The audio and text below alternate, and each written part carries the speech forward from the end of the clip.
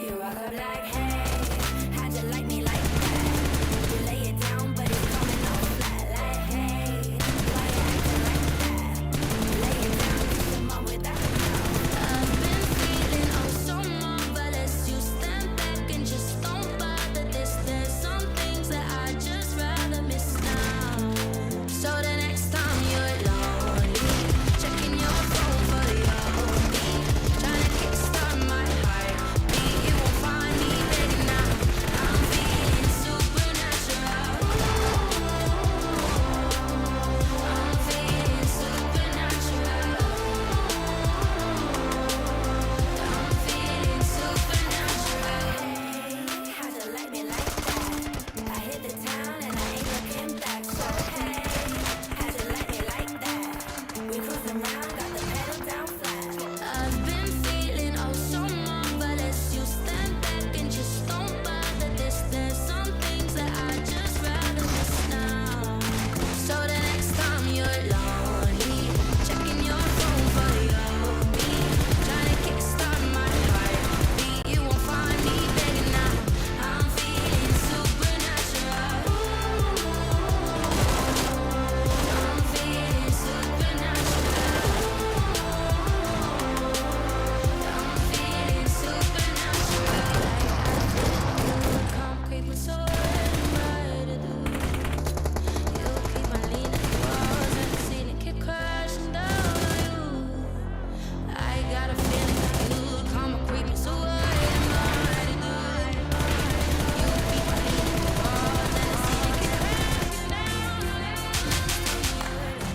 Hey, checking your phone for the old me, trying to kickstart my heartbeat. You won't find me begging now. I'm feeling supernatural. I'm feeling supernatural. So the next time you're lonely, checking your phone for your beat, trying to kickstart my heartbeat, you won't find me begging now. I'm feeling supernatural. I'm feeling supernatural. I'm feeling supernatural.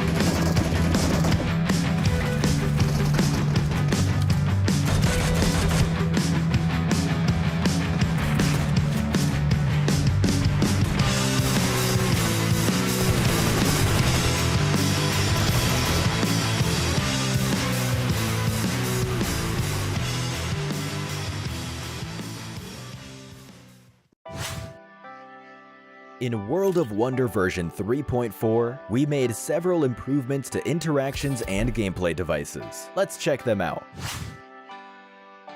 Let's start with the updates to the defensive tower device and environment control device.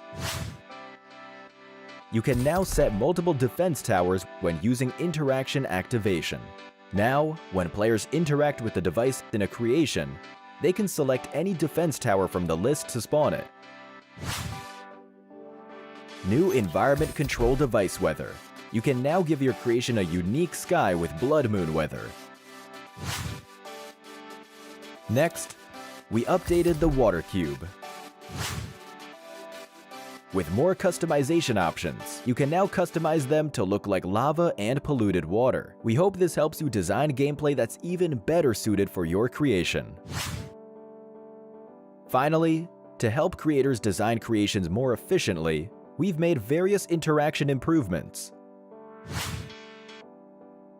In area editing mode, the grid plane's height will no longer change when placing objects. At the same time, free editing mode now supports zooming in and out using your fingers. In terms of the backpack, you can now choose whether to have it cover half the screen or be further minimized. We've also added secondary tabs and tags, so you can find the objects you need much faster. Furthermore, you can now drag objects directly from the backpack to place them. We also improved horizontal and vertical character movement by removing the effects of inertia. You can long press to continue moving. In free editing mode, use the quick move button to move directly to the plane of a selected object. The camera is now positioned towards the right when the UI is expanded, so it no longer blocks the player or objects. This should make editing objects more convenient. Likewise, when editing building objects, they can be resized and rotated along the X and Y axes without using parameter switches. That's it for this introduction to the new and improved World of Wonder editor controls. Experience the latest improvements for yourself. To learn more, please follow the official PUBG Mobile community. Winner winner, chicken dinner. See you next time. Dear survivors of PUBG Mobile Metro Royale, have you noticed that the town is a little different from before? A mysterious power is quietly approaching. Let's see what happened to the town. When the darkness of night falls, the town becomes rather enchanting. You will find a bottle of transformation salve in your backpack. It will bring you a completely different experience. Use it to transform into a vampiric fiend or wolf warrior. Use their powers to fight against zombies and other enemies. If you choose to become a vampiric fiend, you will gain the ability to fly. When you're surrounded by zombies, you can make a quick escape. You can also fly in the sky and launch attacks at enemies on the ground. Once you reach a certain altitude, you can use the quick dive ability to swoop to the ground, dealing damage to zombies and enemies within range. Also, after you defeat an enemy, a blood orb will spawn nearby on the battleground. Touch it to recover some health over a short period of time. When transformed, you will automatically absorb blood orbs nearby. If you choose to become a wolf warrior, you will gain a speed boost, jump boost, and wall climb ability. These abilities enhance your mobility, helping you sprint quickly to the next fight. You can also jump and climb walls to get over obstacles. Additionally, wolf warriors have a close combat advantage.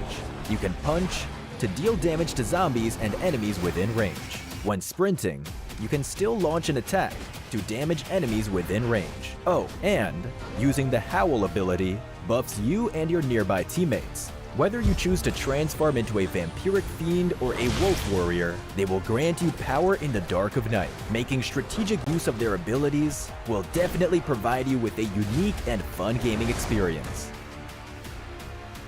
To that end, we've also made adjustments and improvements to the room feature in Metro Royale. We've removed some original room parameters and also added some new ones. Now, in the room's advanced parameters screen, you can enable all members use owner's loadout and talents. After enabling it, all players will use the owner's preset loadout and talents. We've also added settings for match duration and return point ready duration. You can customize their parameters according to match requirements. Furthermore, players spectating in the room can now view return point information on the spectator map. In addition to all of this, we've also improved how custom parameters are displayed on the room screen. You can now clearly see details of the parameters you wish to customize. We hope these improvements will elevate your gaming experience.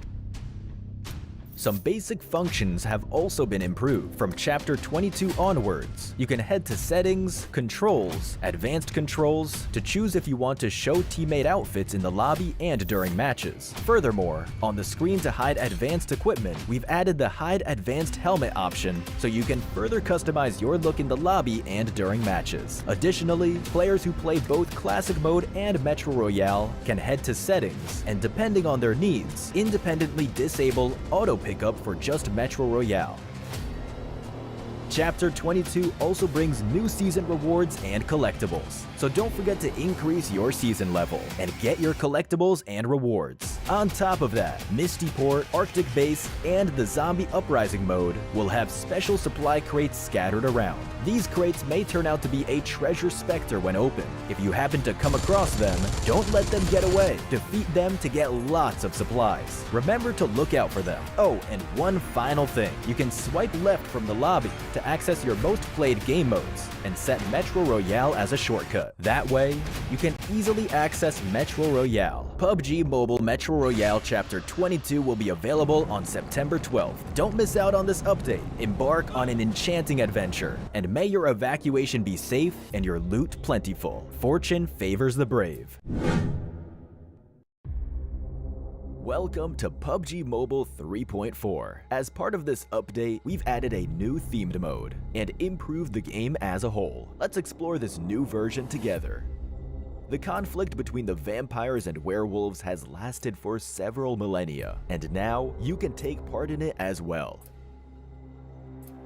Welcome to PUBG Mobile's newest themed mode, Blood Moon Awakening. Allow me to introduce you to the new themed areas, where the werewolves and vampires call home. Let's check them out. The area before us is vampire territory, the Crimson Castle. It has loads of supplies, and you can access the final reward crate sooner through battle. Here, the sky alternates between day and night. Hide in one of the many coffins inside the castle to ambush your enemies. You'll also find the vampire throne there. Legend has it that activating it unleashes an immense and mysterious power. The castle's altar room contains ritual crates that contain rich loot and the activation item for the vampire throne. Additionally, crimson keys can be found throughout the map. Use them to open a portal that will bring you or your teammates straight to the Crimson Castle. Have yourself a blood-sucking adventure. Here, we have before us the ancestral home of the werewolves, the Wolf Settlement. There are various ancient buildings here to explore. This area also alternates between day and night. At night, you can activate a puzzle via the ancestral statue beneath the spirit tree.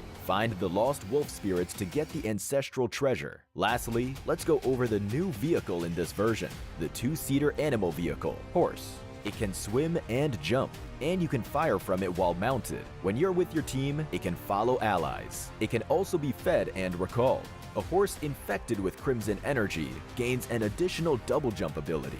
Are you ready to explore the land of the supernatural? I look forward to seeing how you fare. Now, you can use the new character transformation mechanic to join the battle as a vampire or a werewolf. First, let's go over the Wolf Warrior. Use Wolf Salve to turn into a Wolf Warrior. After transforming, you'll gain a dash ability and the ability to scale walls by jumping. Finally, they have a special Howl ability that grants themselves and all nearby allies enhanced movement speed and damage reduction. Next, let's go over the Vampiric Fiend. Use Blood Oath Extract to become one. After doing so, eliminating an enemy in either human or vampiric fiend form will generate a blood orb. Touch them to quickly restore your health. Vampiric fiends can absorb these orbs from a distance. Right after transforming into a vampire, you'll grow wings and gain the ability to fly. Fly swiftly over short distances, or swoop down swiftly to strike a target area, dealing damage and knocking enemies back. Finally, vampiric fiends can fire energy bombs that unleash crimson gas on impact. Players caught within the gas cannot use medical items. Now then, which of these two creatures do you prefer? Get in the game and try it out. In the new version, we've added several new mechanics. Within the Crimson Castle, you'll find the formidable boss, Dracula. Pick up a crimson crystal from the map and crush it to open a crimson rift that will bring you straight to his lair. Dracula has two forms. In his first form, he'll approach his prey swiftly and unleash powerful melee attacks. He may also turn into a bat and teleport beside you. After defeating him in the first phase, he'll enter a frenzied state. Dracula uses various ranged attacks in the frenzied state and also brings out a shield. But fear not, after breaking his shield, he'll take a lot more damage. Get behind cover to evade his ranged attacks. Challenge Dracula now to get amazing rewards. Moving on, we've also spiced up treasure hunting with gargoyle troves and treasure specters. You'll get loads of great rewards from them. Additionally, we've added a banner display mechanic that lets you show off your elimination count after transforming. Let everyone know your achievements in Blood Moon Awakening. In this version's updated classic mode, we added a new dual-wield firearm, the Dual MP7. It equips to the pistol slot, is agile, enjoys a fast rate of fire, but does not support aiming down sights. Likewise, we added a new vehicle, the Hovercraft. It can be operated on land and in water, and is equipped with armored glass that prevents players inside and outside from firing at each other. We've also added the self-AED to classic mode. We hope it adds another layer of tactics. Also, the Crimson Castle Plaza themed map has been added to arena mode. Defeat enemies with your teammates in intense battles like never before. Stay tuned for classic mode update videos to learn more. With Blood Moon Awakening's arrival, you can now also fight zombies in Metro Royale's Zombie Uprising mode as a werewolf or vampire. Choose from different abilities to thwart the zombie waves. We've also added treasure specters to the Misty Port and Arctic base maps. Defeat them to get great rewards. Furthermore, we've made some room and basic feature updates. Follow Metro Royale announcements for more details. The new version brings the debut of the Maple Courtyard Palace series of home items, along with an event celebrating its launch. New stylish items await you. Don't forget to join the home competition. Unleash your creativity and build your dream home. Stay tuned for home update videos to learn more. Version 3.4 also brings Wonder Season to World of Wonder. Also, we've added a new map template featuring Erangel after a century-long drought. More importantly, vampire and werewolf transformations are now available in World of Wonder. May this bring your World of Wonder creativity to a new level. For more details, stay tuned for World of Wonder news. Plus, Cycle 7 Season 20 has been updated, with new tier rewards for both Classic Season and Casual Season. That's it for this overview of the new content available in Blood Moon Awakening. Get ready for the grand supernatural showdown between werewolves and vampires. Winner, winner, chicken dinner. See you next time.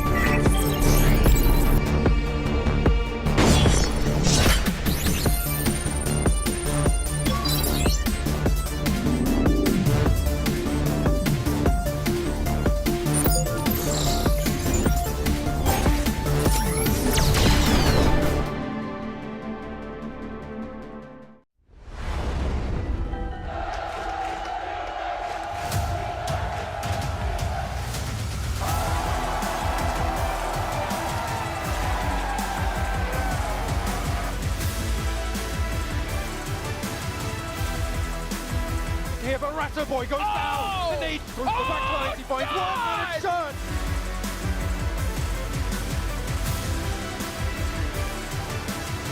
There's the response back though. First pickup. Yo! He goes on to do it.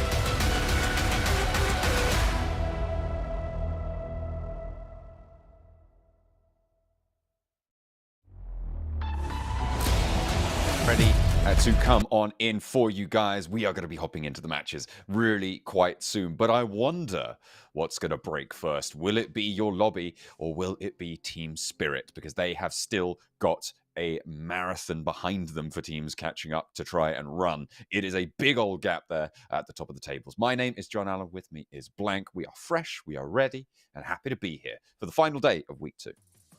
Wow, we're at the end of the week 2, number 2. 2 on the cards for us here today. But let's take a look at our socials underneath. John is perplexed, and rightly so, to be fair. PUBG Mobile Europe official for most of them over at Instagram, YouTube, as well as TikTok. But yeah, this is the last day for Team Spirit to put up a marvelous performance. Me and John, however, well, mostly John, he's been crunching some numbers. He's been like a madman in a small storeroom that he's locked the door to. I've not been allowed in. He's appeared and he's explained to me that he's got some incredible knowledge to impart to all of you guys at home. It's like, you know, in The Lord of the Rings, where Gandalf goes away and researches the ring for like 30 years in the book and like 10 minutes in the film. And he comes out, he's like in these dusty tomes. Yeah, I've been going through the rule sets, Blank. That's what I've been digging around in. Like a little rule set mole. I've been like uncovering. Rule set gopher. That's right. I'm digging under the lawn.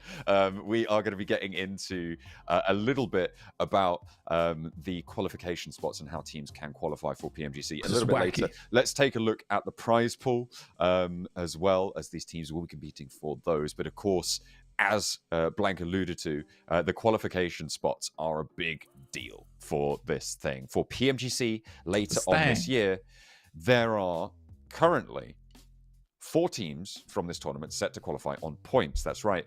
There is a team from the Europe region, which consists of, I believe, the partner teams and several other teams as well that will get 1 qualification spot, and they'll earn that by earning points in the PMSL Spring, and which is obviously already finished, and this league, which is the PMSL Fall. As you can see, the schedule for this on your screen. We're on the 29th, the end of week 2. We'll be kicking off week 3 fairly soon. But all of these Fall League and Fall Finals points will contribute to these qualification spots. Now, at the moment, Team Spirit sit atop of the Europe qualifier on those points. Brute Force sit atop of Middle East and Africa, and IWNRX sit atop the Turkey qualification points for PMGC. That means as those sets take first precedence when it comes to qualifying, they will be taking those spots from that region. And so when you look at these overalls, you've got to consider that Team Spirit, Brute Force, IWNRX, they're already likely,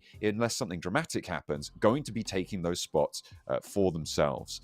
On the overalls, that means we need to find someone else. And that someone else currently would be Virtus Pro. So right now, 4th place is a goal for teams sat around there. It's achievable for Fireflux, for S2G to potentially jump up and power as well over the course of the next few days to potentially take that spot away from Virtus Pro. So the qualification precedence goes regionals, i.e. Europe, Middle East, Africa, Turkey, into these PMGC points you see on your score, into the 6 teams we've got to decide from the finals. So 10 teams are going to be qualifying from this tournament. And not only that, Guild have got the host region invite spot, which means that 11 of our 20 teams are going to be seen at PMGC. Yeah, it's kind of crazy. So if we look at it that way, realistically, there's 5 spots where you go home in finals. So you don't want to true. be in 12th, 13th, 14th, 15th, or 16th. Those are the bad positions. But That's you right. get any higher than that, boom, PMGC. Okay. Although that relies on guild qualifying for the finals, right? Which at the moment I don't think is too likely. Which would mean that over in the finals it'd be 6 spots, right? Because there would be 11 teams there. True. Yeah. I know it's a lot, and I've just monologued at you all, and I'm sure that will require further clarification. So make sure you hit up our socials, hit us up on socials, and we'll we'll clarify as best we can. Because Group A is sitting out, Guild not going to be playing, Navi, RCB, and S2G. Blank, I think it's your turn to talk.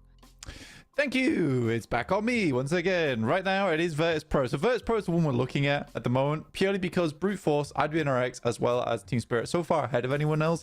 They're realistically, it's only Virtus Pro's position on the leaderboard that is kind of tumultuous, let's say, which also makes this overall a bit weird as well, because with Team Spirit, the league ranking points and the finals don't really matter over the money, I guess.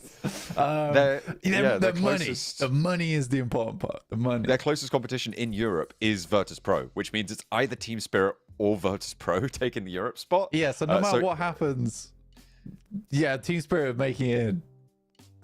Pretty much. Yeah, they would be the PMGC points, I imagine, unless something crazy happened.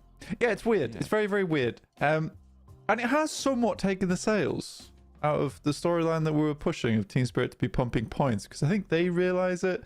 They realize that they've done enough already. It's kind of easy peasy. They're already in. Completed it, mate. Yeah, they've already got that spot. Although completed it. We're not entirely sure because the full rule set has not been published in terms of the format for the PMGC league stages as to whether some spots are going to survival stages, some spots are going straight to what am I trying to say? Straight to the group stages or straight to finals. There's plenty of things that can change things up. Here's my thoughts. The reason that you have this sub-region subset, which is very interesting, very cool, by the way, is to have representation for every region in the grand finals. So I'm imagining that anyone who qualifies for PMGC points in that sub-regional subset, you will be heading straight to the finals itself, the top 16. That's my thoughts anyway. Okay. I can't, because it would be weird to have this format where you're trying to get as many regions qualifying as possible, only to have, let's say, no European teams in that grand final. Well, it's curious. That'll be good enough. I'm not sure, and we'll have to wait for the official announcements on the exact format. But either way, we'll see how it's going to come through. I do think it's strange though, John, in terms of like the PMGC points is the second to the sub-region points. Does that make sense? Well, so the sub-region, as far as I can discern from my extensive readings, my research in the libraries of Alexandria. Okay. I've traveled. I've been to foreign countries. It's not a big deal. Like, I don't even bring it up that much. But I've been on a plane. As far as on water, shit. It floats. Shit. Shit. That's a ship. There's a difference. Yeah, was a ship. But as far as I can discern, the Europe and MEA and Turkey points, and of course around the world there are various other sub-regions that exist, or are the same set of points as the PMGC points. Yeah. So as far as I can discern. I may be mistaken on that. So I would like to double check. But we tried. I'm pretty sure I'm right. We had some back and forth this morning. Yeah, we really have. We've been swimming around in this quagmire of numbers, but yeah, we've seen the light a little bit. But yeah, for now, it looks like you're just taking the top from each subset region, and then taking them out of consideration, taking the top PMGC point scorer, taking them out of consideration. And then we're getting into the middle of the tables. And I think that is what is most interesting to me right now. Because when you take all of those 4 teams out of consideration, you're going to be looking at the top 6 teams besides those 4, right? And at the moment, Team Spirit are doing very well. Brute Force are doing very well. IWNRX, less said about them, the better. But Virtus Pro are doing, Virtus Pro rather, are doing pretty well as well. So I think that the middle of these tables are likely to be where we focus, and we're going to be potentially pushing this qualification spot all the way down towards 9th position, potentially. And that is where the tables can get really, really tight and really, really volatile. That's where you need your top fraggers, Blank. The Na'Vi team leading on the overall top fraggers. This is across weeks 1 and 2, which is why Nomi isn't sweeping the floor with everybody, as it's Lemon to lead with 86. The leader, Lemon. But yeah, he's done pretty well for Na'Vi. Yeah, it's a curious one. And it's all, you also have to plead a little bit with a lot of those teams towards the top side, i.e. Virtus Pro, Brute Force, IWNRX, Team Spirit, to be like, can you guys do well in the finals? Can you be in 1st to 4th place? Because we would much rather it was a case, oh my god, that's aggressive. We would much rather it was a case where we can qualify in 10th place. That would be very nice. Swear to God, Falcons are always so tired. It's because they're sleeping at the bottom of the tables. They are, massively. I respect it though. I too am not tired right now. But we're at the start of the day. We're at the start of the day. Maybe I was. Yeah, well, yeah, you know, that's generally rose from my vampiric slumber. How much did you pay for that coffin? Because it is quite spectacular. Yeah, it's pretty impressive, right? Yeah. Actually, I paid more for the blinds. How much UC did you give? UC? Yeah, how much UC did you pay for those blinds? 12,000. Yeah. Yeah, what a wonder. That's why you're so keen no on sun cream as well, isn't it? Oh. Yeah, did you watch that? Do you know what? I haven't yet. I'll have to go back That's and watch really that. annoying. Sanhok, yeah, I'm really sorry. I'll try and watch it during one of our breaks, and get up to speed. It's like 6 minutes. I won't want to remove your break from you. No, that's okay. I should have done it overnight. I haven't done my homework there. That's my bad. Sanhok top 5 teams on your screens. Na'Vi not playing today. Remember, they are generally just the top performer on Sanhok, considering week 1 and 2. Bloody pumpers. They are. They're doing really big. Really strong and powerfuls. Oh yeah, huge. Oh yeah. Talking about performance, probably best performers. That is, of course, over both first 2 weeks. And Na'Vi, I mean, yesterday they did get a little bit more pace onto them, which was good to see. They managed to find a couple of openings that they could play from. A couple of rotations seemed to go well for them, and it's worked out. I think it's cold in the studio this morning because everybody's got these hand warmers. They're tossing them back and forth. Yeah, maybe. But or why? In the pockets. Look at that. Look, to be fair, yeah, you're not wrong. Is that a pocketed pillow? Ooh. Or maybe Pillow it's just pockets. a normal pillow. Maybe just a normal pillow. And he had his hands underneath him. I don't know. Could be anything. Yeah, I think I would not wear... I would request my team has like cold jersey, warm jersey. It's going to be pretty cold in London, though, this winter. So once you've bought your ticket by scanning the QR code and getting a 40% early bird discount, make sure you pack a jumper and a coat because you're going to be heading over to London to see the best teams in the world and plenty of them from potentially this region, as we've discussed earlier at length. As we head into our first map of the day, though, we don't need to book a ticket. We've already boarded the plane over Sanhok. In we go. So the first Sanhok of the day. Obviously, this is our final day, though. Day 5 of week 2. Only one more week remaining to play out our games here before the finals. We'll break it down then, but Team Spirit back in the lobby. Show them how it's done. Giving them what for? Hell yeah. Got to get in and amongst it. Team Spirit. It will be interesting to see if they've carried their performance over to today. So dropping back over to boot camp. Trovo 2030, they were given a little bit more leeway. Virtus Pro not going to have to deal with RCB. We saw RCB benefit from that yesterday. And today it's Virtus Pro's opportunity. Trovo 2030 could flex out towards boot camp. But in general, I'm going to be interested to see how that interaction between Team Spirit and Virtus Pro starts to unfold. Because you can see Icy is breaking north. Yeah, heading over towards that northern side straight away. I mean, that's reasonable. Typically the tactic you want to take, but it's power. versus 77. Zadira back and forth, but it is Shifu to finally give him a little bit of a hand there. Alhaji finding Magnum and getting the flush over towards it. So for Power and 77, equally going quite badly for them. But with Easy down, Power is in a much more stressful scenario. Good shots, but now it's just one player from Power who's able to get the res off towards Easy in Alhaji. Shifu down and ever vigilant Limbo Boom guards the res. Picking them back up. The guitar's going to kick in a minute, and that's when things pick up pace. Alhaji pushes up to the window. Zadira behind the corner now. Alhaji through the door.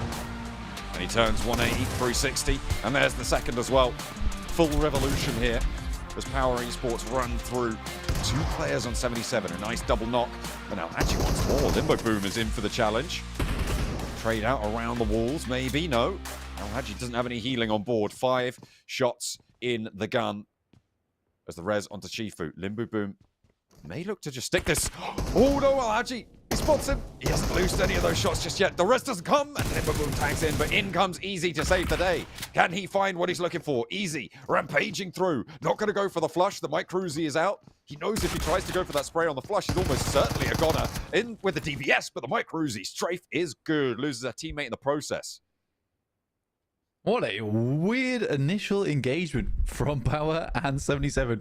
Got a lot more stressful 77 than they would have liked, but the Orcas pull on through towards the end there.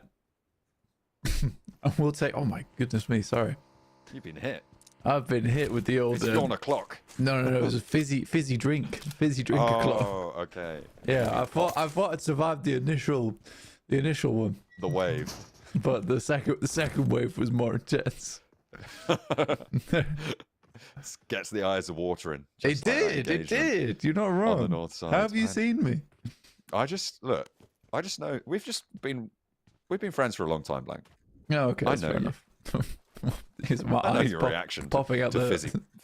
popping out my head. Yeah, true. Like a chihuahua. I can see your wide-eyed, like downward head tilt, eyes to the top as it comes through. Oh my god, that's very accurate. I don't like that. Oh yeah, That's too accurate.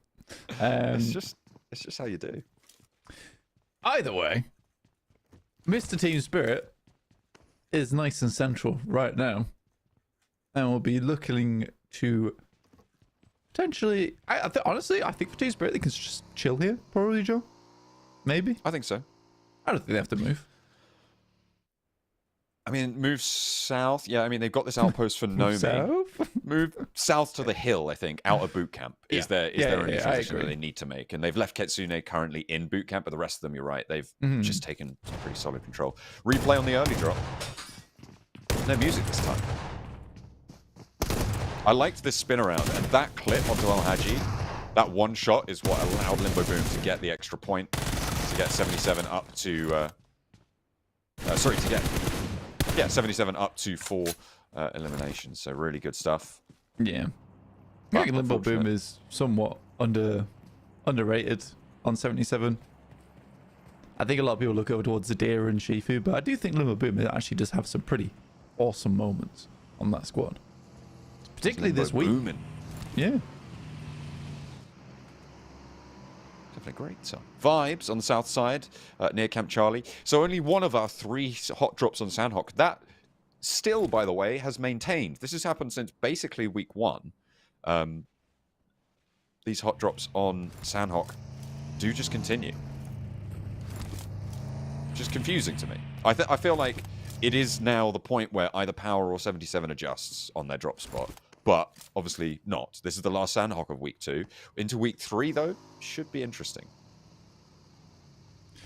Yeah, potentially. I think that week 3 is likely where things will get a little bit more haphazard or more focused. Less of these hot drops going through. Ooh, Kakali holds the rock. None of Black Esports go down. 2 players fall. 4 vibes. A nade over to Tosh pick. Goes long. Twice needed to hit that, but beautiful stand-up. Shotgun shutdown. Looks for the flush onto Tosh pick. I think there might be an off angle. What a save. Coming on through. That allows Kakali the time to dash on over, but needs to be fast. Hang on a minute. Don't hang about. Don't go for these flushes. I mean, sure, you want to remove the sightlines, stop the information going over, Brute is there, but hitting the deck, and they can get the res. This is a really good trap sprung by Black Esports here. Unfortunately, Lewis spotted. I think the Galaxy are here to play too.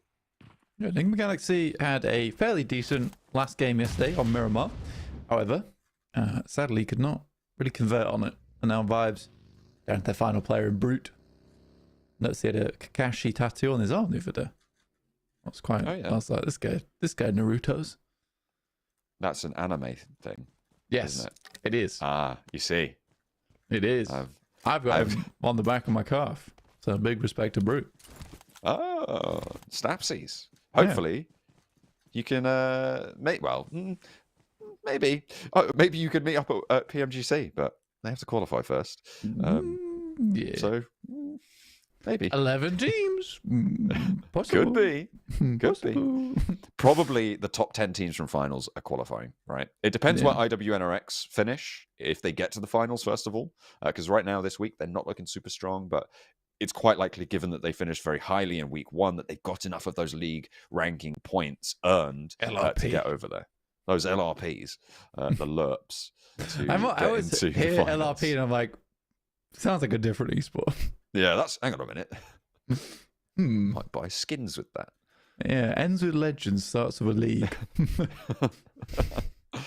But we're in the middle of our league right now, Blank. We are. Wow. Yeah, we are. But PUBG Mobile, with its LRP, back at it again. Virtus Pro in Painan, holding all 4 corners. Smart stuff. Finally able to have presence over towards Painan for the first time in a while. You're right, though. RCB did have themselves a good amount of benefit from not having Virtus Pro in yesterday. I think they fumbled it at the end. Actually, right here, where Lux is currently playing, they fumbled it versus Na'Vi. Power taking the win, but they got far in. Much farther than they usually do, at least. Yeah, RCB, I'm just taking a look at their record for yesterday on Sanhok. I think it was third place. They managed to get 3rd place with 1 elim. So, quite quiet, but still 3rd place, right? They survived for quite a long time. And in the crossing position that they have now, potential to guard things out. But the southwest lean on this circle means that teams are likely just going to try and send straight past them nice and quickly. Footballers Chaos, they're coming in late past boot camp and straight into the open arms of Team Spirit. I feel like when we've spoken about Footballers Chaos in the past, we talked about weird rotations. And I feel like rotating exactly through where Team Spirit are is a weird rotation. Yeah, again, I just don't really think that Footballers Chaos has too much concern for their own life and on their rotates. Like, we either make it or we don't. It's 50-50. And they live by the 50-50 coin toss in terms of their rotates a lot of times. Which is both admirable and also you don't want to replicate that. So I respect it. I'd never do it. It's just odd. It's just odd. Matic got taken down. That was an off-angle shot. He peaked way too high up on a rock. Some Zeus. And actually, to be fair to him, it was a really good shot from Darkin. Cracking. Yeah, really, really good shot from him. I think Matic didn't expect either because he was immediately off the rock as well.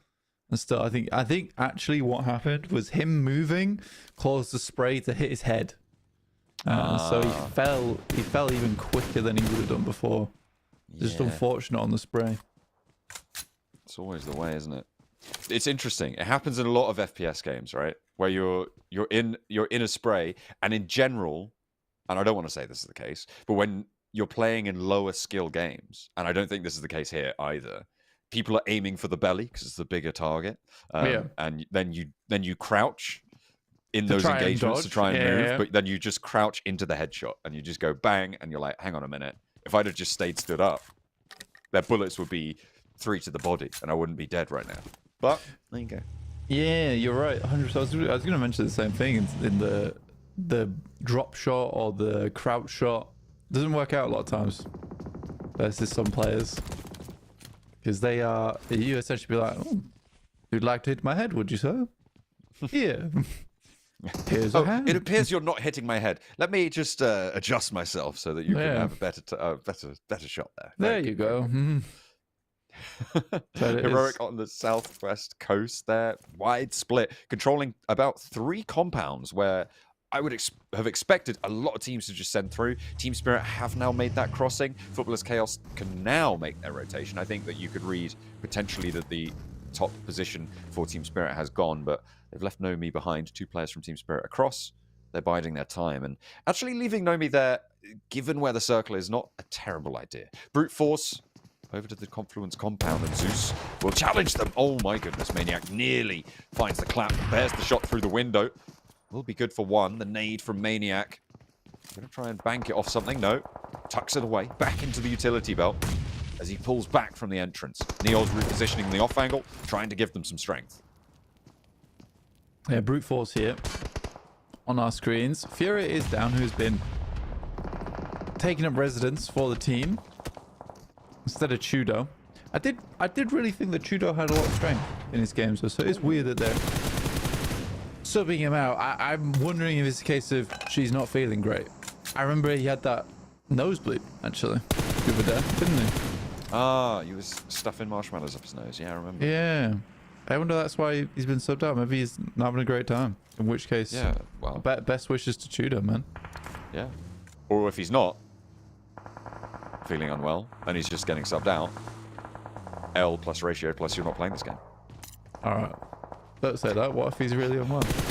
Well, if he is unwell, then of course best wishes, and I hope he gets better soon. I'm just covering the bases. All right. Don't cover that base. That's mean. Cruelty. You The primary skill of any commentator. You don't drop an L on a man who's been benched. I do that regularly. He's already suffering. Don't rub it in. Why not? I don't know. I feel like I explained it. That was a good point. I just asked you why after the explanation as to why. Yeah, you pulled a 5-year-old on me. So that's Why? confusing. Yeah, but why? Why? Well, why? Yeah, Because dark this. him. But why? Wait a minute. Furia. He's got a nade. But why? Well, he wants to take down Zeus. But why? Well, to get points, to get further into the game.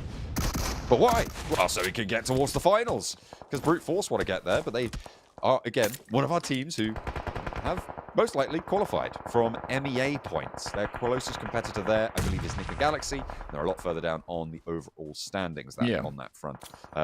Despite that, though, they're getting nades, they're getting points, they're getting some done. Yeah, what they need right now, John, is LP. They need league points. Ah, the LRP. Come on. No, because it's not league ranking points, because those go to you. The points that you get extra for the finals. Like bonus points, but they're not. They're league ranking points. Yeah, it's different. It's a different thing in a different sense. Can I call it LP? No, because that's not what it is. It's LRP. No, the league points. Oh, I Like see. for the overall Ooh. rankings. Okay, yeah, we'll figure out some terminology. Yeah. I feel like LP's already used again in other esports. Yeah, stop alloying acronyms. I'm just going to start abbreviating everything. We're on board with VP and PN, trying to hold the 4QH, but did get TKD. Dang. I did Mirexi. That just had an E on the end. That's not what an acronym is. That's not what that is. That was funny. Spray down. That was funny though. I enjoyed it. Was Fireflux going down low. It was pretty good. Fireflux going down low as Trovo 2030 hold their corner of Painan.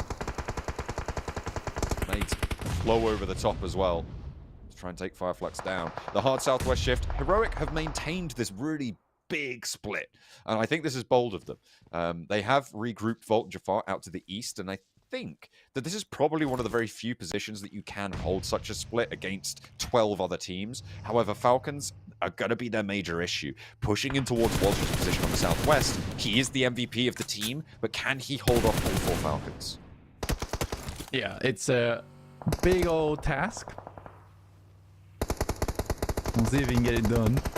I mean, he is playing the right angle, to be fair, for Heroic on that south side. They have a really strong split. Team Spirit, on the other hand, are just going to hold the bridge, which I think is smart.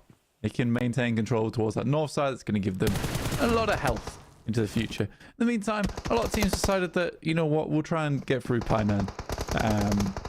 And that means half of our lobby is currently in Painan. They're getting Painan. Yeah. Ooh, I don't know. Oh dear. If they are. Oh dear. Well, I mean, Trover 2030 are in Painan and also getting Painan. It's quite crazy. Taking shots from every which way, trying to assault which this. naan? I don't know, but pie and naan are both delicious carbohydrates. So I'm not sure. Oh yeah, that's good. I thought you meant like you pieing my grandma. That's a nan. Who says That's naan? a bit mean. That's not even a southern thing. That's just... Me nan. Yeah, but it's not naan, isn't it? That's me nan. Yeah, that's true. Pie naan. Yeah, but it's spelled exactly the Do you same. call it as pie nan. nan? Or do you call it pie naan? Pie nan. Yeah, I think so too. Pie nan. I Like think I the call it bread. pie nan. I call it pie nan. Okay. What do you say? Nan? Yeah, I say naan. Pie naan. Pie nan. Pie nan. I say pie nan. Okay. That's fair. Interesting. Yeah. It's always Miramar that you Curious. focus on for pronunciations, isn't it? With like Chumacera La and... Cobreria. Cobreria has been a plague of... Anyway. By Del Mare. Valley Del Mar. Minas del... I'm going on a cruise. El Azahar. That's actually pretty similar. True stop. Chumacera. Do you That's love the myself best some chumacera? I thought you were going to say something else then, but I'm glad you didn't. Yeah. Okay. He knows. He Oh, dear. knows. Yeah, it's Partoner. That's IWNRX. Native. Ooh, good bounce on the hill. I didn't quite connect though. Light up towards Team Spirit as... Yeah, no, you just can't make it up this side. Team Spirit No. are going to It's get a the good hold. res. Heroic, I'm impressed with what they've been able to... Yep. Try that again. Heroic, I'm impressed with what they've been able to do. Walsh did You go didn't even down trip over anything. and could not take down the entirety of Falcons. He did fall. Swain, I mean, this is cruel to Nico. He's forcing him to step out. The bouncer from the roof forces him wide. A little spray in there. A touch of damage here. And he's down. It was almost as if you couldn't bear to say that Heroic are doing well. I've really been impressed by Heroic. It was what they've been able to do, which is like a normal sentence, but it just came out as one of them. It sounded fine. It just sounded like you were sick. How do you know I Halfway wasn't? through it. Bold of you to assume I wasn't, actually. So Good show towards Heroic though on Kevin. We need to talk about Kevin right now as he gets naded by Kitsune, Oh. leaving them just at 2, in which case Team Spirit might actually be able to take control of this north side. Wowzers. Did you just hit me with Wow. wowzers? Wow. He's wowzered. I hate everyone with the wowzers these days. Yeah, that's pretty good. I like it. It's a good brand. It's like my new catchphrase. Yeah, I believe you. 77. That's a great name. That's a pretty good name. To get the bounce past the rock there, perfect. I think you only do that because you know how much health they have as well, so pretty smart. Did Team Spirit win this? Potentially. It really relies on Falcons playing well. What is going? Get a mechanic. Technically, What is going on yeah. with that vehicle? technically Falcons have a great spot in the circle, Yeah. but we also know about the Falcons. That's true. We've observed the Falcons in the past. Yeah. We know what they're like. Heroic, though, also could have a really cool comeback here. It's not out of the question for a 2v3 to come through. However, Spark does find Jafar, steps out a little bit to Jafar. Ah. That's the first time I've been able to drop that one. I've had one. Any I had one in week 1, like opportunities. our first day. Ooh, Yeah. Team Spirit going to go in for Volt, who has not been able to connect with the DBS. Hop out wide for effect. And we'll Wow. be able to... Not actually... Oh, hang it's on a not minute. down. What? Jafar?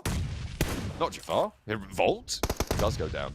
But have Falcons done enough to move up, take control here? IWNRX still, with Swain alive, his effect is getting backed away from. They're not going to go for this res. They're going to allow him to just try and crawl back. Okay, they are tagging it on now on their side of the rock.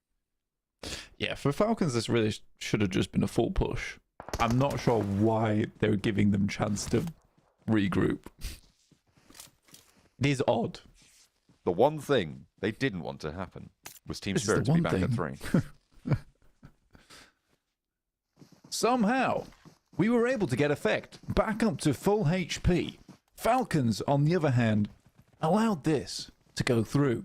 This is the one thing they didn't want to happen. Spray down for Ali, but that's pretty good opening. Effect low as well. Kitsune dashing for the center of the circle here, trying to get ahead of the track, trying to find their way through. Nomi does get flushed, but they're being pushed back. Nades now dry for Ali. And the circle's away. Over toward Swain. Hang on a minute. Are we going to see IWNRX? Does he win? Are they creeping on through? They've got nothing. That's the problem right now, is that Team Spirit have got absolutely nothing. Effect's got no meds. Kitsune's got no meds. They literally have bandages. Kitsune's going to push forwards. Maybe delivery here. Spark. Challenge Effect on the backlines. Can he help out his teammate? He's not going to peek, and Kitsune goes down. Effect will follow. And now it's Swain. 1 versus 4. 8 eliminations, and the Falcons may be able to buck the trend and take a chicken dinner in our final day. Behind a tree. The nades are coming through. And they're not going anywhere They've relevant. spent so many. I don't think they have many left, actually. Swain for 1. Swain for flush. She has a first aid First kit, aid actually, kit. though. Getting the heal. Spark breaking wide. Ragnar going on the other flank. Needs to step in now to the left. Gets the heal off. Is back to half HP and he's down. Ragnar was there. I was ready for it to change, but it was not to be. Behind the tree, IWNRX gets spotted. Team Spirit pushed to 3rd, but Falcons are able to take the chicken dinner, and nobody seems to have told them. Wow. Well done, guys. They're still playing. Yeah, I Game's mean, it over. was... They're all tired, that's why. Yeah, that's very true. sleepy They still. needed that. Yeah, it's just a weird game. Weird game in general. Yes, you won. There you go. Yeah, that's right. Very passive at the end there. But sort of understandable, considering somehow no one had any supplies. Everyone was super short on everything. I do think Effect makes a mistake there, though. Yeah. No, I somewhat understand, because I was sure that he'd knocked him, but he was in fact alive. And then immediately off the back of that, he gets the refrag onto him. The Effect going down there does waste a lot of time. It was an interesting dynamic that unfolded. Obviously, a lot of teams getting embroiled in Painan. And I think that was the big tipping point of this match, I think it's safe to say. With, I think it was like 6 teams going into Painan, or none of them made it out. It was just a full cleanup Isle Painan. Actually, I'll take that back, because IWNRX did make it out with their 1 player alive, capitalizing quite nicely. 9 eliminations for Falcons, as they put up almost 1,500 damage. Yeah, he was the sole survivor from Painan. Yeah, come out tell his stories like, Seen oh my some god, things, you guys, you're not gonna believe what I saw in Painan, dude. You don't know, because you weren't there, man. Swain is going to be talking like one of them types. One of them types. I don't know what that is. That's the end of the sentence. A survivor. But yeah, so we didn't really get to see the first page there. No. It's gone now. Either way, 2,200 damage for IWNRX. Very nicely done. Falcons do pick themselves up the win. Strange game. I feel like Heroic should have cleared the north side sooner. Yeah, they could have done. I think they left Walsh exposed for too long as well. That was another big factor as to why their hold started to buckle against the Falcons. They tried to. I think they actually tried. Yeah, they tried to clear both the north and the southwest. Right? They were like, Walsh, you're pretty good. Hold the Falcons entirely. Obviously, that did not work out. Most eliminations, though, goes to Zadira for 77. And Swain had the highest damage. The Lone Ranger himself coming through from Painan. And we'll put up 915 damage. Yeah, very nice from Swain. 915 total is real good.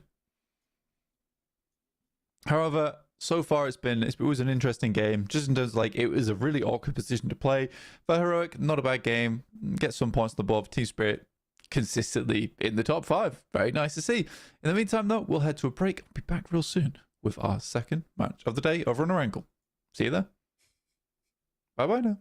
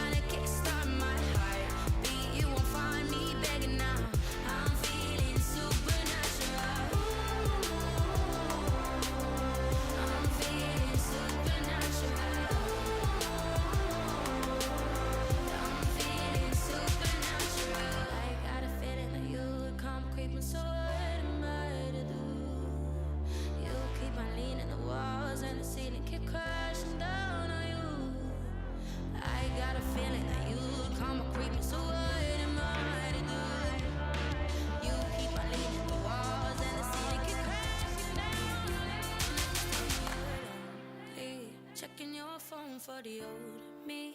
Trying to kickstart my heartbeat. You won't find me begging now.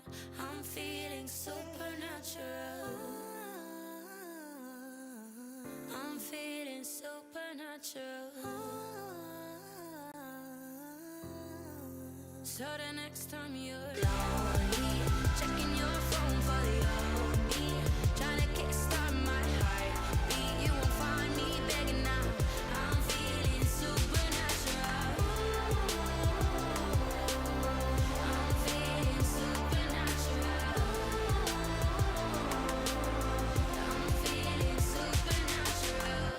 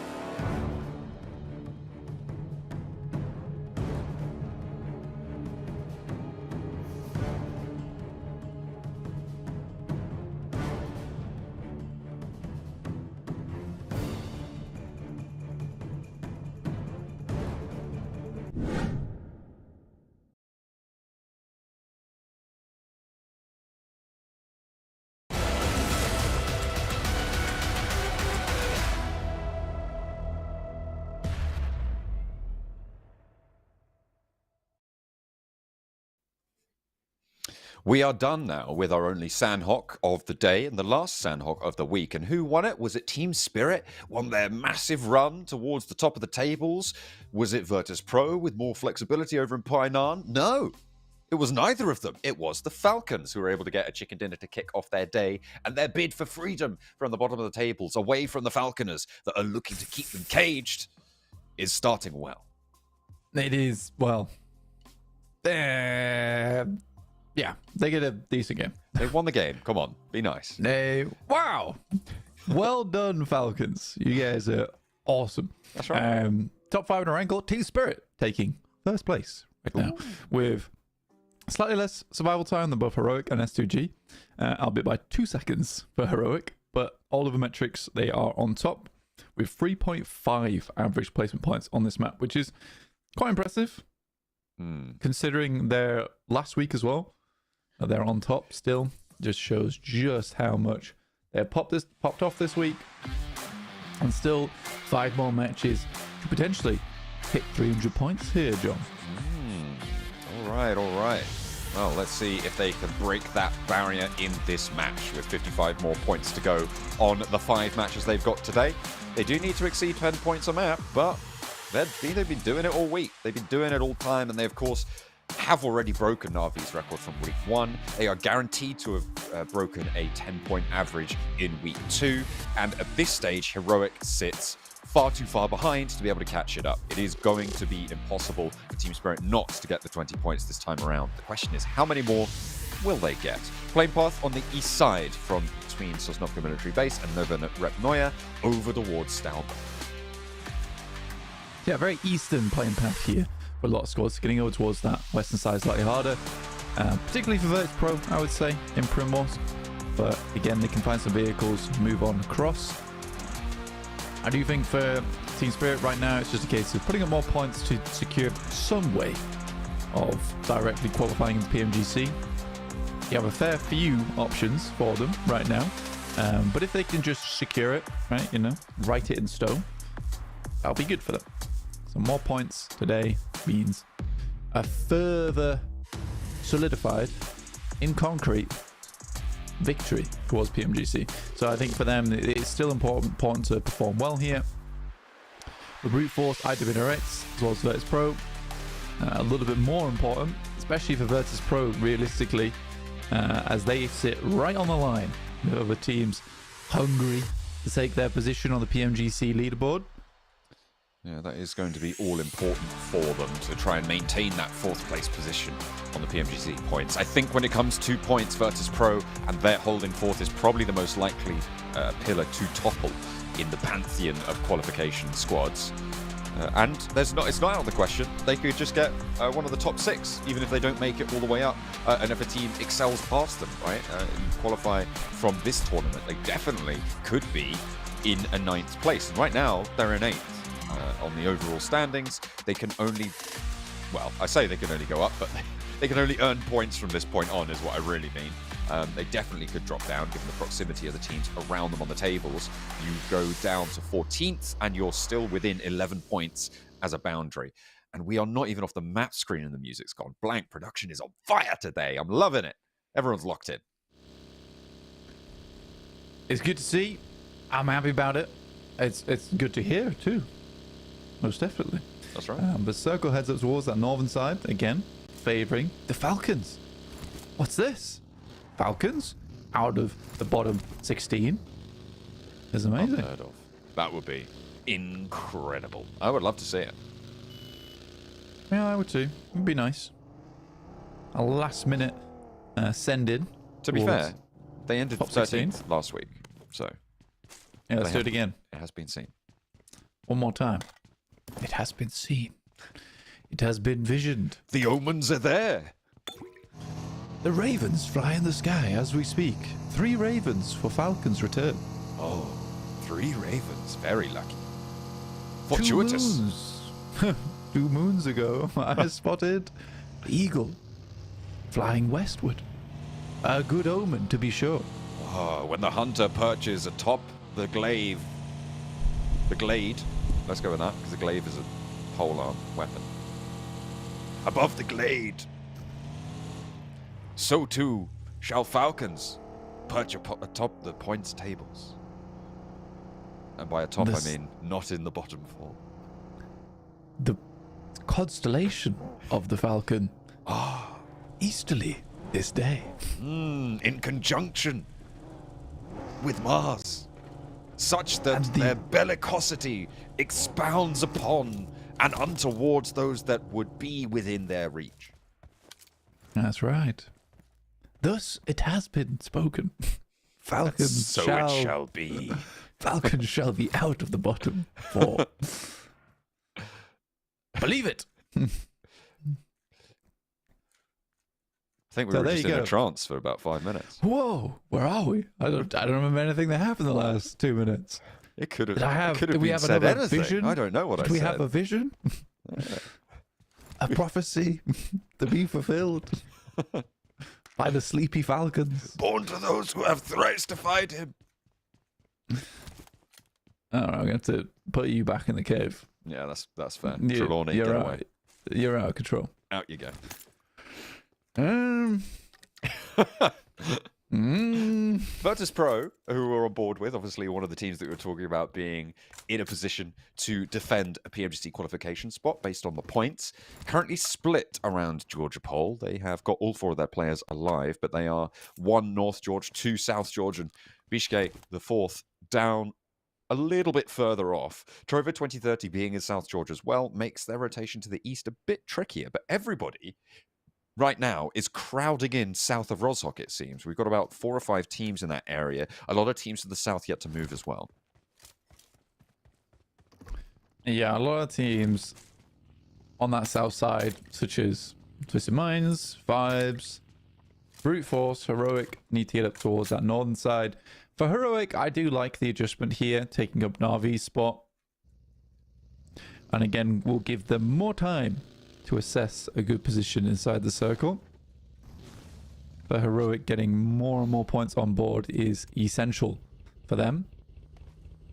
They have had a good week, and I'd be happy to see them finish in second.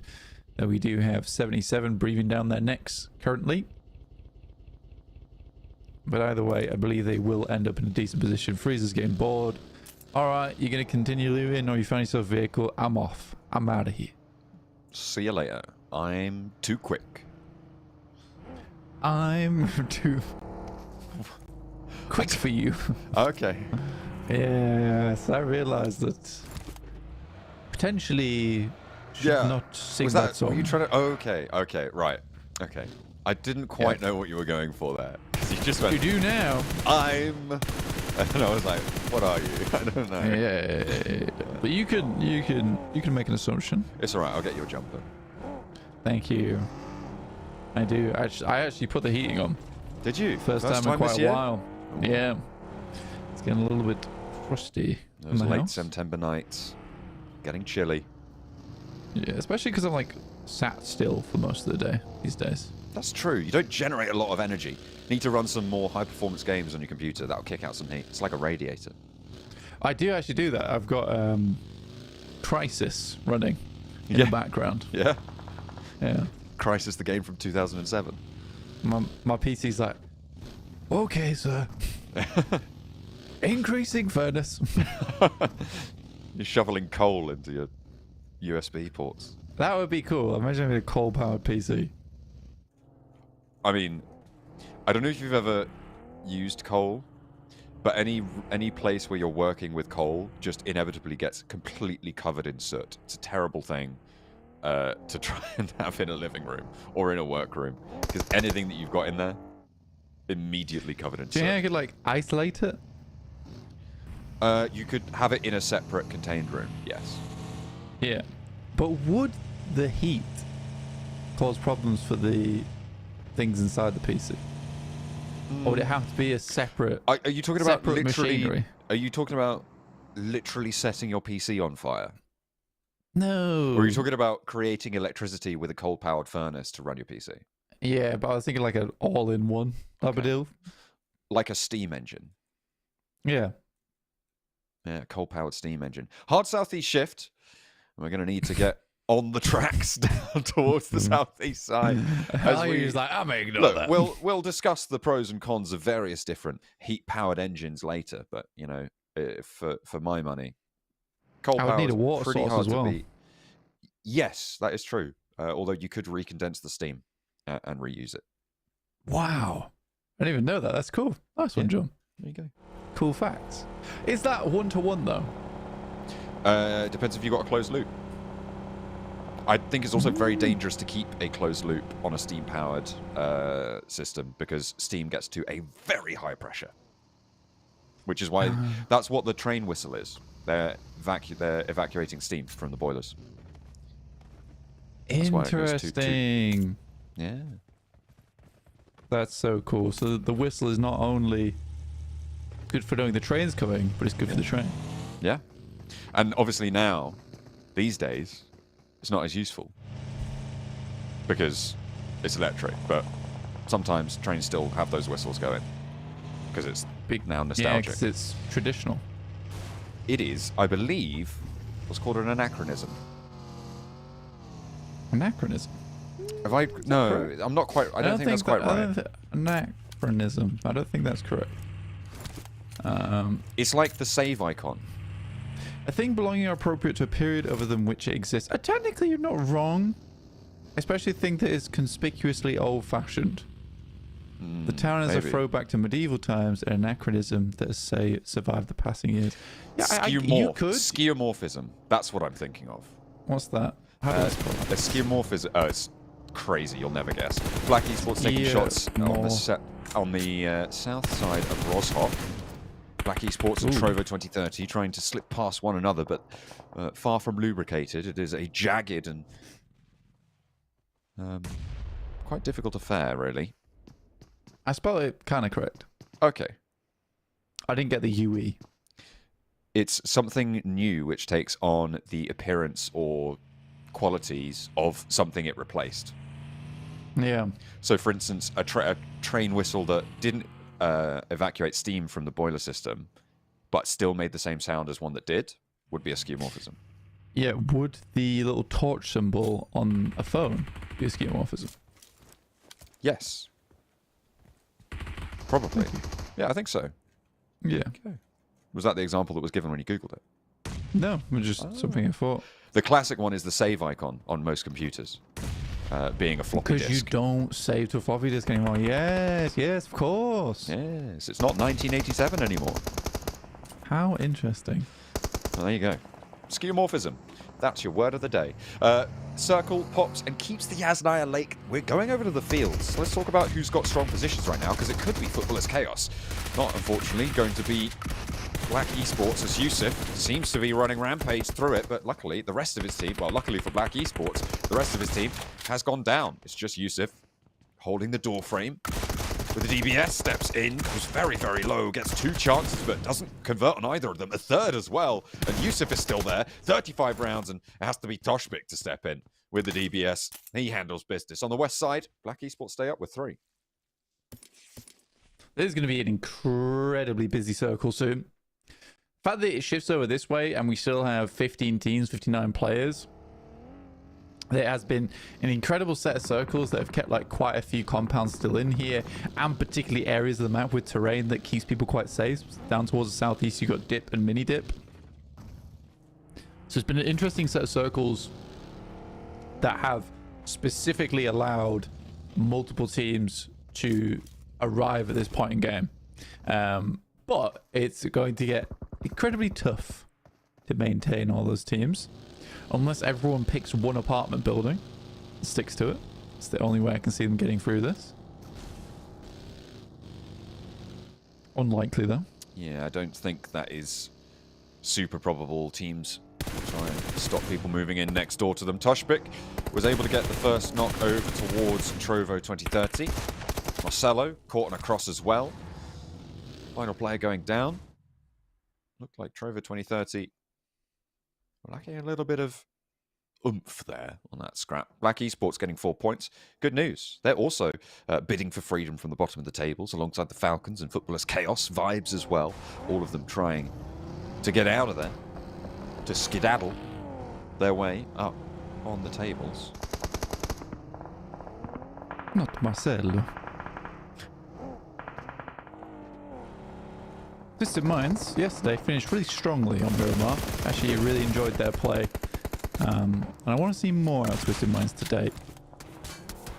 So I feel like that game is certainly like one of the ones that Team Spirit had earlier in this week. I was like, wow, we're actually getting good at the game. Why aren't we doing this every time? Just keeping it going. Frustrating. Oh, yeah, exactly. Right now, though, Twisted Minds are in a pretty sticky spot. Yeah, this is Spilt Lucasade all over yourself sticky. Down towards the southeast side. They'll have to... Other soft drinks are available. They are, but Lucasade is the Very stickiest. sticky. Yeah. Yeah. That's one that I'm extremely careful around. Or like Iron Brew. Iron Brew also particularly bad. Yeah. I agree with that. Ooh. That shift is pretty dastardly. Good for Team Good, Spirit. actually. It's actually good for a lot of teams. I think they would actually hate if it went over towards the fields. But it is unenjoyable to get towards, I would say. I think you're definitely right in the sense that this is a big turnaround in terms of game plan for a lot of teams, but also it's a case of, oh, this is a lot more playable, actually. It's interesting that you say that in terms of the turnaround, because this is where you're going to separate teams that have that strong capability to make a plan fast and react to it. So Virtus Pro, for instance, doing quite well. They're immediately trying to get across this river. Heroic were closer and did move as well, but Virtus Pro descend onto their backlines. And I don't think we're going to see either team leave this bridge now for a while. I think we're going to see some knocks back and forth. I think Icy gets rezzed here. Surprised that Malloy is allowed to swim around, and actually they've allowed Virtus Pro to the far shoreline. I mean, I'm not sure about that one for Bishke. I think that was a bit too bold, but you can hold on either side of this bridge. The nades start to fly. You stay there for a minute or two, but Heroic potentially stepping out too far to get the flush as well. Jafar somehow clambers back on in because Malloy's been knocked in the meantime. Yeah, the fact the Volt's back in is sort of crazy to me. But a lot of shots, a lot of sight lines over towards their position. Kevin's trying to get the airburst over towards them. Simply one goes back. That was very nicely placed, but no dice. Oh, it's getting froggy in the water. Underneath Scuba diving. Well, there ain't no waves there, but underneath the ripples, tries to take a breath. Walsh, all the way up in the smoke, trying to hide it. Jafar drops down as well. He is going to be spotted, but I don't know if they know that Koa is there. So his sideswipe angle... You did. To be honest with you, it is... I think that's... My assessment of this so far... Yeah, my assessment of this so far as a Virtus Pro is misunderstanding why Heroic is not peaking them more aggressively. They think that they are just not wanting to win this fight. What they don't realize is that Heroic's dropped this many smokes and is playing very passively because other teams also have sight lines over towards this location. So Virtus Pro have made what could have been an agreement between both squads to hold that position together till the end game into a very, very difficult one. And Volt finding Icy is even worse. So I do think that Virtus Pro plays that one pretty short-sightedly. Twisted Minds transitioning down towards the south side at the moment with 4 players still alive. Nick the Galaxy taken 1 lower than that on 3. Maybe a second to go down as well, leaving them on 2. Robs picks up that point. Nick the Galaxy are enveloped almost entirely by Twisted Minds, and their only flank out is covered by IWNRX, and immediately Coop's able to spot Redox there. Quick flushes, 3 points. Taken away from Nick the Galaxy, just Ralph left. Doran, under threat, close range. Has the DBS, but Lord has a nade. Ralph looking to try and cook one up over towards him, but thinks better of it. Repositions, long nade, straight in his face. Boom goes the dynamite. In the meantime, I think that's Zeus on the northern... Wait, where are they? They're on the northwest shore. Goodness me. Okay. They're taking on a lot of players over there as well. Adding on points to their tally. Brute Force trying to sneak their way through, but freezes down. Furia and Prepod trying to stay alive, but Power transitioning now to the south. Going to do a lot of damage to them. Yeah, circle shifting backward towards the eastern side is awkward, but gives both vibes as well as football is chaos. Place to play going forward. Team Spirit quite pleased with their position down on the south side. They just need to make sure that they're clearing teams coming in from that southwest.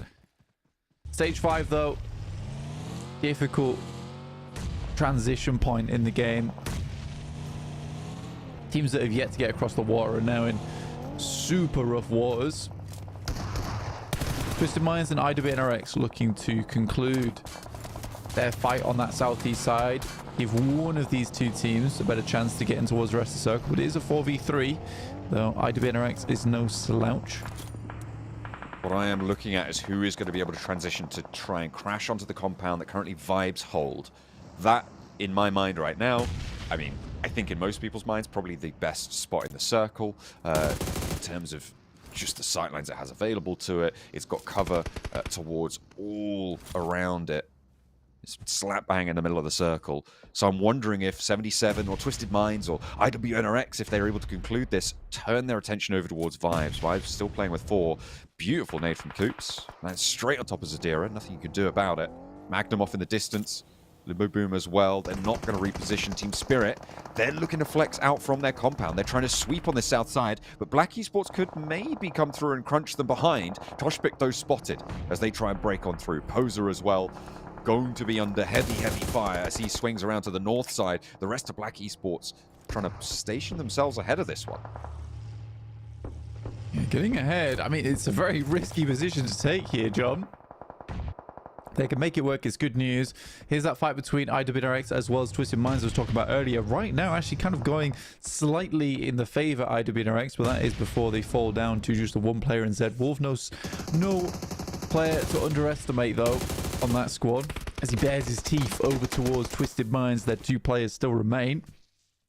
7 eliminations for Twisted Minds. They've had a pretty tricky time of it, being forced to funnel around the south side of Yasnaya Fields and 77 with Limbo Boom left standing. We'll take one more of them away. And he's not going to last too much longer, unfortunately. Black Esports able to pick that one up. The send ahead of this fight, I mean, may have been able to thread the needle onto this rotation. It's a very difficult decision to make, but seems like it's paid off for them. Team Spirit's still on 4, though. They are still flexing out, still trying to get rid of as much danger from this eastern side, and I think it's worked. Yeah, again, this is not an easy circle to play. It's moving up towards that north side now as well. Brute Force have actually had quite a strong hold on that north side, looking out towards a lot of teams. Now, Black Esports, like you said, move slightly further forward, try and prevent a lot of these squads from moving through. That's a lovely nade from Nomi. Nothing more to be said about that. It will be stolen away by Twisted Minds, but regardless, for Team Spirit, this is fine for them. As long as they're clearing squads around them, their movement into the circle will be made a lot easier. Doran solo, Twisted Minds with 8 elims. The circles have just been hard shift right now. We're on our 3rd hard shift, and this time it's over to the northwest.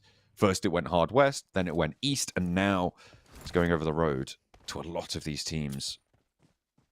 Currently, 3 teams with 4 players alive. Team Spirit, Vibes, and Footballers Chaos. Footballers Chaos regrouping to that central compound that Vibes hold the other side of. And actually doing so fairly successfully, crashing on in, keeping their corner safe.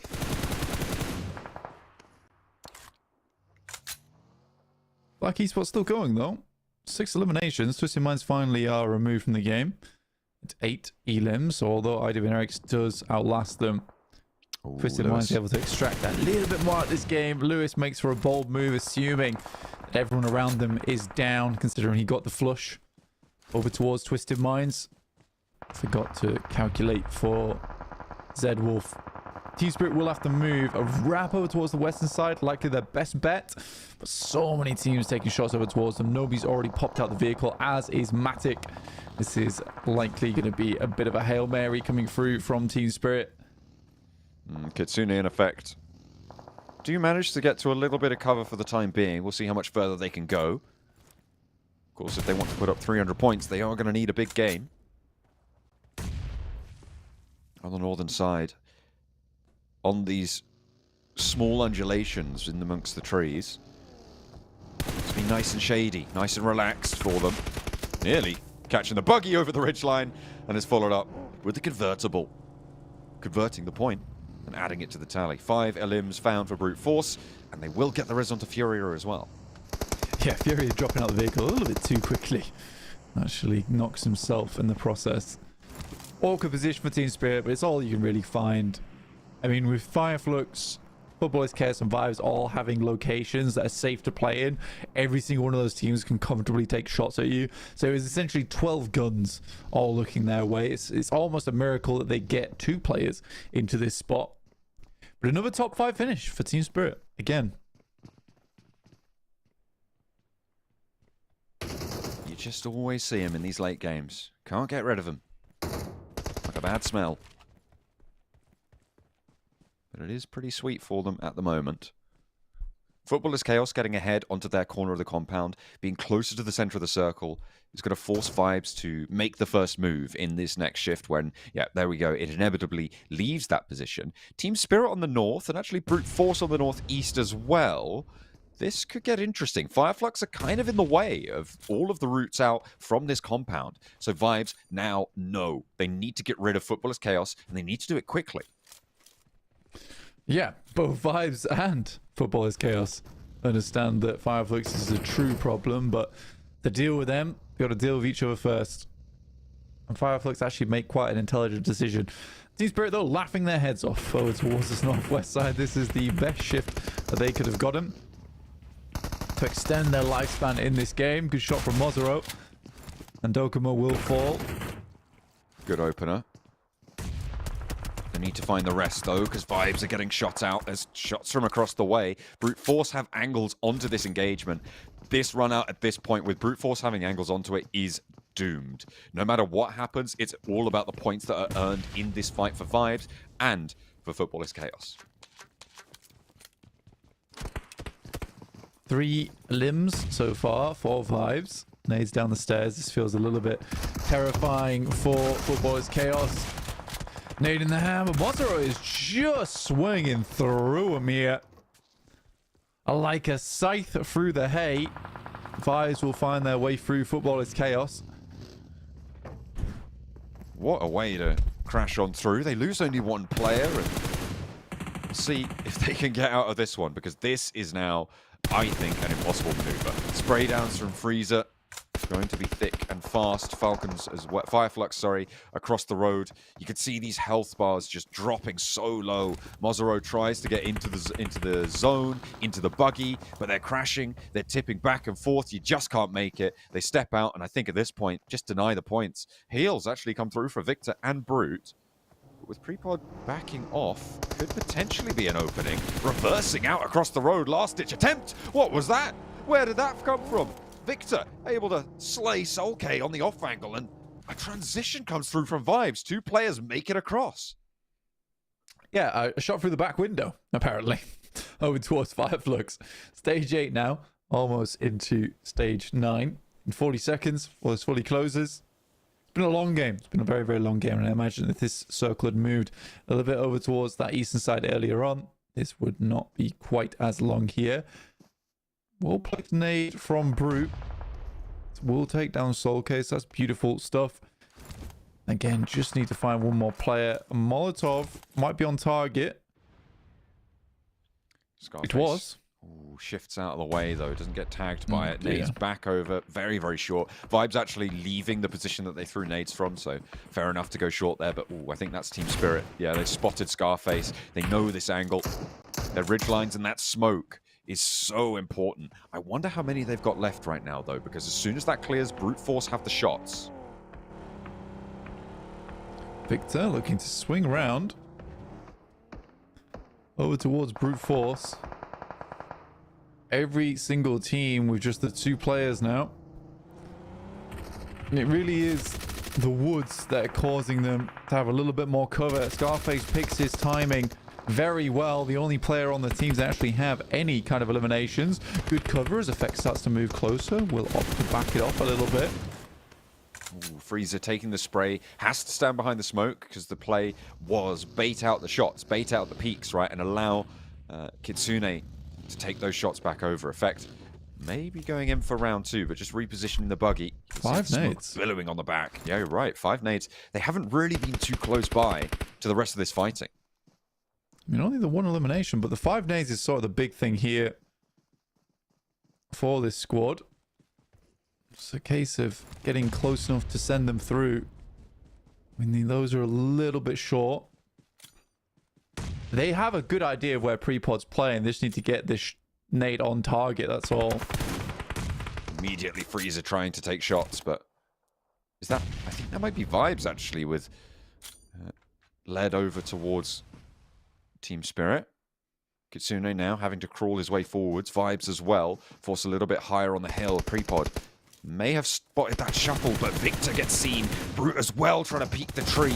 And Kitsune, Prepod, everybody else turning their way over. And it's Team Spirit now to take on Prepod and Freezer on the north side, but Team Spirit with 2. Not a bad stun grenade. This rotation over to the edge. Prepod fully blind. He doesn't even know if the blue zone's on top of him and he has to step out. It's Team Spirit with 2.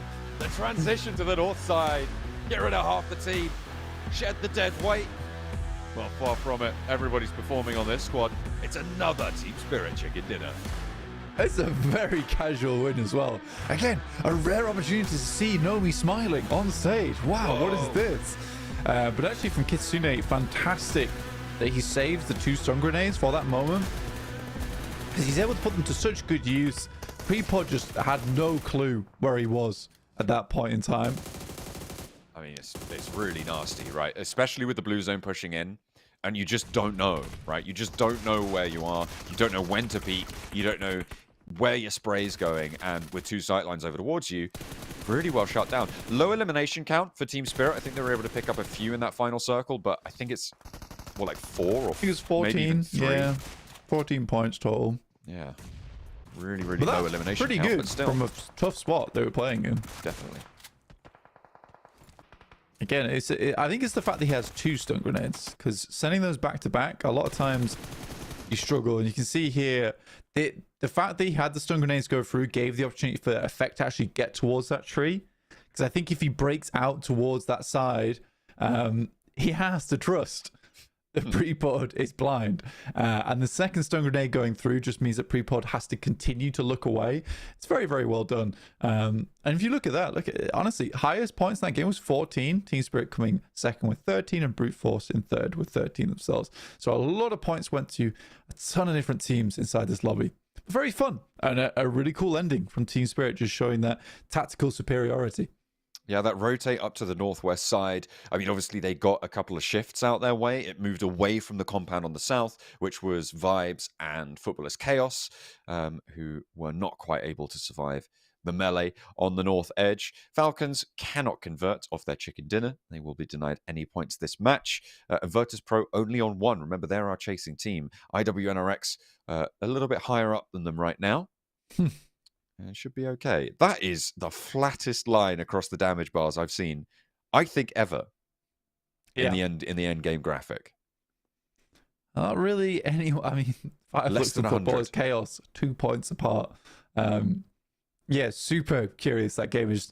No one really had a definitive position in the circle. Everyone was holding each other out at the same time. Sort of like that meme in the church where everyone's got a gun to the back of one another's heads. But yeah, it's quite good. Scarface, though, I think 5 eliminations he was able to get, and that's the only eliminations that Fireflux were able to pick up. They were all on Scarface, so he did a huge amount of work for his team, all on his lonesome. Did eventually fall down, though. But a very fun game, and a stunning finish from Team Spirit. Haha. Yeah, absolutely. They were able to close it down, and doing that as a duo, I mean, that's just what Team Spirit are able to do, and it's what they've been trained for. Another late game for them. They will get all the way to the top. What are they up to? Like 115 chicken dinners, I think, at this point. It's somewhere around that sort of region. They have kind of taken the rest of the lobby. Let's take a look at the overalls as we can see what their totals are. 8 chicken dinners now. That was their 8th, putting it up on the board. Again, staying almost at a 50% win rate this week for themselves. 2 matches off. But that is absolutely incredible. 258, and they are now, 42 points away from breaking 300 on the week. Yeah, it's incredible. I mean, I'd like to see 10 chicken dinners by the end of the week. That would be good. We'll see if it comes true. They have 4 more matches to do it in, so they would need 50% win rate.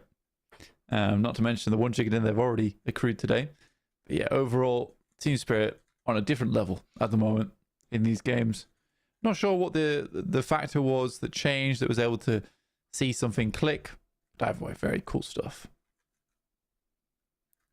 They do just seem to be unleashed, and they are really making it tough for anybody else in the Europe region to get anywhere close to even smelling that qualification spot to PMGC.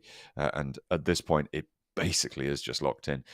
Because even if they don't do super well next week, as long as it isn't disastrous, they're done. They're locked in, right? Not only that, most likely, well, actually, at this point, almost certainly going to be taking the 20 league ranking points in towards their totals, and hopefully getting those top 16 based on that. We'll have to see what more they've got for us, because we've got 2 more Erangels to go, followed by 2 Miramars. We'll see you guys after the break.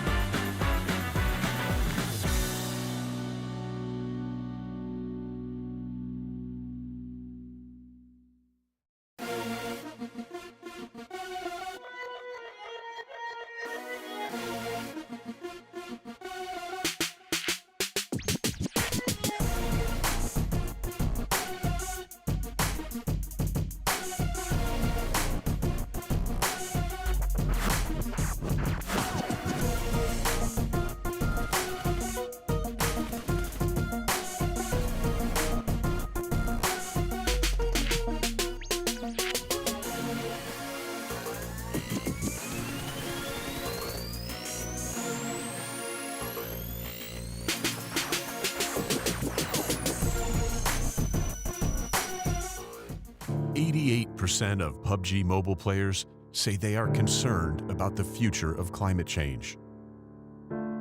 This shows a need for us to help make change.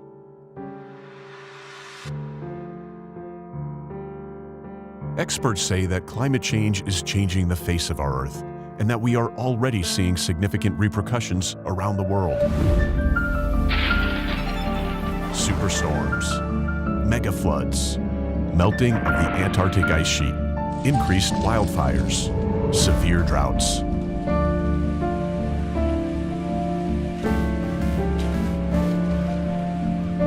Experience the ruins of Erangel after 100 years if we don't take action.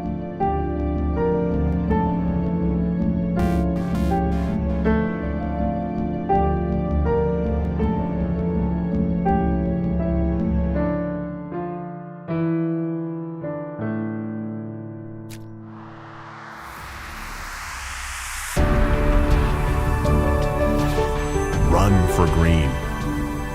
We will convert the energy of PUBG Mobile players running in-game into real-life green power. PUBG Mobile will join hands with hundreds of millions of players to implement offline protection plans around the world to help safeguard the future of our planet. Help protect the world today. Every step in PUBG Mobile will support real-world projects. Play for green. Together for Earth.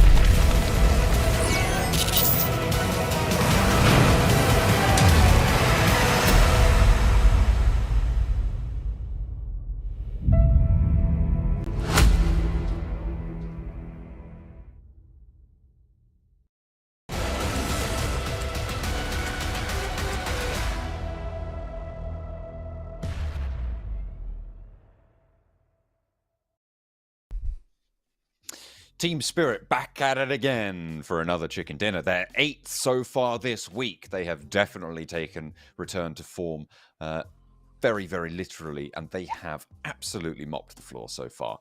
With 4 more matches to play, they're looking to break 300 because, frankly, there's no other goal for them at this stage. They could just stop playing. They could put down their Infinix GT20 Pros, despite how good they look and how well they perform, and just sit back and not really have to worry about anything, because the next highest team, Heroic, doesn't seem to be on pace at all to overtake them. There is just no way. Yeah, I think honestly for Team Spirit, it's more of a case of just continue to unleash the beast with Monster Energy at www.monsterenergy.com/gaming to continue up towards the top side of those PMGC points and remain there. At this point in time, though, I think that they've done more than enough. Obviously, they'd like to secure a position at the top just in case they have a wildly bad week 3. But either way, it looks to be good enough. Thank you so much, Al Hadji. Very sweet of him. And hope that all the power fans at home appreciate that. This will be one of the last times you'll see the survey out in the chat. So make sure you do fill it out today and get your thoughts out there on the future of PMSL. What you think, what you think's great, what you think's not so great. Let us know in the survey, which will be popping up in the chat throughout today.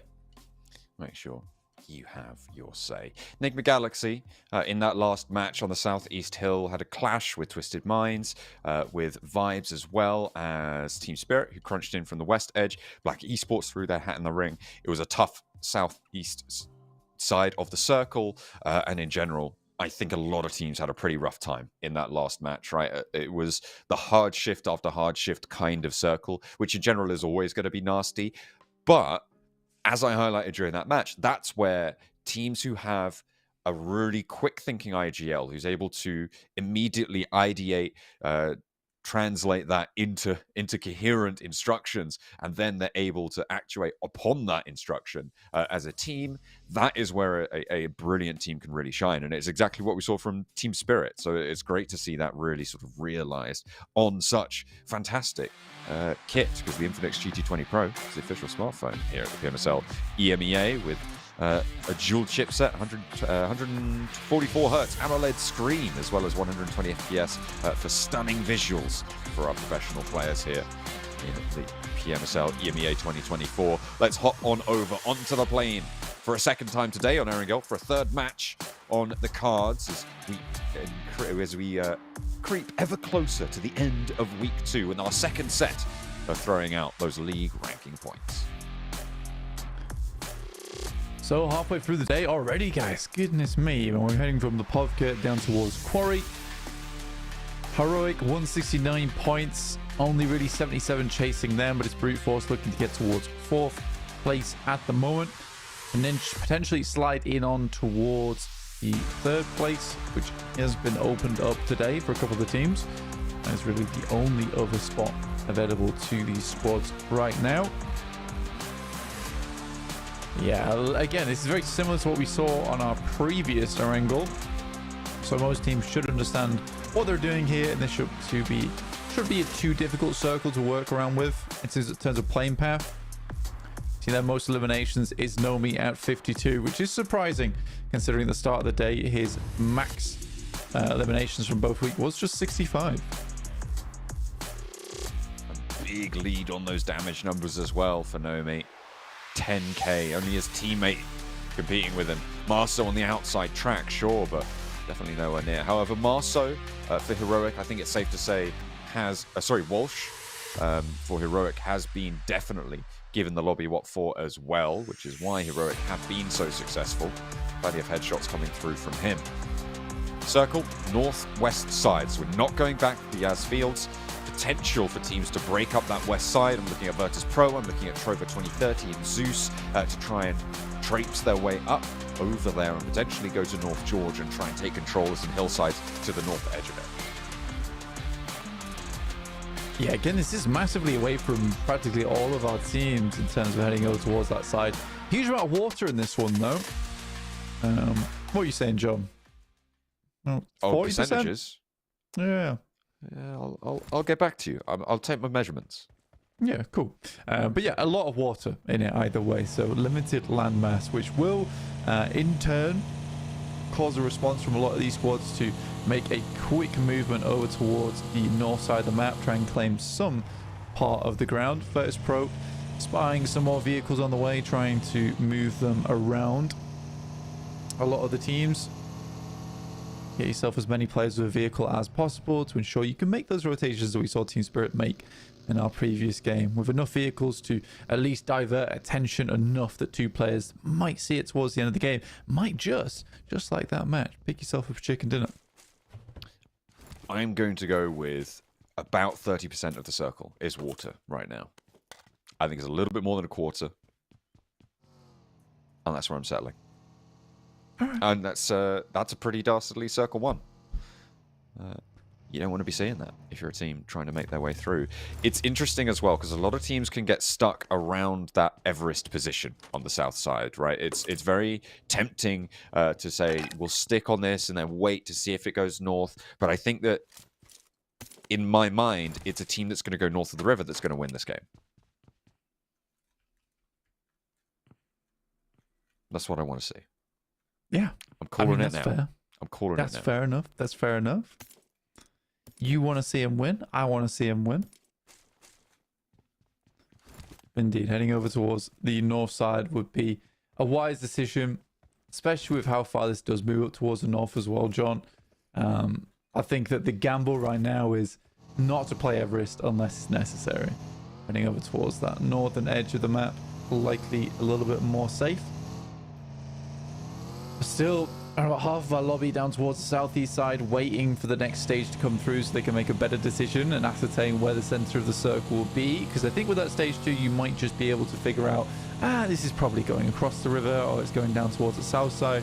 So yeah, I think patience is key in this game. Certainly be a chance to display galactic-sized brains.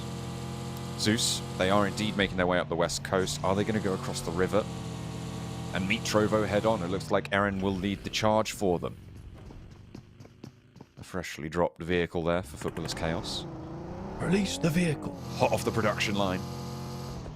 And the Raz continues as we go back over to this crossing for Zeus, and they turn around. Ragnarok, catches Maniac, and there's no two ways about that engagement. Drops down into the water, descends from the vehicle, and maybe going for a swim, but you can see how inhospitable that bridge position is on the far side, on the north edge towards North George.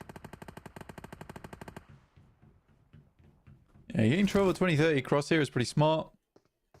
With Zeus having to fall down into the water that graces them beneath, at least stop their fall, but likely won't stop the rate of fire heading towards their direction, just hoping that the water might put out those flames before they can lick at them.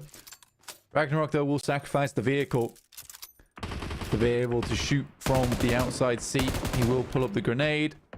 Smart decision. Made over. Repositions, does some more scouting. They know where they are.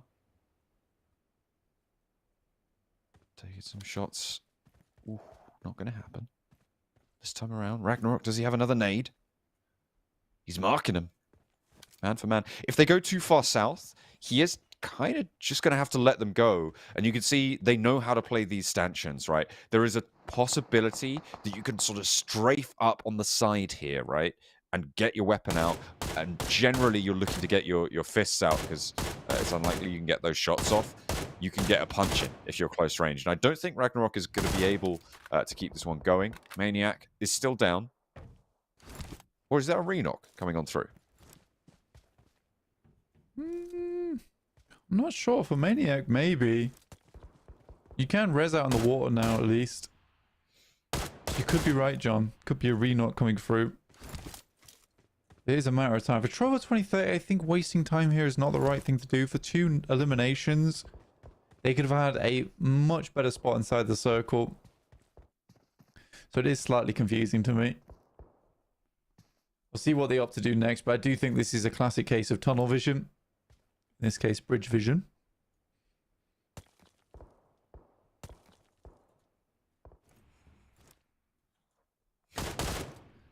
Now just slowly pulling back. I think they're going to be able to get away with this, you know. This is a strong drop-off coming on through. Synchronized on the breaststroke there underwater. Imagine having to swim with a metal helmet and body armor. That's quite impressive. That's quite an impressive physical feat, if nothing else. Yeah, I'd agree.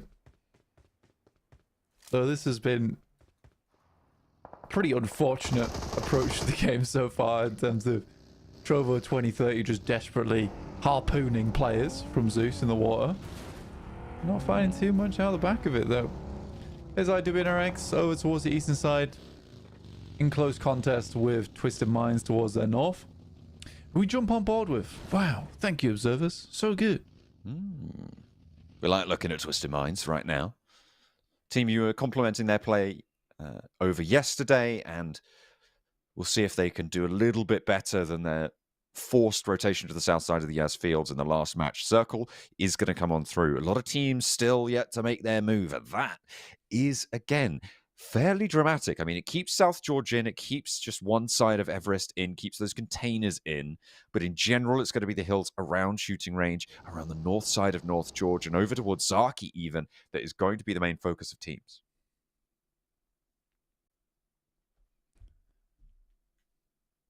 Team Spirit on their rotate now on that eastern side, but you're right, with the circle actually moving up towards that northwest now, Job.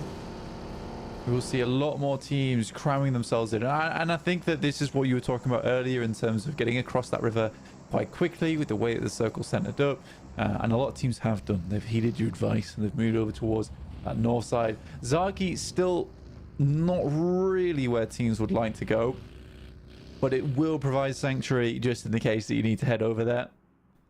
You know, maybe you're afraid of playing the center of the circle. Maybe you'd like a little bit more of a comfortable position. Zaki will certainly give you that, but you're going to be out the circle soon, depending on stage 3. Football is Chaos make their way to the big house. The Team Spirit have been eyeing up for a while greedily, but Football is Chaos, like dragons, do not easily give up their bounty. They will try and maintain the horde. Yet the draw of the Ark and Stone, perhaps, too great for mere mortal men to resist. Fireflux getting on top of this ridgeline.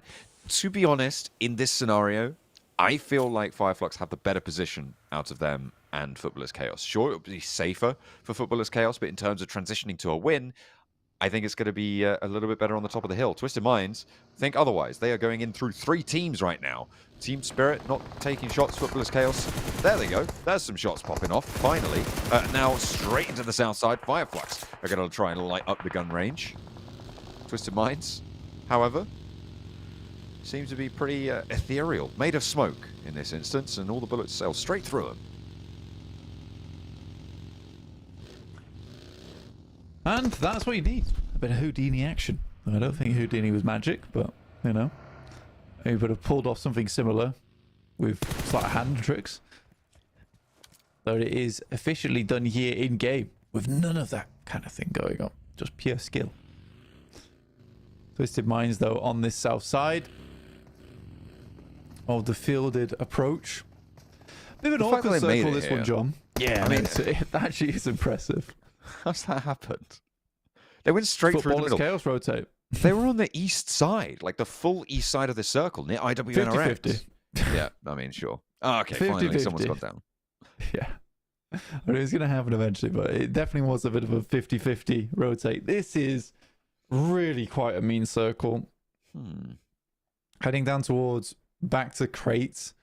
And to be honest with you, John, I don't know if it was you as well, but I know for me, I really wouldn't want to play in crates. Although it will provide some decent positioning, it's a case of you're almost certain it's moving away from there at some point.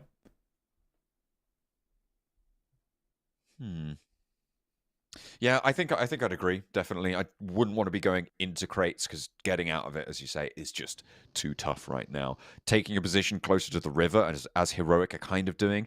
What I don't mind is putting one of your players in crates to give yourself that little bit of more control over towards the Georgia Pole Bridge, over towards the North Shore, get a couple more sight lines and potentially cut off a flank, as you will most likely need to be crossing the river to be able to have multiple angles on teams across the other side is going to be useful. I'm not sure if I'd put more than one player there. I think a 2-2 split, which Heroic currently seem to be doing, could potentially be a little bit too precautionary, and you won't have enough power on the main drive shaft to get across the river, but maybe I'm ready to be proved wrong by Heroic if they can manage it. Yeah, it's definitely a hard crossing for Heroic. And I think in the future, it's going to be a case of making... Well, this is the thing. I think one of their biggest opportunities right now is to make a hard eastern wrap. But that's already so many teams that they're going to have to pursue. IWNRX, Vibes, as well as Virtus Pro.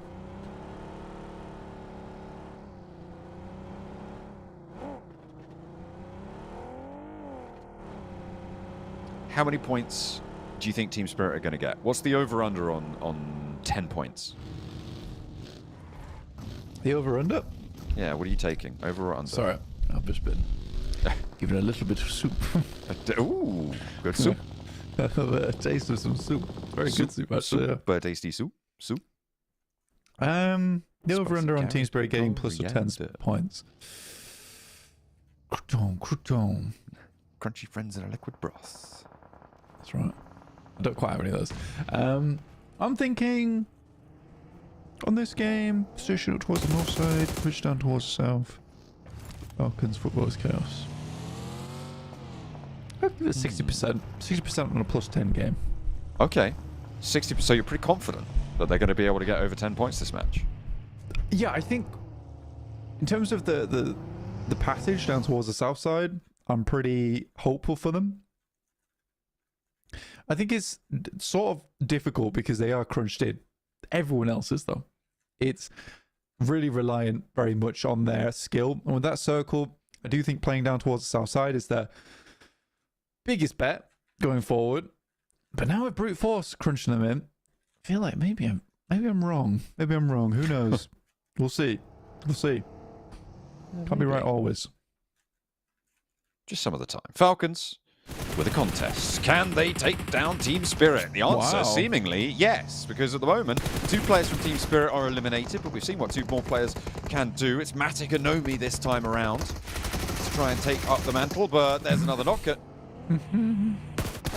Team Spirit are bad, Blank. I have no idea. I didn't even know. Damn, 16 plays, 0 points, man. Well, that's a 40% right there. That is the 40% coming through. Yeah, I mean, again, take into consideration, it's not really Falcons that I expect to completely murk Team Spirit, but there you go. I don't think they expected Ragnar to spray an entire clip of a PP Bison and just run forward, screaming, ah! And it worked out. It did work out after all. I mean, it's very confusing. And Team Spirit are like, what? No plan? Question mark? No plan. Only shoot. Wait, I don't get it. You didn't lay any groundwork. You didn't have any. What's going on? And then by that point, they were already in the dirt.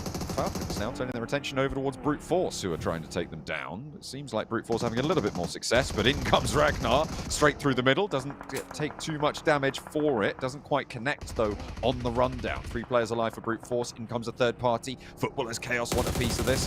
In they go as Furia does get knocked as well. As Falcons also taking knocks. Footballers Chaos lighten up the sidelines. Ragnar, vengeance on his mind. There's the Bison back in action.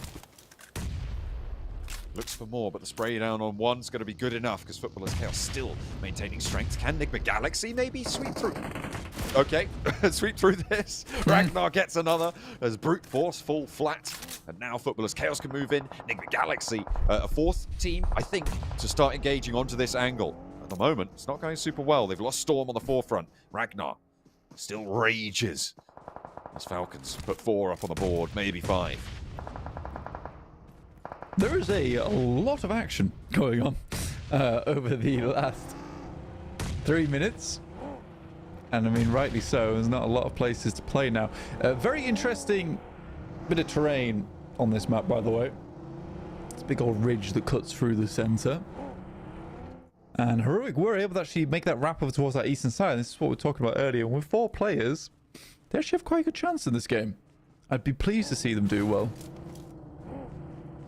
I think that they deserve to hold on to the 2nd spot, in my opinion. Which is humble on the 40%. All right. I like it. I thought Falcons were just going to be a straight push over on that push south, but it's the other way around. It was quite spectacular. They're dead, though, so L. Yeah. L plus ratio plus no one asked. Plus no aura. Negative Riz. Ohio Riz. I have no idea what any of these things mean. That's right. I think the usage is correct, though. I think that I don't know either, just to clarify, but I'm pretty sure we've nailed it. We blend right in. Fireflux, yeah, striking towards the center of the circle, trying to take that from Vibes. The shift over to the east. Heroic have a little bit of ground over on the east edge as well. It'll be interesting to see if they can maintain. I mean, they've got that ridge, right, that sits to the east side of this next circle that overlooks a lot of flat ground between them and Fireflux. So I don't think there's too many other positions that are playable in this next circle. Power have the only other one that sits in the bend of the road. We get the replay of Ragnar rampaging through Brute Force. What a spin around as well. Yeah, very much so. Horrid circle, though, heading down towards the southeast side. with Vibes playing in the center of this ridgeline, essentially the middle of the valley. Twisted Minds finding Marcelo on Trover 2030. Remember, Trover 2030 could have had a much better positioning here. And again, I will say that them focusing way too much over towards Zeus has not provided them with a huge amount of plays going forward.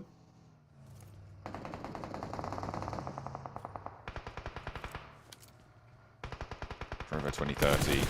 Cassell trying to get across, just about squeaks into the alley, but I don't think he's out of danger. Twisted Minds also trying to leave North Georgia Pole, and it is going poorly. 77 set and primed to rack up a lot of elimination points on their North hold, as are Black Esports a little bit further down the road. However, they also are going to have to leave. 77 going to get pushed in by the blue, regroup to the vehicles at stage 5, so the blue zone is going to do a little bit more than tickle. You can see it does tick down fairly quickly now. A route back found to the hills, maybe a swing in behind Fireflux, but Enigma Galaxy have had the same idea. They meet head on. A diversion necessary now as 77 turn tail, try and re-establish an approach line. That's not the Falcons' way. They would have sent straight on through the middle, try to bulldoze Enigma Galaxy out of the way, but we're going a little bit more cerebral this time, and unfortunately, Zadira not there with the IQ. No, which is a bit mean, but true. Nades though, sidling over towards Enigma Galaxy. Shifu's got a couple more. This guy is very well known to be hitting some great nades in these games. That one goes close to him, will be forced to step out, drop shot into the stand-up to get back out of the blue, understanding that's a problem for him. But it is Enigma Galaxy to lose all of their players in very short order. Immediately though, Fireflux spots this, and from this position down towards the south side are having a great time for themselves. Despite only having 3 players, this is a good position to continue to force the issue.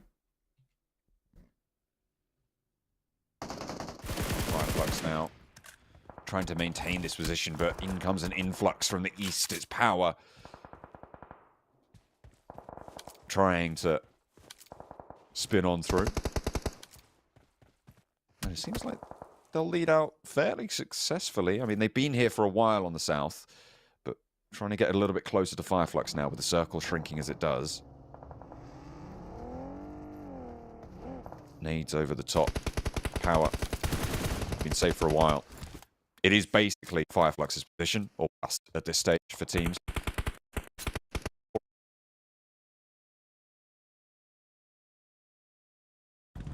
Nasty shift over towards Heroic. I think it's better to make the full-on crash of Fireflux, but those are looking.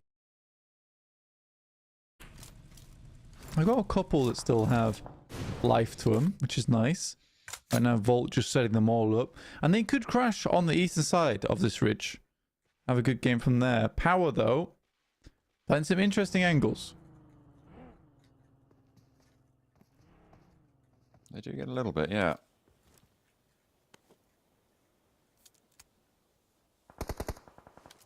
Just a little opening, but not really finding too much more. Nade over towards Al-Haji. Does dodge it. But in this little shack, trouble's brewing. Vibes. Gonna eat nades. That one's right underneath Al-Haji, but I think he just managed to get away with it. Into the buggy. Repositions out to the west. Fireflux taking shots, but Ketch goes down. Solke and Scarface, 2 players alive, trying to keep this one together for them. Repositions necessary. And in the meantime, Heroic, they're gathering strength. Gonna need to surge forwards. They're playing as 4. A roll down for Easy. Cannot get this res now. Really nice pickup here. No shots to answer. The nades were out. And Power get away with that rollout scot-free. Bidan up close. Straight past Solke. Sails on through. Forced to take the peak. And in come Heroic. They've navigated all the way up to the north side. And they can sweep down this ridgeline. This is powerful from Heroic. Scarface is down. He's almost certainly out.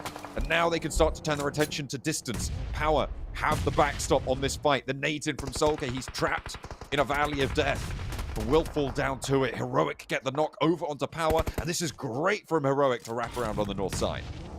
Yeah, and it's exactly what I wanted them to do earlier on to get this eastern shift on the ridge. They know that they can bully out Fireflux from here. It's really just Power remaining now. Al-Haji's underneath, but Kevin's got the high ground. And an instant 1-2 punch over towards him will leave him black and blue. Satan behind the tree. It's Heroic maintain the high ground. It's a very thin high ground, though. This is the difficulty. There are angles from a lot of these buildings. If Heroic try and play on the other side, you are very isolated. You're forced to play silhouetted on this high ground, which means you need to keep a low profile. But Satan going down allows them a little bit more breathing room. One knock sent back over towards Volt, but it's in a resable position. Easy needs to respot, as does Fidan. They're towards the edge of the circle. Easy moves in to get the res onto Satan. Satan being brought back up in the process. Vibes delaying the engagement at the moment with that first initial nade that takes down one of the players here. Despite all this, it is currently the 3, 2, and the 4 players from Heroic moving on. Good shots, though, from Jafar. Will take down at least one, but he pays the price in his life. Drops down to 20%. Victor now in a resable spot, and Heroic are just struggling to gain ground at the moment. But as a power, now one player alive on either team that's facing them. Heroic are still as 4. They've gotten the res off. That flex out from Jafar has taken the wind out of Vibe's sails, and they are really struggling to catch it again. Jafar, again, putting Molotovs down. Satan tries to get away, but now Heroic have the center of the circle. They've got control. They've got the middle here. And it is going to be difficult to get rid of them. Both players back up for Vibes Esports. They're rolling around, and Jafar will be able to take them down this time around fully. Moving up back to the high ground, it's just Satan. They take down Fidan on the back lines, and beneath them, Heroic tread upon everybody else who tries to ascend the lobby. It will not work out. Heroic with an excellent flank out to the north side. Clear the hilltop. They play silhouetted. And it is a bright victory for them. A great chicken dinner. And I mean, to be fair, we were dead wrong about Team Spirit. However, we did get the nice little prediction over towards Heroic on that eastern rotate. Luckily, a lot of the other teams fizzled out over on that side of the map, let's say, allowing Heroic an in there, and they took it. Absolutely grabbed it with 2 hands and pulled that chicken dinner towards them. So very, very well done to them. Honestly, quite proud of the team. Again, they need some more points on the day, and to see themselves further towards the top, just to confirm it. And I think with that game, it does now become really difficult to pull them out of the saddle in second place. I think so too. I mean, I'm looking at this lobby, right? And I'm thinking about which teams are going to be going over towards those finals to try and claim those 6 qualification spots from the finals, with teams like Team Spirit, IWNRX, and Brute Force currently set to take their regional stages, and Virtus Pro potentially set to take the PMGC points. Qualification spots means that I'm looking for teams who are going to take those other spots, right? And right now on my list, I have 2 names, and it is Heroic, and I think it's Na'Vi as well. These are the 2 teams that I'm looking at as fairly confident that they can make this one work. Fireflux have disappointed me a little this week, and I think that they have shown a lot of weakness. It's teams like Twisted Minds that I'm considering, 77 as well, to be thrown into that mix. And I think it's going to be very interesting to see how this lobby matures into playing with each other and developing a meta. Yeah, I think for Fireflux, it's largely because Scarface is the one consistent factor on that team. And I think that he is incredibly good at the game, and has developed overall a lot in his time during PUBG Mobile Esports. It is unfortunate that the rest of the team just isn't backing him up as much as he might like. Despite that, they're still getting decent amount of eliminations per match, but it isn't as potent as last week. Not quite as strong. Heroic, on the other hand, had a big turnaround. It doesn't feel just like it is Walsh. That team, though, still feels like it is in its early stages of potential. There's still a lot of mistakes they make that you can see happening. And it does feel like they eke out these wins a lot of times. And that's okay. And I think it's a very good starting point for Heroic. Kevin on that game, though, 1,000 damage is awesome to see. That is, really quite impressive to be able to keep it all together deep into that match. They stayed as 4 as well, which is really important to know. Even if Jafar didn't get any eliminations, he was a really important flex out on that south side for them, taking care of Vibes. basically single-handedly. The points do not go his way, sure, but he did so much in that position. So I think a big shout out to Jafar on that chicken dinner as well to maintain control over the high ground. Well, Heroic are able to get a chicken dinner on our second Erangel of the day. From the north side on the high ground, they make it work. We'll see you guys in a few.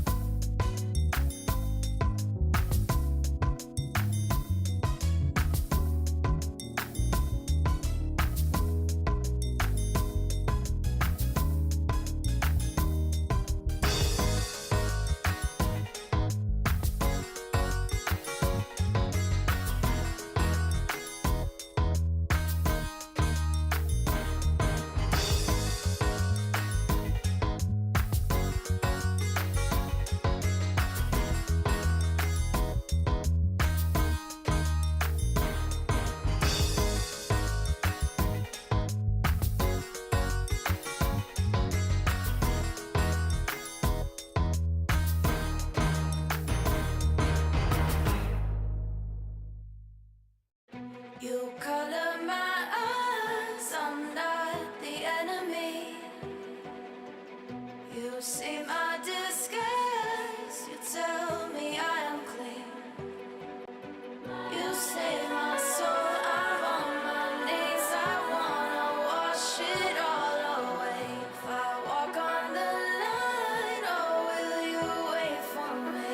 They'll wonder why I fly high and how I have learned to begin again, feeling light. When I'm cold, they'll know my name, they'll know my name. Time is on my side, I won't be remembered in this life as a criminal, a criminal, a criminal.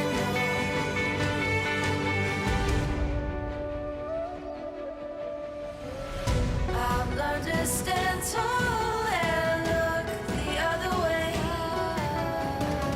Make my mistakes right, I'm not afraid of change.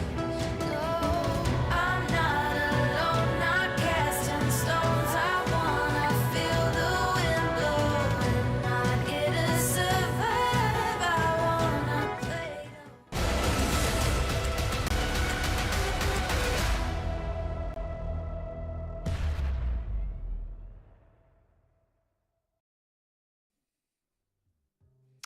It's time to take a step back from the Battle Royale, and we're going into the head-to-head battles. It's TDM time, blank, and we're all very excited to see what's going to unfold. Yesterday, it was Marceau from S2G to be able to get the MVP title, and S2G decided to go for a call-out towards Footballers Chaos. That's who it was. Someone Completely forgot for just a moment, but no, it was Footballers Chaos to get the challenge call out from Marceau, who in general are on average the worst performing team here at the PMSL.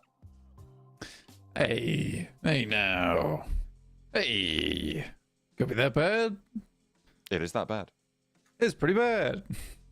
S2G versus Footballers Chaos.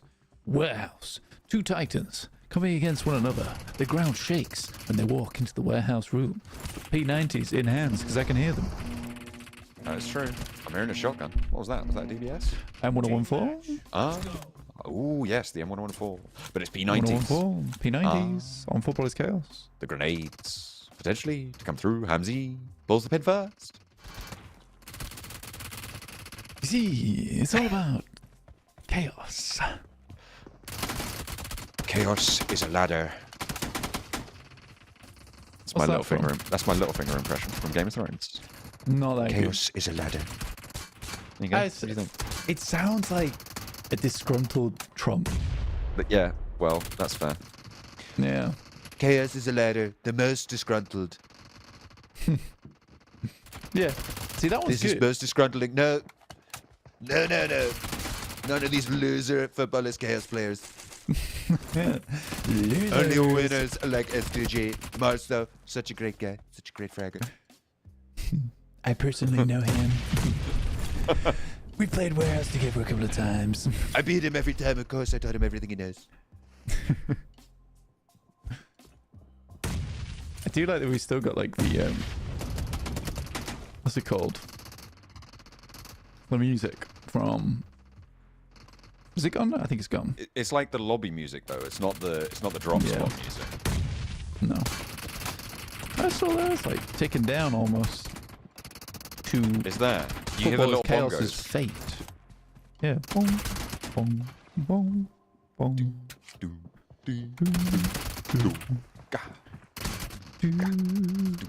ga, do, ba, do, ga. Ooh. Well, no. Hold, whoa now, S2G. They're in the lead, now. 18 to 11, 18 to 12. I'm sorry I lied. But it will change again. This is what teams are made of. What? Okay. I think we said hey Oh, now. hey now. Yeah, okay, got it. Pretty good from Hamzy. That's 8 Yeah. kills. 8 elims. Ooh, and another nade bursts onto Storm, but a nade around the corner puts him low. Storm's on the inside of the container. Yekta as well with a challenge over to the right-hand side of the flank. Kelsey moves on in to try and take the elimination, but it's the drop shot to win it out the day. Wowzers. So far, it has been riveting performance from both teams. Yekta over grenade. Bounces back. Not ideal for Yekta. Which I cannot say for some reason. Yeah. I struggle between Yekta. No. Yekta. Yekta. It's Yekta. Yeah. Yokta. Yeah, I can only say it. Yekta. Yeah, Yekta. I don't know why I'm saying it. I don't like think there's an actually in there, but it's a good way to remember the order of the syllables, I think. Hamzy G that. putting in the nades. 24 to 21, so it's getting a little bit closer. It was a pretty defining lead for S2G. But 21 points for Footballers Chaos. The lobby music's concerning me. Yeah, it feels like I'm on a timer. I feel like I should be, relaxing in a spa to this music. Yeah, well, no, I don't know. Like, or You know, like at a countdown? Havana bar. Like a You cabana. know, countdown? Yes, I do. I'm getting countdown vibes. Oh, really? You're feeling pressure from it? Yeah, big time. I'm like so nervous. I mean, I guess right now. it's like a ding, ding, ding, ding. Yeah. That kind of like TikTok sound. Who's gonna win? Come on, 29 Sander. Make your opinion. Make your opinion. Are you going to make your opinion, are you? Yes, I craft it. What are you going to use to make it? I'll craft it with my thoughts. Threads of opinion. Woven. Yes, Tapestry of analysis. to form an argument. The likes which has never been seen. Oh, true inventive creativity. Unlimited power. Oh, they're 4 points away from winning. What do you think about that? Give him the old. Give them the old shit. They've electrocuted them. Oh no. Wow! They have been left scarred and disfigured. But They have unlimited the power. attempt on my life has only strengthened my resolve. Well, yeah, they look pretty good. Hey, they're done. That's $500 they've just won right there. Yeah, they're done. $500. Bada bing, bada boom. Bada boom, bing, bang. That equally goes between 4 players, 125 each. Very nice. That is the It's divisible by 4. Second most dominating win we've seen in the warehouse, behind Team Spirit against Power. That's pretty good. It's dominant. Is it dominant or is it dominating? Second most dominant. Ooh, that's what I would use, right? That's what I would use. You've corrected me correctly, I believe. Yeah. I think they can be dominating. I think that that actually can be used as an adjective, but it is interchangeable between that and dominant. I think it's an Americanism which is dominating, I believe. Yeah. Well, I mean, the Americanism itself is dominating sometimes, you know. It is. That's unfortunate. It is. If the 2 words could be used in contextual values, Americanize it. Just use 1 word for everything. Haha. Yeah, it's like, what are you talking about? Who needs to make sure that you're using the right part of speech? Is it an adjective? Is it a verb? Who cares? We're just going to go straight in and just say letters in certain orders. Yes. Aluminum, sidewalk. Like, come on. What's that about? This is the break you were looking for. We're going to go to a break. We'll see you in a bit.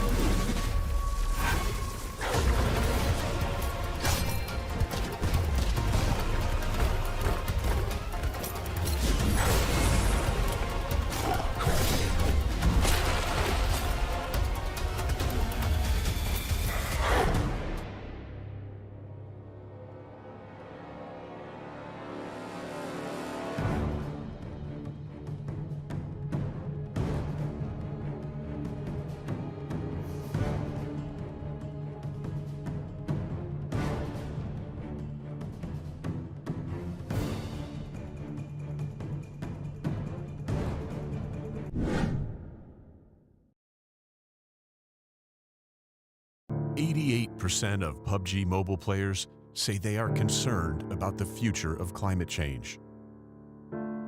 This shows a need for us to help make change.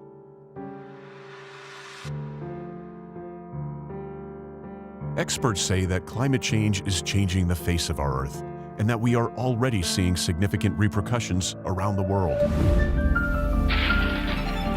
Superstorms, mega floods, melting of the Antarctic ice sheet, increased wildfires, severe droughts.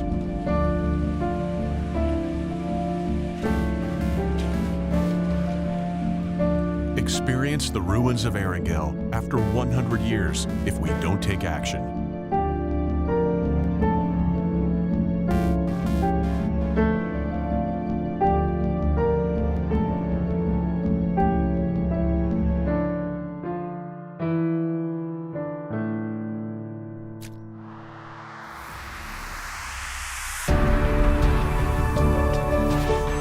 run for green.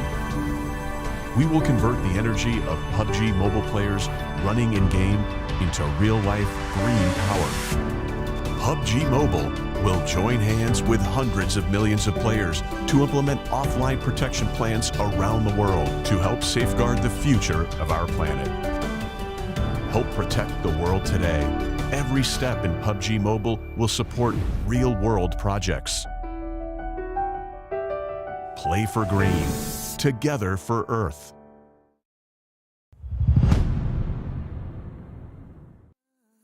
I'm feeling supernatural. So the next time you're lonely, checking your phone for the old me, trying to kickstart my heartbeat, you won't find me begging now. I'm feeling supernatural. I'm feeling supernatural. I'm feeling supernatural.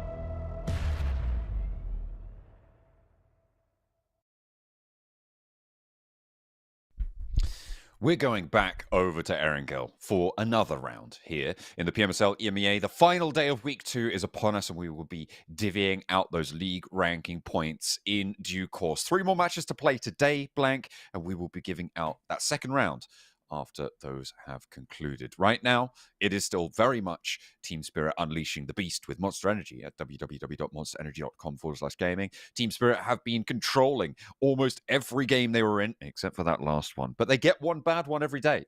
Maybe that was it. Yeah, that's the hand that they get dealt, and they have to fold it immediately. Dual handing the water, an interesting technique that I've not seen before. Also, 5-finger claw grip to open the bottle. Struggling to close it though. Doesn't want to put too much stress on the fingers. You don't want to create the friction. I mean, if someone's done your water bottle up really tight, you need to put a lot of friction to open that thing, and you don't want to scrape your fingers just before you're going in. Those are your weapons, you know? Weapons. Oh, who's done that? Icy's taken all his hair off. What? Yeah. No. That's so sad. No more frosted tips. Oh, well, still a little bit of love over on Virtus Pro. And remember, that's a team defending 4th place right now, which is a qualification spot on the PMGC points overall tables. Yes, they need more. More points required. I need more. Team Spirit went from looking like a very, very sad crew to now a very happy and confident crew. They were hiding their capabilities all this time, John. Shrouded in mystery and murky darkness, but they shine a light through. A smile on the hand, but not on the face there for Fireflux, as they do not have some of the good performances we've seen from previously. However, they are up in 7th place, and it's again just a slow approach towards those middle to top areas on this table. Yeah, a little bit of a slow approach. Heroic, though, nice 190 points accrued for themselves after 21 matches. So just under the 10-point average mark, but I think that's excusable. They've had some rough games, that and the fact that Team Spirit has sort of crushed the lobby in quite a few instances. 77 underneath, though. Third place again. So I think that's RCB actually being shunted down now into fourth place, who now brute force need to overtake. They have 131 points, sorry, for RCB. Na'Vi were in third before with 141, which means that fourth place is that boundary there. Brute force definitely possible and probable, in fact, that they will take them over. The playing path is on the south side again, so it's once more a fairly similar setting to what we saw last time around. However, it is a bit more dramatic with it this time, being very, very far south and very flat as well to the south. Very flat to the south. I mean, to be honest with you, it has been kind of an awkward couple of playing paths so far, making this an awkward few playing paths, all right down towards the south side. Now, the players probably used to playing it, but that's not to say that they're enjoying it. This circle, however, does make life a little bit easier for them, heading over towards the eastern side and cutting in slightly more Sanhok, making those western and east bridge pushes slightly easier for themselves. Falcons, though, decide that now is the time to head down towards C block, and Heroic are slightly slow on the chase.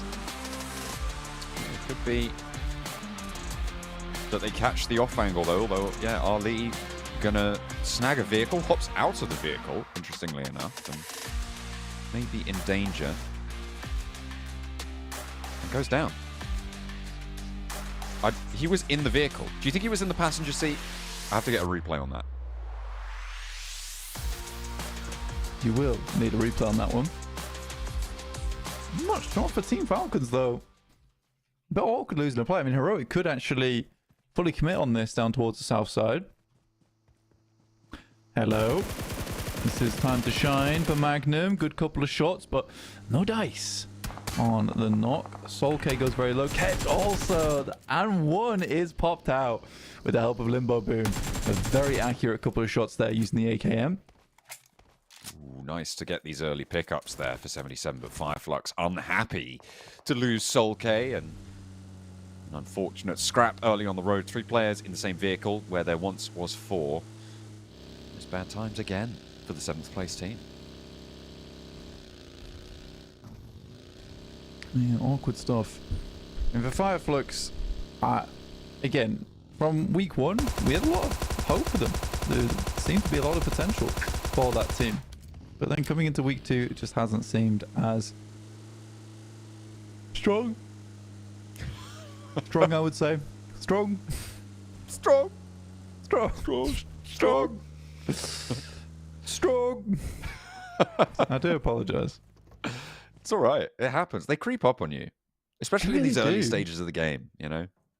Yeah. I don't know what it is. Like, it's just like the... You know what it actually might be? It's when the music falls off, you're like, No. getting Let me settling turn in. the heating off.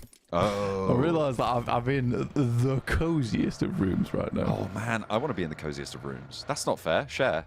I mean, you could bring your setup over here if you like, but it might be a 4-hour journey, in which case the show will probably be over by that point.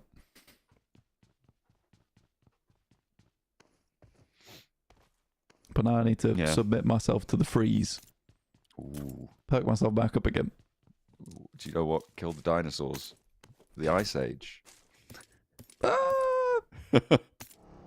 Actually, you're not. I'm not wrong. Arnold Schwarzenegger is wrong. It was the Meteor. However, you are correct, because actually there is a lot of debate around this. Is there?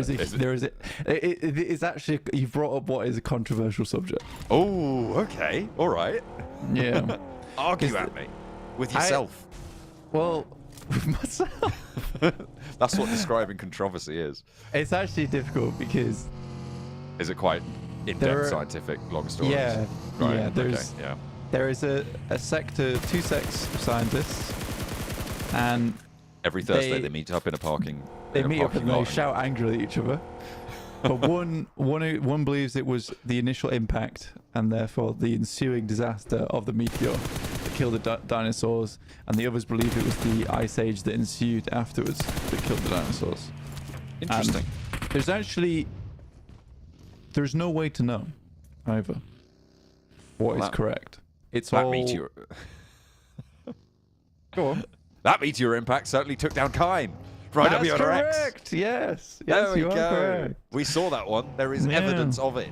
It's As in it video is evidence. Yeah. Nobody filmed the impact of the Great Meteor over in the Gulf of Mexico. There you go. That's where it was, if you didn't know. But yes, super interesting, everybody, and you should look it up afterwards. I'm sure you'd enjoy it. I certainly think I would. Spark, not enjoying that one. Falcons pushed aside. Step out. We're heroic. And we're here to play. I'm Walsh. I've got 2 limbs already. It's not even stage 2. Yeah, I mean, Falcons make a bad decision by heading down towards Sodnok for the first time as well. You know, the reason this is a bad decision from Falcons is actually very easy to explain. And it's one I don't think a team in PMSL should be making.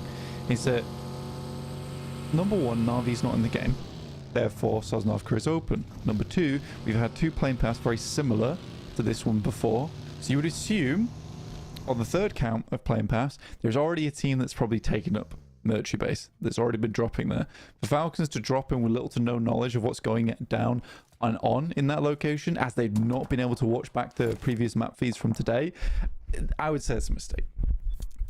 Big mistake. Challenging Heroic for that spot is somewhat silly.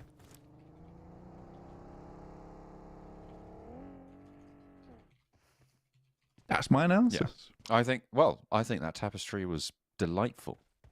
I think Thank you. it's fair to say. I've hung it up in front of you all. Woven with elven thread and alacrity. It's a good word, isn't it? Completely irrelevant, though. I do like alacrity. It is more or less tuned to being skillful, more tuned to speed at which you'd. I guess there is some alacrity, descriptions of deafness in there. Yeah. Yeah, I feel like alacrity is like accurate speed. Ooh, okay, Yeah. there's the rundown. That's where he got his limbs. That Big was spray. with alacrity. Mm. And quite a deft maneuver, you might say.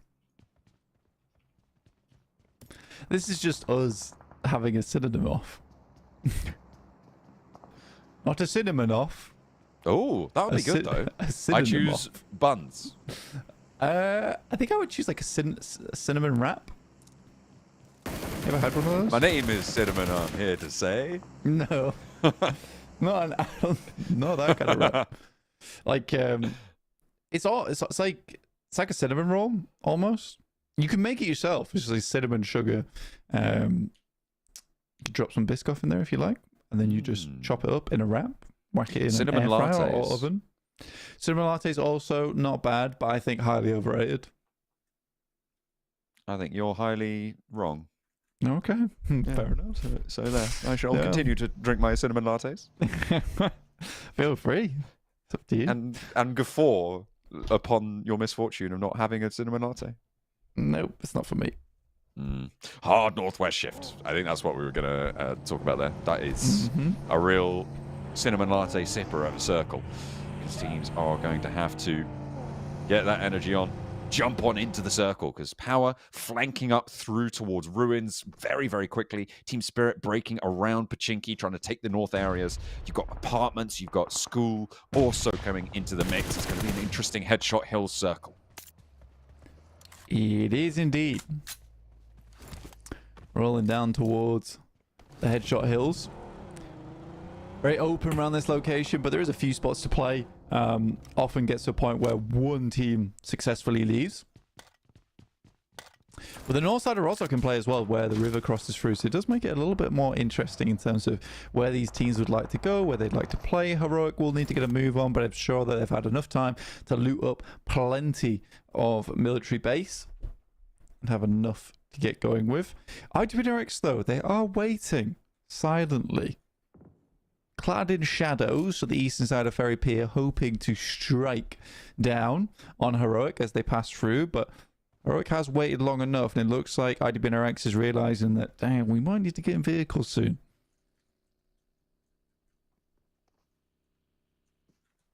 Could do. To get on the road again. Virtus Pro. They're on the hunt. They're staking out these points. Bazusa denying them. Being pretty shy and timid on the inside of this compound. But the blue zone, anything but. Bold. Aggressive. Downright mean sometimes. First Pro happy to sit in this one with them. Icy. Ooh, okay. I thought Icy hadn't spotted him, but definitely not the case. The blue zone nearly taking him down. Lucky it's zone 2 here for them, because otherwise that is a guaranteed knock. And an almost certain flash.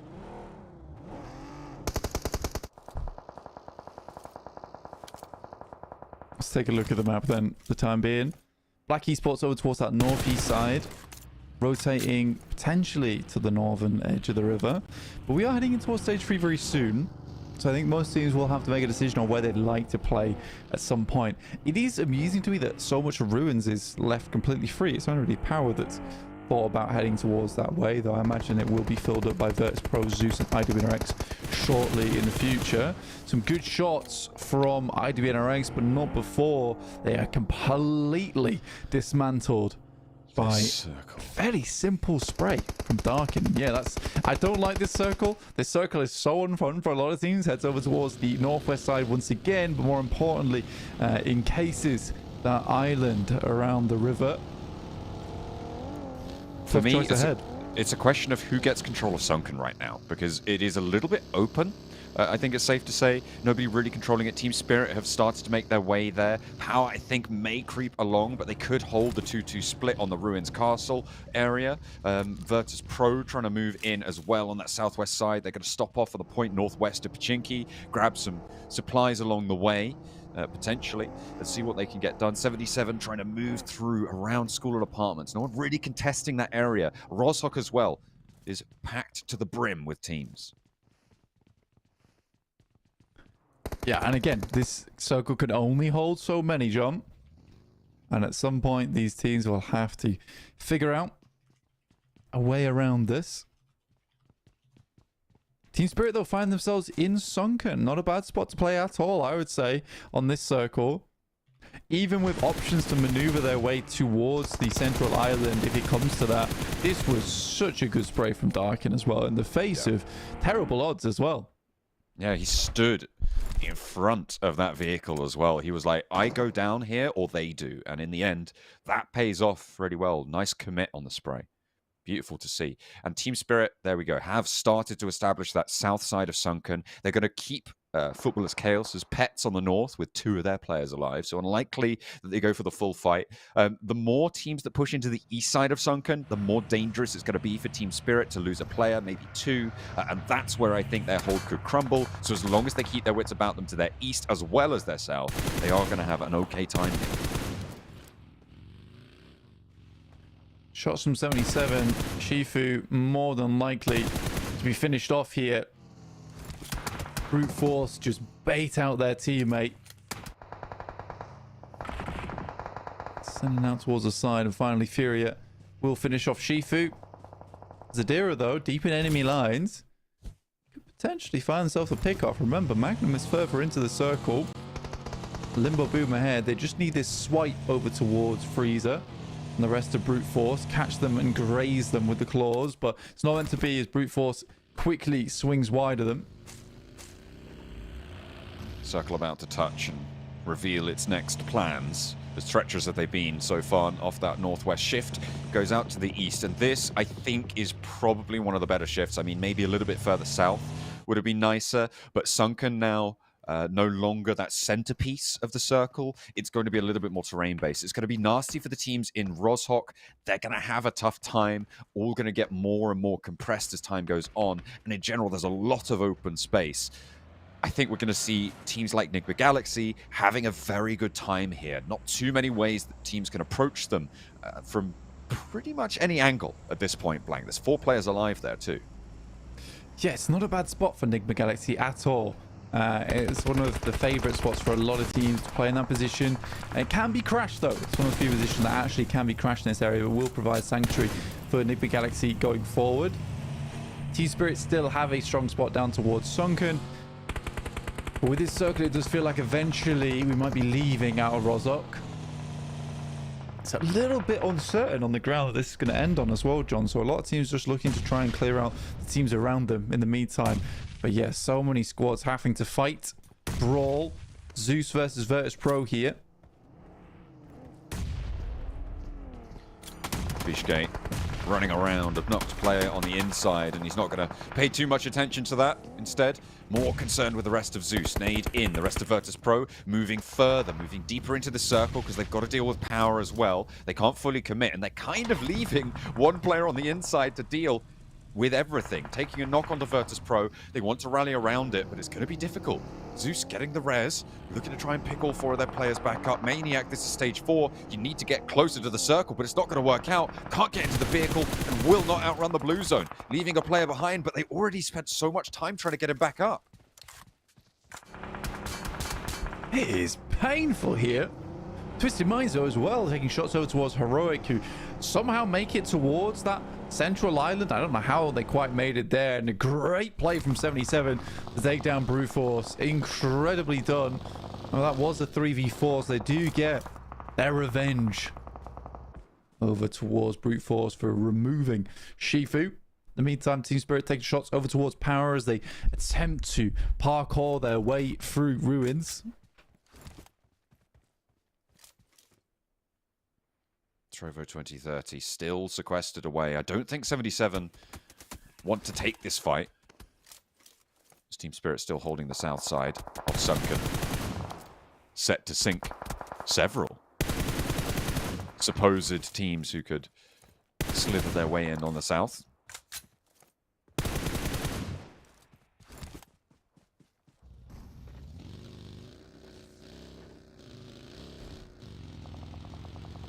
'77 slowly making their way up towards the hills that sit towards their north. Ooh. Almost into stage 5 now. Nomi takes a heavy hit from Virtus Pro and will send away. I think it's much more useful for Team Spirit right now to have 4 players, especially if they're to make the rollout from Sunken City. Next circle. Encroaching. Twisted Minds pushing in from the north. It's a difficult transition, but luckily there's not too many teams with threat over towards that angle. Enigma Galaxy happy. The northern shore, whilst it looks tempting, I don't think it's playable. I think all of the playable terrain is actually just cut out by this. As on the south, there we go. Nomi actually returns out, and he wants more. He's just going to roll straight on through. And was that... How many players of Virtus Pro were alive there? I was looking at the map feed, and then I just clocked that Nomi kind of just wiped the whole of Virtus Pro. Yeah, the entirety of Virtus Pro is now gone. I don't know how, but there you go. Look away for a second, and Nomi's back on the road again. Just can't stop him. He is crazy good at the game. Heroic, though, find their way over towards Sunken City, but not before the dregs. Some other teams have made their way in. Heroic will go down to 2. Despite that, it has been a fairly decent approach, but they don't seem too happy with the way that it's gone down. Team Spirit, I don't think they have the time to fight through Sunken City at this stage. They're just going to have to try and get ahead. Do they crash onto Enigma Galaxy here? That's a really difficult choice. Moving in to take the fight with Zeus and 77 as well. A difficult choice to make. I will be surprised if they can transition to the roadside here, because this is a very, very tough bit of terrain. A lot of open ground between Rozhok and the compound that Enigma Galaxy hold. Power. Moving up, it's just for down left now. A nade from Jafar might be sealing his fate. Signing the contract that sends him on to the next game. Molly around the side, just causing problems for him. He attempts to find a way in, but it is becoming more and more unlikely. Nice. And a great nade off the side from Jafar once again will find Fadan. Very, very well played there from Heroic. Team Spirit realizes they need to get gone. They need to move up towards the north side of the map. Twisted Minds, in fact, having the bank here is quite impressively strong for them, as there's not a lot of other teams. In fact, there is no teams over towards the northern side of the map. Twisted Minds hold great amount of space here. But where did Team Spirit go? There is very little room, very little space, so they have to crash onto where Zeus are currently playing. They've got 77 on the south side who can take shots on their rollout. Matic low, but he stays alive for a moment longer. It's Enigma Galaxy now under pressure. Kitsune's down out in the open, and they roll around to the north side. Nobody second to fall. Matic still just about alive, and on the top floor they've got 2 to worry about. He's down, and it's effect to try and keep things going for Team Spirit, but I don't think it's too likely. 1 falls, and it's a quick clip on the ankles there. Enigma Galaxy stay alive, but can Twisted Minds move in? Can 77 try and careen on through? Fireflux, is there a third party? It's not going to happen for them, but Heroic may be able to just get a little bit of this. Dear me. Twisted Minds going hell for leather over towards Heroic. Kevin, though, able to hold them off for the time being. Enigma Galaxy inside the building, and Kevin still going strong after his last game, being able to put up 1,000 damage. Now seeks to do more in this match. Enigma Galaxy just falling. That is Heroic out. A great Molotov. Honestly, a very, very good push from Twisted Minds. They realized they need some kind of real estate going to the end game, and this was a perfect opportunity for them. He's hiding in the corner. They don't know he's there. Catches one. Is he going to get the confirm? Looks like it's good for it. Snowix fades away back into the upstairs room. As they start to pull pins on nades. Lord knows. And up he goes. Backroom naded out. They've isolated. They know he is on the upstairs. They've heard these steps. Adrenaline shot being found. Doran, really nice little hop up there to try and get a tag, but Zadira now up into the side. Doran goes down. Snowix still on the warpath. Twisted Minds are getting slowly picked off one by one, but there is that off angle. Robs is going to have a little bit of a chance to take down Snowix, but he's back onto the top floor. Lord's cooking a nade. A jump out now. He goes across. He managed to stand on the ledge, but it's the off angle Robs who's able to keep him alive, and Lord is saved by Robs on the off. Now 6 teams remaining. All of those teams over in Roshok are biding their time. They're waiting it out. Twisted Minds, they've transferred to the south coast in the meantime. It is surprising that Twisted Minds were not able to get more players in through here. And I mean, Kevin, as well as Enigma Galaxy, certainly showed up to be a bit more of a trouble than they expected. With Snowix doing a good amount of work here, and 77 now find themselves in a situation where they could potentially capitalize. Lovely nade from Zadira. Does take down Lord. Magnum spots another on the outside. Doran's incredibly low, and that nade just sidles in a little bit close to the garage. Would have taken Doran out if it had been slightly off towards the left-hand side. He's got springs in his heels as our Doran. He hops across the open mouth of the garage. Nearly even lands a shot with a pump action, but a bank on the nade. And he hops through it. Doran, okay. Finally is going to get taken down there. Rightly so. Magnum able to pick that up, and it's Rob still on the outside. Fireflux, Trovo 2030, and Vibes on the east edge. Again, looking to try and keep this one going, but the open ground that sits between them is the major barrier here. And I think Zeus, being on the outside of the building, may have one of the better times of actually accessing this, because everybody else is locked in, all their Vibes, who are right now having a real tough time of it. Very tough time of it. I mean, Trovo 2030, he's not done too badly, but they've had the safety of cover over towards that eastern side for a long, long time. I'd like to see 77 make it through on this western side, though, because they have had a troublesome game thus far, yet have been able to weather every single moment of it quite well. And that's a lovely name from Zadira to bring them up to 10 eliminations, clearing out the majority of this western side. Only Robs remains. It was a game of last one in to that compound on the west side to decide who was going to take control of it. Twisted Minds, they thought they had the last bid, but it was not to be. 77 were able to pincer and do so effectively, but they're only on 2. Trovo 2030 have 4, but again, they're on the edge of Roshok. They have to leave their building soon. That is difficult.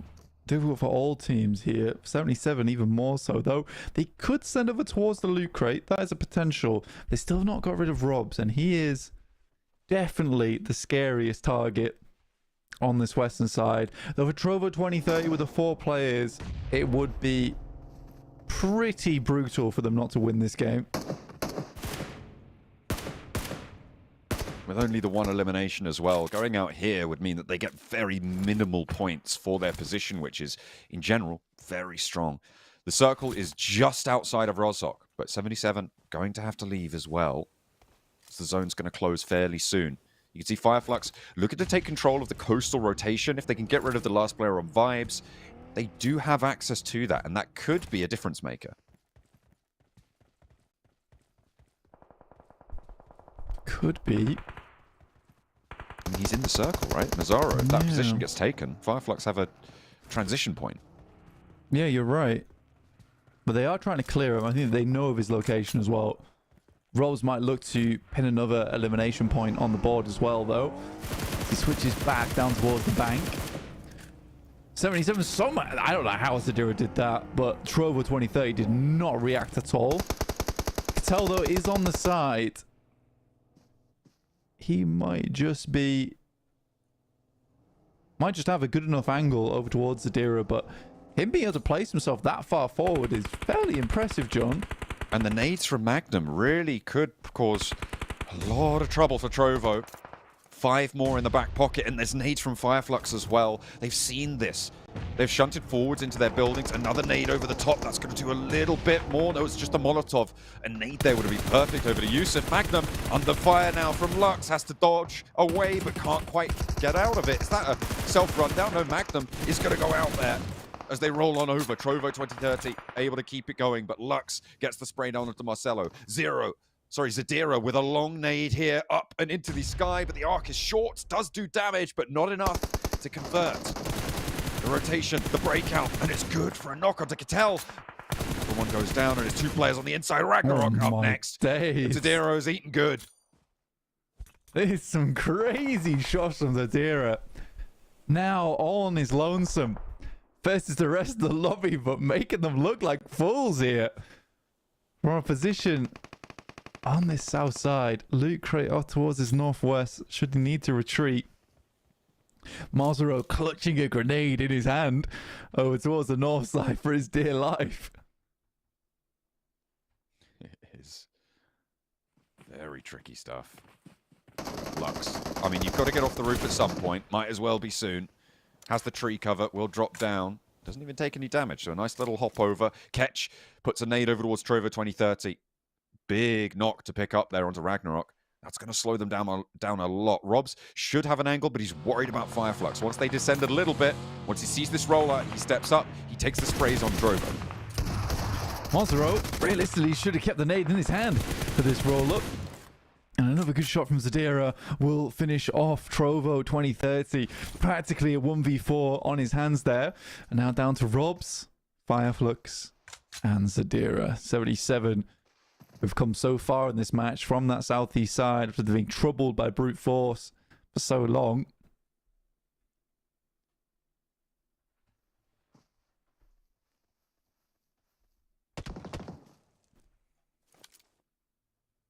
Twisted Minds with their last player standing. 1 nade in hand. Scarface cooking. It's a cook-off. The Robs without a grill. Zadira now stands against Fireflux. A Lone Ranger. 13 eliminations for 77 so far. 3 players to deal with. They are sat on opposite sides of this circle as it closes on in. It's going central. It's going to go fast. There's a rock ahead, but Fireflux should just be able to clean this one up. They just play those angles. They force Zadira to take an unfortunate peek, and yeah, I think this is the right play. You take that second place, go for a shot, maybe, but it's denied, and they actually give the point over. But Fireflux going to be happy with that. I think 77 will be pretty happy with that as well, but it is Fireflux to leave Rozhok late, and they will be able to find everything they're looking for outside in the open, grassy pastures of Erangel for a last time in Week 2. Yeah, I think if he's Zadira there, it's more a case of like waiting, and then as soon as he sees Fireflix driving out in the open, he understands, all right, I've got second place. There's no way they'd be making these crazy maneuvers if it wasn't the fact that it's just me and one other team now. So very, very well played to Zadira. Honestly, for 77, this was an incredible game overall. And from start to finish, some very, very troublesome moments in there that they were able to make their way through. They lost a couple of mates on the way. A couple of friends fell on the path to the 13 eliminations. But the baton was consistently passed on until it met Zadira's hand, and he happily took it all the way to the finish line. They will go almost all the distance as well. Heroic, they had a pretty decent elimination count. Team Spirit, they tried a pretty wild roll-up. It was onus on them to make a play, but they just didn't have any viable options, really. I think potentially they could have tried to sweep through Sunken a little bit earlier. As soon as they saw that it was all the way on the west side, you need access to the east to try and transition out of that area. They really didn't have access to that late enough, though, and will go down on that rotate, that approach to the Enigma Galaxy compound that ended up going over to, wasn't Twisted Minds, it was 77, right? Who were able to clean that one through and do very, very well. In fact, topping the tables on the points with 13 eliminations, they are 19 points. Yeah, I think for Fireflix, it was a very passive game, to say the least. And they really only had one significant rotation, which was down towards Mozoro. But other than that, the game just slowly falls into their hands, which is absolutely fine. That's fine. But an interesting game nonetheless. Like I said, Heroic, really good rotations for them. Again, for their last game on our angle, it was a case of making an incredible northern rotate and east wrap. But look at this, 77, clearly ahead of everyone else in this game. Everyone else was just playing by the numbers, waiting the game out, but it was 77 making the hard decisions and taking the hard engagements. And that leads Zadira to get 1,500 damage on the match. A whopping huge number there for him, which he'll be very happy with. I think that's more than most other teams in this game, if not all of them, right? Just on his own. And I mean, when you talk about 77, you do say Zadira quite a lot, I have to say, and definitely showing that today. It's incredible from Zadira. I think he has stepped up a lot in the past, and it's interesting because Shifu used to be the guy that we'd be praising all the time, but now it's more often than not Zadira who we talk about. A really, really fantastic player over on the side of 77. And I do want to see them do a little bit more, and it feels like they're becoming a bit more comfortable. It's just tactically seemed a little bit of a struggle for them at times, John. Yeah, I mean, it's going to be interesting to see the maturation of this team, right? That is, again, what we generally like to track, what we like to look at over the course of these 3 to 4 week tournaments, is seeing how these teams can develop, because it is so interesting to see the changes, how they shape up. Speaking of shaping up, we're going over to the tables here. You can see 262 points, a 62-point gap between Team Spirit and Heroic with 4 matches left to play. Very unlikely that Heroic can breach that, although it's possible, as Heroic have now pushed past dead on to, rather, the 200-point barrier, which is a very, very strong result coming on through, despite Team Spirit being out in front. This is the sort of place that Na'Vi were at last week, right? Like, it's an incredible kind of sight to see that be second place at this stage, but that's where we are. That's the world we live in. Yeah, Heroic's made a decent run. I mean, 50 points on average each day is a really fantastic result for Heroic, and it's not the team that I expected to see up there. So well done to them. Heading down towards our second page. All very similar in terms of scoring here for absolutely everyone. I think people are starting to get a good read of the lobby, but it's just a case of some teams are pulling slightly further ahead just in terms of that skill. So it's very hard to really see who is not doing so great, not doing so hot. I think there's only really 3 teams here down towards the bottom, and Team Falcons, Footballers, Chaos, and Guild, who continue to make mistakes. But even so, these are not terrible scorings from these squads. No, 16th place last week was 96 points at the end of the tournament, and now we're already up to 104, which is also very, very interesting. 20th place last week was 60 points for Guild, and they've already got 72 on their matches that they've been able to get. So in general, it's interesting. It's going to be interesting to see where those points are carved out from, because they've got to come from somewhere. They're not. There's no more points in general added to the lobby this week. So Who's losing out? Well, we'll have to wait and see because we've got 2 more matches left to play. We're going over to Miramar next. But first, we've got to have a quick break. We've got to grab some water, stay hydrated before we get into the desert because it is hot, hot, hot, and it is heating up even more, I'm sure. We'll see you there.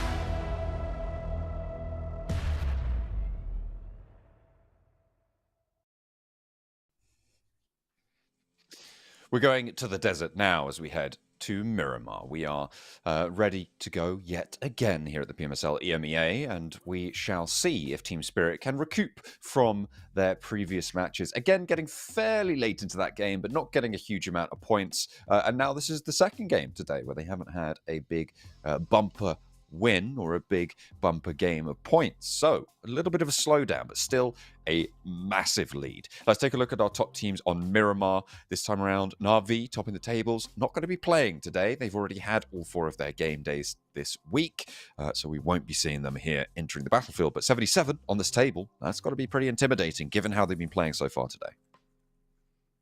Yeah, I mean, so far it is quite insane. I mean, 77 being able to get himself further up the tally right now.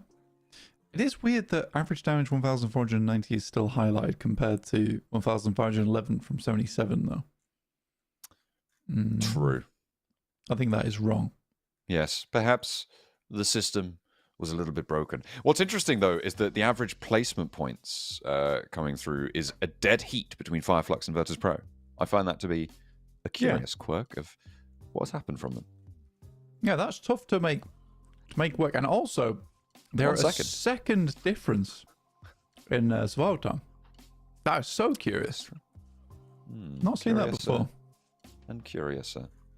A fairly dead heat between Fireflux and Virtus Pro on those metrics, but still those are our 5 top performing teams on Miramar as we take a look at the ticket sales that you guys could potentially be taking part in. You can see down there, just below Blank, he's looking at it right now. He's going to be looking at that QR code in order to get a 40% early bird discount for the PMGC tickets later on this year. That will be in London, in the Excel Centre, in, of course, the United Kingdom. It's my home country, Blank's home country as well, and we are excited to welcome you all. Me. Sorry, I didn't mean to. That's totally my bad. That's on me. Yeah, we'd absolutely love for you guys to come over and check out a load of these teams that potentially could be qualifying for those finals, because we've got 11 teams from this very tournament. That's right, going to be going to PMGC. We've got 1 team as a host invites spot as guild. We've got 4 teams qualifying from the PMGC points situation. We're going to have 6 other teams as well potentially qualifying from the finals spots on this tournament. Getting to the finals means that in general you're going to see 6 of those teams not making it in, but over half of our rosters that you see on screen in these matches will be seen in the league stages. Wow. Whoa. What if we got points, man, and we got so many points, man? Wouldn't that be so good? You ever think about how in the shower everything's getting water on it? You know what I mean? Oh, man. You know when your hand's wet and your other hand is wet, but then you touch your hands together? Which hand is getting the other hand wet? True, bro. What the hell, man? Yeah, so I'm currently right now in a bit of a daze. I'm not sure what's happening with them. Yeah. But they are dazed. And confused, some might say. I'll tell you what's not dazed and confused. It's the raw processing power of the Infinix GT20 Pro. With the dual chipset and 144Hz AMOLED display, delivering up to 120 FPS, providing teams with outstanding performance and stunning visuals during the 2024 PMSL EMEA. I'm seeing headphones on heads. I'm seeing in-ears in ears. And that is where they should be. It's the appropriate spots for them all as our players load into the lobby. Yeah, man. Heading over towards our 2 Miramars for the end of the day. We do have a slight delay before we head into the match. As always, we are providing the best matches of all time, but we are delayed, usually. And that's okay. Stillness from Ralph on the end. Oh, no, he's moved. You made a move. That's your fault. You did that. That is my bad, actually. I'm so sorry. You're bad. I apologize profusely. Who do you think is going to win? Who do I think? This match, specifically? Yeah, I'm asking you to do a prediction. We've not done one of these in about 8 years. Oh yeah, well, like a pre-match prediction where we're just supposed to see the future. Yep.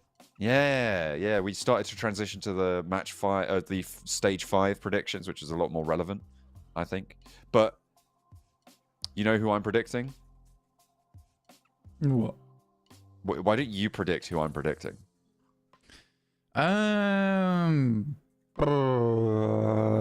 Power. Wrong. Who? Vibes. Okay, I predict power. Purely based on the vibes. I predict power. Okay.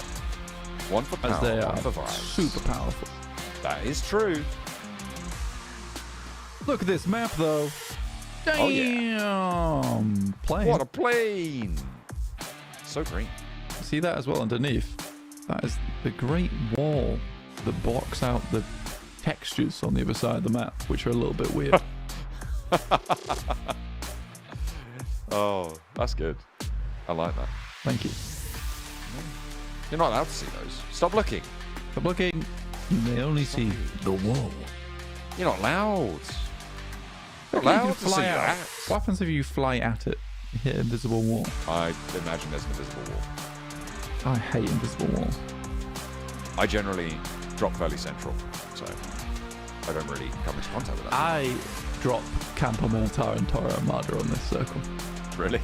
On this circle? What circle? Oh, on this plane path. On this plane path, Okay. I would drop Campo Militar, Toro Armada, or I would drop Viadamar. I might go Minas Generalis. I feel like I like Really? that spot. Yeah, it's fun. You're crazy. Yeah, why not? Get stuck in. I don't do just that. go to Picardo and have a standoff for 20 minutes, because that's fun. Yeah, I like to be out the way. I like to rely on my tactical skill as opposed to my mechanical skill, as it's not what That's it true. once was. Not what it once was. Oh, I'm an old man now. My decrepit. sword swing is not as strong as it once was. Not decrepit, what the hell? What? I didn't say that. I could still hold my own. Your own what?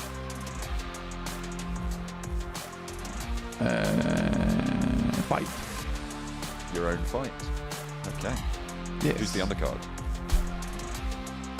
What? On your own fight. Hold my own. I'm throwing words at you in a bamboozling attempt, and I feel I have succeeded. Yeah, you In that pursuit. discombobulated me by being I weird. discombobulate. I gave you cross to left cheek.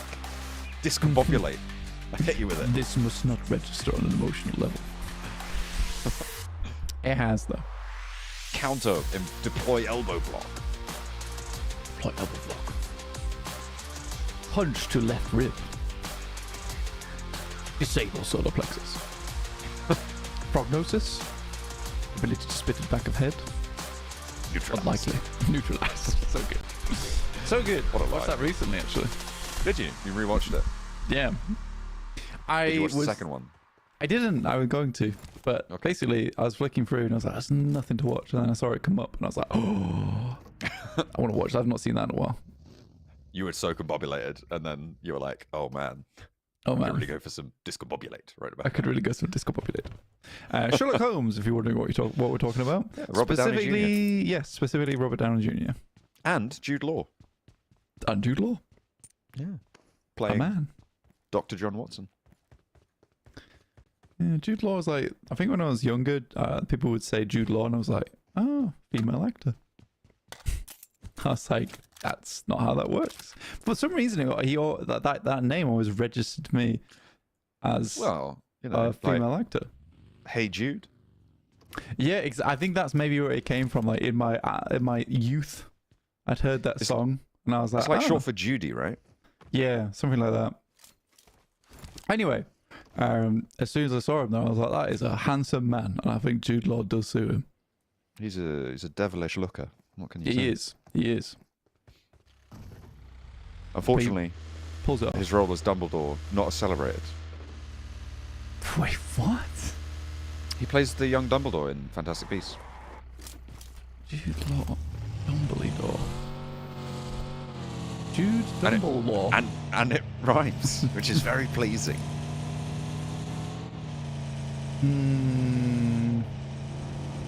How are you feeling about that? I feel like I've upset you by pointing out that he did work. No, I actually like it. I don't know what people are upset about that. It's less about him. He's quite good, but more about the script. And, Okay. yeah. Yeah, I think he looks like he pulls off a mean Dumbledore. Yeah, I think he's got the vibe. He's a little bit more active. People are slightly critical of the wardrobe choices that they went for him. No. In I general, think you have to be like an old wizard before you can start pulling off like the robes and stuff, though, right? see, this is the thing. He's already not a young wizard in this story. Yeah, he's like a middle-aged wizard. I don't think he's robes wizard ready though. The issue is he's like 5 years apart from when he goes to see Tom Riddle in the orphanage. At this point in the story, or like not like 5 years, but like he's like quite close. Right, I see. So he's already like well into that transition phase, you know. Well, maybe that's when he picked up the rope. To old codger. He's been described as being about 150 during the events of the main storyline of Harry Potter. However, there was people did some calculations and decided that he is, I think, like 110 during the stories. No, that's rubbish. But his vibe is like 150, you know. That sucks. I feel like he should be older. Yeah. Well, there you go. Anyway, Dumbledore. that's a deep dive into the Jude Law of Dumbledore. Jude Dumbledore. No. Wrong. Yes. Very good. Enjoy. Yeah. We should probably talk about the game though. So It's been quite quiet. Nothing's happened, to be fair. It has been quite You quiet. haven't It's been missed quite anything. a kind circle. Los Leones is a centerpiece on this circle, which I think is probably the most important part of this. So the hills to the north of Los Leones are going to be fairly treacherous into Stage 2. But Stage 2 is the largest percentage shrink on the circle that we're going to see.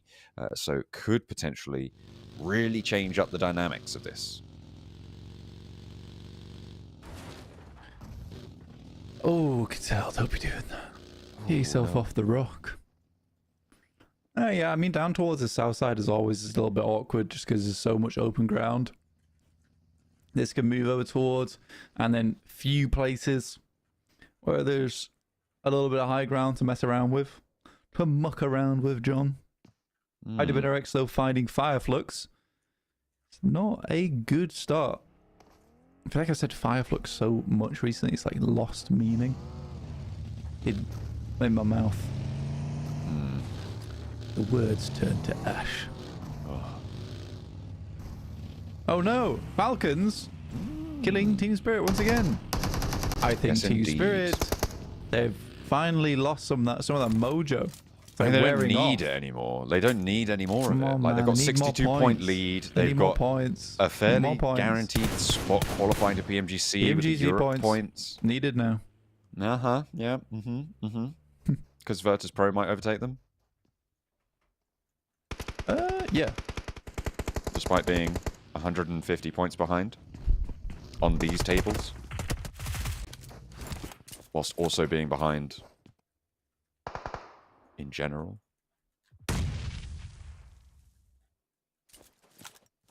I think that's a bad time. I don't think they're going to make it work. Twisted Mind taking nades from Zeus on the southeast side. The circle will be coming in about 15 to 20 seconds.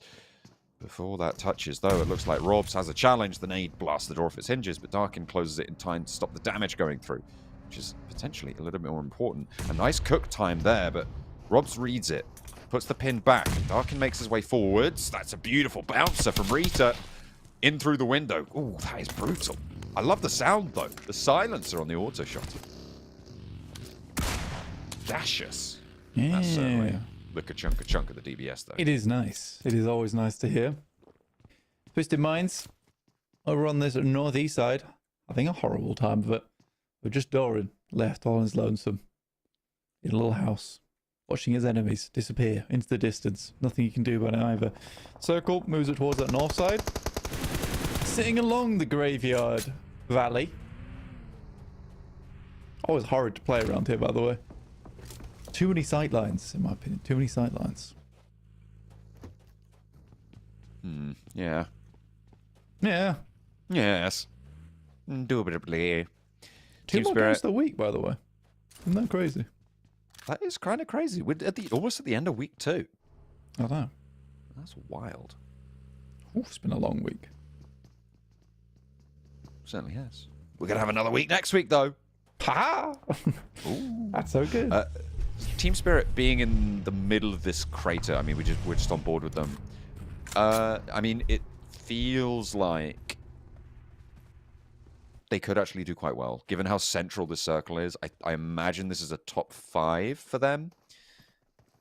But beyond that, I don't know how well they're going to be able to move out of the buildings in the middle of the circle. In general, the teams playing around the ridge lines will just keep you in there, locked in, and there's no real way out. It's just a question of how long can you survive and how many points can you extract from the teams peeking you. Yeah. So, again, it's always very tough playing on this side of the map, in my opinion. I think Team Spirit as 3 place themselves in as best of a spot as possible to ensure their safety for a few more circles yet, because they don't really want to make too many more rotates in that time. But they are at the mercy of the circle. That's exactly what they are. They're at the mercy of the circle, John. IWNRX underneath Levendita, and first product to make a hard rotate over towards that eastern side, actually forming up on the ridge side that sits towards the east of Ministerialis.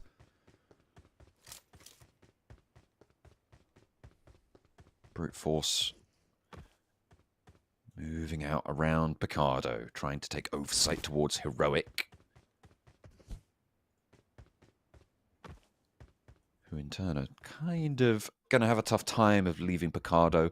But again, it's this circle decision, because of course it could just slap straight onto Picardo and go for a third for 3 of these urban environment finishes. But going over to Team Spirit and towards Falcons as well. On that west ridgeline around the crater, there's a lot of plateaus, but there's also a lot of capability for teams to get in and amongst it, to sneak their way through.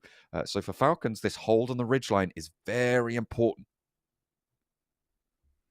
Very, very important. For Team Spirit, though, incredible. I mean, they're very happy with this. Falcons off towards their west side, though. I actually really like that ridge side that they are playing, though. It does take a little bit of finesse to hold on to versus some of the other squads inside the circle. I mean, I'd like to see Heroic make a move out from Picardo and actually head down towards the southeast and try and wrestle it off them. But we'll see, as there is still 16 teams in the lobby, and that could get messy very quickly in terms of third-party potential. It's going to be difficult to make your way through, I think, on this western side. And this ridge line, this ridge on the crater takes up a lot of the space in this circle, Blank. I would say probably a good 20% of this circle is inside the crater. And at the moment, only Team Spirit can take up residence there. It isolates a lot of these positions. The rest of it, of course, also an element there is Picardo, which takes probably another 10% of the circle. So you're looking at over a quarter of the circle kind of isolated and unplayable at this stage. Los Leones as well has a little bit in there. Teams are going to suffer as the positions become very, very limited. Yeah, for a lot of teams, that's going to be the case. With this circle starts to group back up again. This is one of the few areas on the map where it is really difficult to play, but it does isolate a lot of fights to themselves, considering the way that we have the land push up and down, undulate a little bit. The topography definitely lends itself to isolating engagements. Vibes, though, the prediction, John, you're getting beaten down. Ooh, I don't think I predicted vibes. I'm pretty sure I didn't do that. Didn't happen. As you say, sir. As you say. Yes. Pretty sure I predicted the winner on this one, actually. That's so right. Whoever That's wins, true. that's who I predicted. Absolutely. I use my powers of retcon. Wow. Yeah. Those some crazy Made over. powers. Big bang. Second. Good bounce. Oh, gonna be that's needed, though. depressing. The vehicle goes up in flames, and with it, vibes. Just Weiss remains. Very, very sad. What are Power doing? What is your prediction doing? They're on the south side. What was my They're prediction doing? All doing? right. Yeah, they'll do Better than Weiss. I mean, again, this is a complete stab in the dark at the start of the game, so I'm taking no credit for the fact that they're still in the game right now. Yeah, well. Stab in the dark sometimes can hit cheese. That's what I'm looking for, by the way, when I stab in the dark. I guess. But agree. Oh, I stabbed some brie. That's awesome. I'll have that for how myself. can you tell? It's soft. Soft, yeah. Uh-oh. It's a nighttime raclette. Oh, God. That's messy. Got to be careful there. It's melty. That's horribly messy. It's hot as well. You can't burn yourself. Well, you can. Honestly, you shouldn't. Some raclettes are awesome. Some of them, I think they use the wrong cheese. I mean, raclette. Yeah, you definitely need the right sort of cheese. It's cheese diff a lot of the time. Yeah. Pretty sure that is just... Let me... I like this. Sometimes the show becomes... Yeah. Podcast. From Dumbledore to Gorgonzola. Virtus Pro try and discombobulate over the top of the ridgeline. And that was a real rise up and over. Virtus Pro just completely claim that ridgeline. 3 of them just go wham. Take everyone down and go, right, we're done. Back. Very coordinated. Looked clean for Virtus Pro. I did. I'll just send you something. Have you? Yeah. Is it raclette? Yes. It's raclette. Oh, yeah. Oh, yes. The best part of this, on the website, this is a grill, but it comes with the raclette. You get the cheese as well. You get the cheese as well. Oh, my God. Yeah. You buy the grill and get some cheese. I was like, that's crazy. How much is it? Like 90 quid. Quite expensive, actually. Okay. What sort of cheese? Peak raclette. Peak raclette. That's all it says. Hey, yo, man, this is some peak raclette. What does it say? Non, ne chauffe pas, même à fond, très étonnant. Déçu. Bless you. Pretty sure the last bit is incorrect. Oh, yeah. You nailed it. Does not heat up even thoroughly. Very and too slow. Disappointed. Uh-oh. The reviews are bad. Consumer watchdogs. Get on that. Déçu. Yeah, I was correct. Cool. Yeah. I was like, this sounds a lot like Desu from Japanese. Is that my wrong?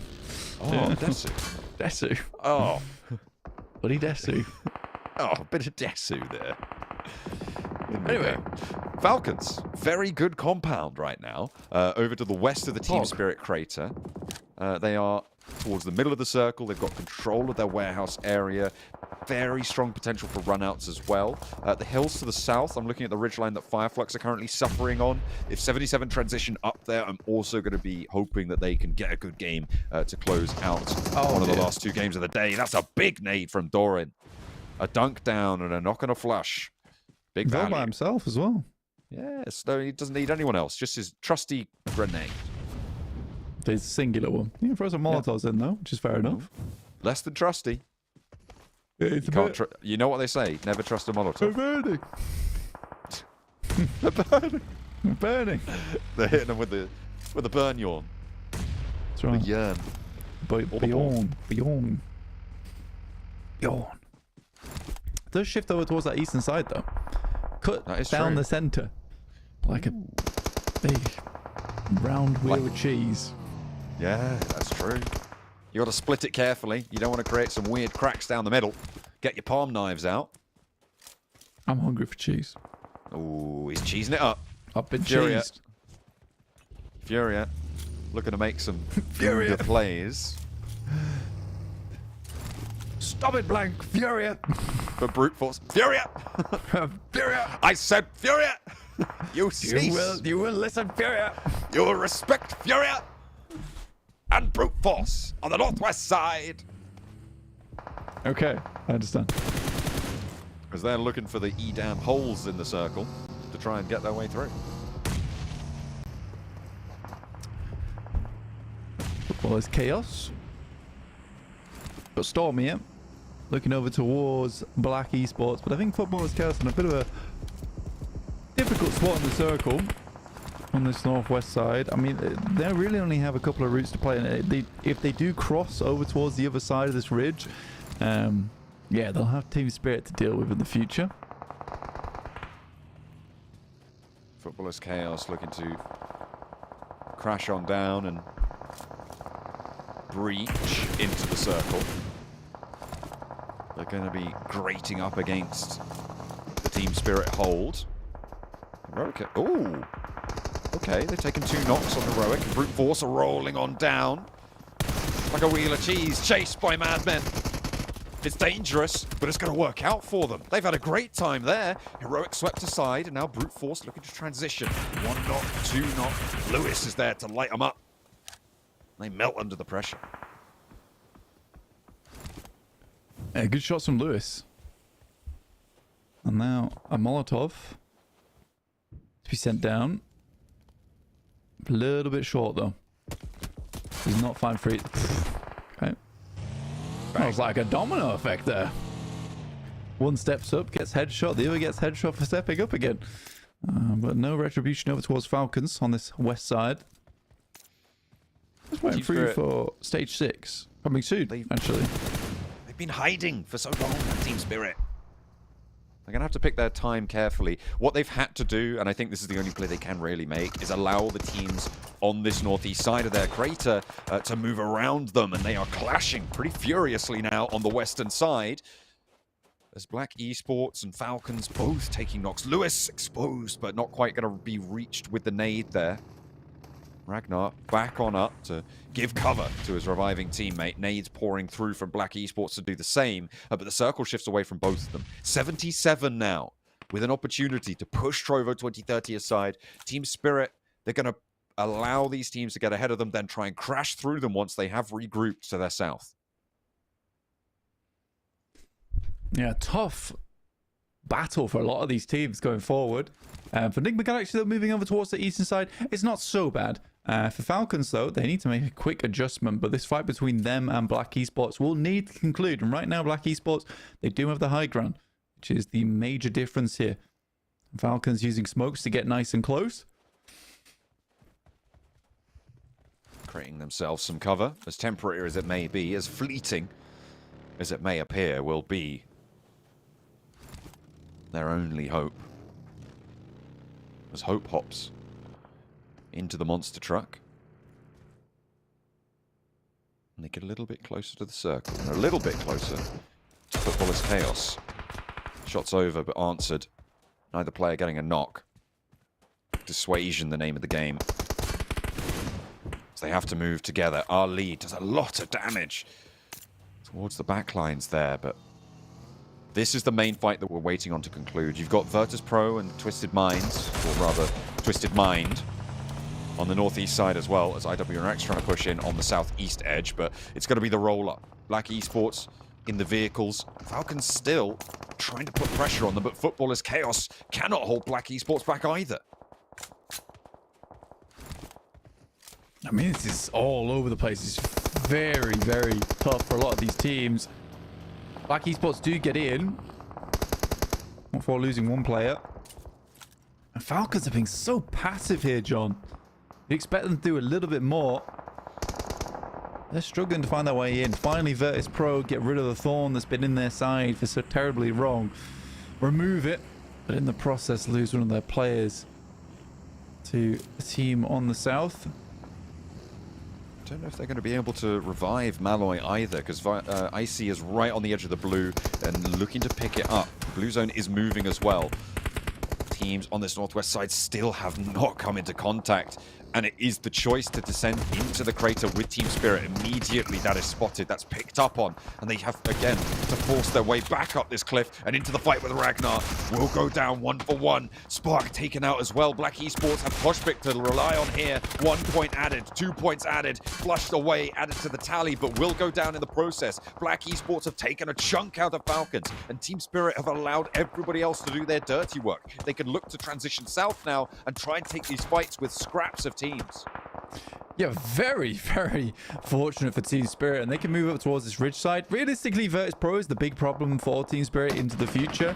77, though, at 4 players and on the streak that they've been on today, potentially looking for a large game here on Miramar. 5 eliminations thus far.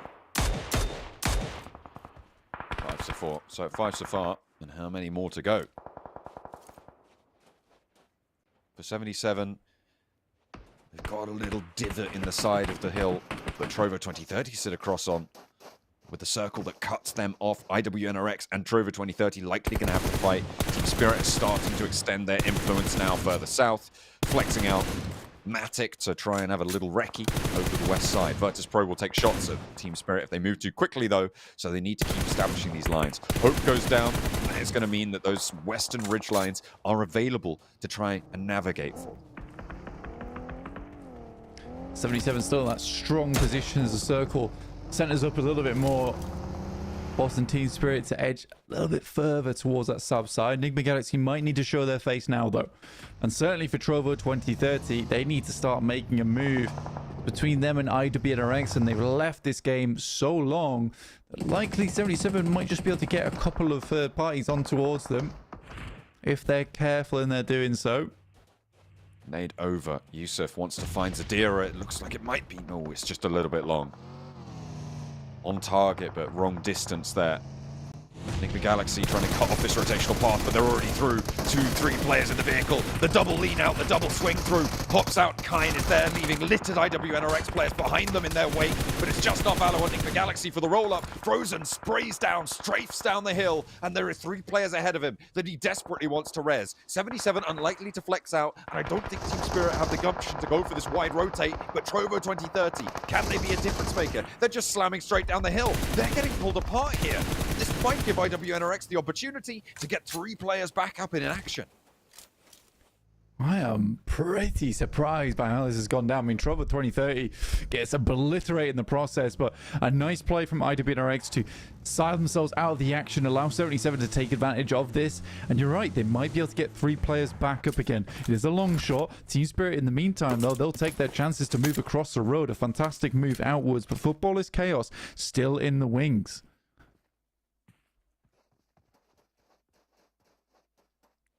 Team Spirit. Across the road.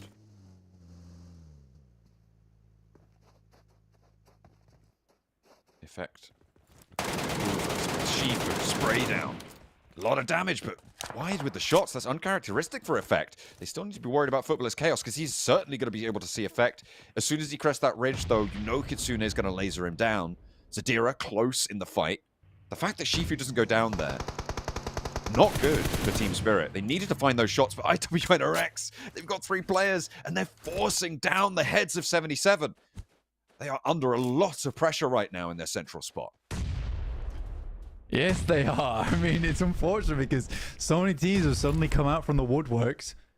I don't think 77 expected this kind of force coming through. They weren't able to quite quickly finish off IWNRX, and if they had, this might have been a different story, being able to set up versus Team Spirit. But again, Team Spirit are not a team to let these small moments go unnoticed as they send immediately across the road. Look now to pressure down to the last 4. Footballers Chaos keeping their heads very out of the action here. Nade for Kine. Over to Zadira. That looks pretty good. Oh no, it's just a little bit long. Again, they're dribbling past the 77 perimeter and sinking into the quarry. Finally, one bursts right on top of Zadira. Immediately goes for that first aid. And Frozen's nade not going to capitalize. The center of the circle right now, I think, is in control of Team Spirit. But have they spotted Falcons? Do they know? Effect with another chance over towards Shifu, but again whiffs the spray. You cannot be missing these. Not that much. Falconist is spotted by Kitsune, and Team Spirit do now have a line. But Effect just continually whiffing these is not good news. It is not good news at all. And I mean, he really does need to hit this. And that gives him the opening. I mean, luckily, this is a sandwich situation between them and 77, so it would end up in a 3v3 between them and IWNRX. The issue right now is that peeking up into 77 for IWNRX puts them squarely silhouetted against the sightlines of Team Spirit, and the same way the other way around, which means that that's what's keeping 77 safe right now. The fight between the other two teams, unless these nades connect, is going to have to pop off first, because they can't peek down fully. It's a smart move from Team Spirit, though, to move out in a line, as they're closer towards the center of the circle, and they know that these other teams will have to leave. Effect, oh dear me, finally finds at least one of them. They let him stand up for so long here. I think he's as surprised as everyone else. MK14 in the hands, though. Yeah, very well played from Team Spirit. They know the exact angle that they want to come off from here. This is extremely well played. More nades pouring over to IWNRX. Look at that flank coming on through. The zone is pushing in now. It's creating pressure, and 77 are all still alive. Can they marshal their resources? With IWNRX preoccupied, Zedwolf getting some healing done. The first aid will pop, and now he has to go for the fight. There are no two ways about it. Team Spirit trying to hold off with 3, but they have to be worried about that off angle. Zedwolf steps up, Shifu goes down, and Team Spirit now have a 3 versus 3. Unless Shifu gets picked back up, but the zone is pushing in, and there's no time to go for it. Or is there? Zadira wants to keep it back into control. Effect lobbing these nades underarm. These Molotovs are going to burn it away. A flank around the edge from Effect with no possibility of being peeked from the ridge because of that Molotov, but the res is still going through. Kitsune is down as Magnum strikes first. Matic with the answer. Limbo Boom now with the only player in action as the res comes on in. Kitsune not getting res just yet. Matic with the healings. Effect around the edge. 9 bullets left in the chamber. Has to swap for the UMP, but at close range, it's more than enough. 2 players around the edge, and 1 goes down. Limbo Boom with the last hurdle to cross. Shifu on the backup. Goes for the spray on the down player, but Effect has no ammo. No more hopes. He's out in the blue, and it's 77 to rise from in the middle. And through the chaos, they survive. Time and time again, the sprays do not connect for Effect. And 77 pull it back into control. Yeah, it's a really stressful game there for Effect, to be honest with you. He absolutely no more ammo left for Effect. He had 9 bullets on the MK12. MK14, sorry, which is nothing. Send shots back across for him. Wild game. Very, very wild game. Crazy in the end as well. I mean, it felt like Effect wasn't there a little bit, you know? It wasn't the Effect that we know in that final circle. I wanted more from him. I mean, he had 2 blinding opportunities over towards Shifu, and both times he missed the spray. He wasted so much ammo that in the final circle, he didn't have any left to back it up with. Yeah, it's an unfortunate moment that comes to pass there. And that could have wildly changed the result of that final circle. You're absolutely right, John. But there you go. 77 found themselves the chicken dinner. Wonderfully done as well. Yeah, that was really well held. And the fact that 77 took a knock as well from IWNRX and potentially were more focused over that angle, and Team Spirit couldn't take that opportunity away from them. I mean, that was phenomenal stuff. 77, 11 eliminations. Very happy with that. But Team Spirit still post a very good match with 15 points on the cards. IWNRX as well. Again, finding 12 on this time around. Yeah, for 12 elims total, or 12 points total for IWNRX. Slowly working their way up the tables, but Brute Force is never far behind on 7 points of their own. But it's 77 to come away with the most points. But Team Spirit, again, still putting up big numbers at 15 points total. And not much to be said about the rest of the page, obviously. Yeah, that's fair. Thanks. Heroic, not doing well this time around, unfortunately. But their defense of second place most likely going to maintain its course as we go into our final match. Shifu, most eliminations for 77. Effect got the highest damage, but unfortunately, not many of them translated into knocks. Certainly not in that final circle. Yeah, again, I mean, it is good damage, though, regardless what happens. Ralph was able to get himself the longest elimination. But yeah, excited for our next game here over on Miramar. There's our top damage dealers, 2. Wow. Hey, team spirit. They are just going to eke out that damage lead with their 9 eliminations that they got. I really liked, well, they were on 3 players, but even so, I really liked their decision to hold quite a while in that compound down in the bottom of the crater, because, you know, trying to leave it early, you're just going to get shut down. And then the flex out, I think, was at the perfect time, because you had maybe 2 or 3 other circle pops where you could have potentially decided to make that move, but I think they chose the perfect one in order to go down south and take control of those ridge lines. That's for sure. I think that it was a smart decision, smart timing. It almost did go pear-shaped, but it didn't quite. In the meantime, though, we'll head towards a little break and be back for our final game of week 2. Don't miss out.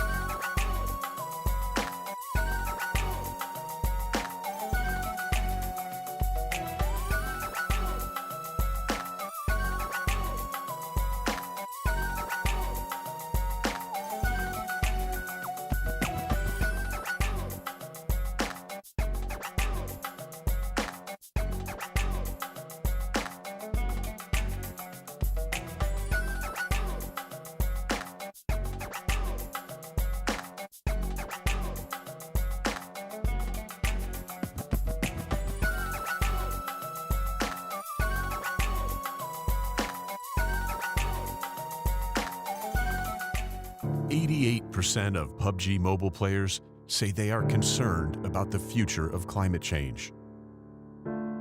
This shows a need for us to help make change.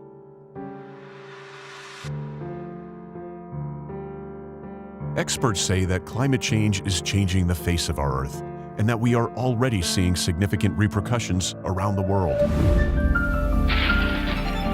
Superstorms, mega floods, melting of the Antarctic ice sheet, increased wildfires, severe droughts.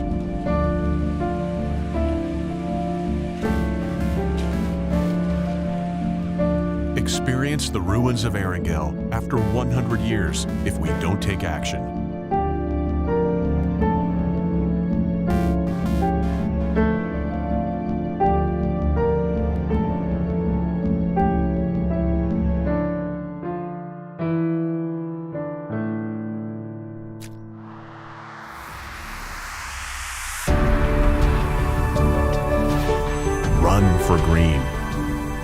We will convert the energy of PUBG mobile players running in-game into real-life green power. PUBG Mobile will join hands with hundreds of millions of players to implement offline protection plans around the world to help safeguard the future of our planet. Help protect the world today. Every step in PUBG Mobile will support real-world projects. Play for green, together for Earth.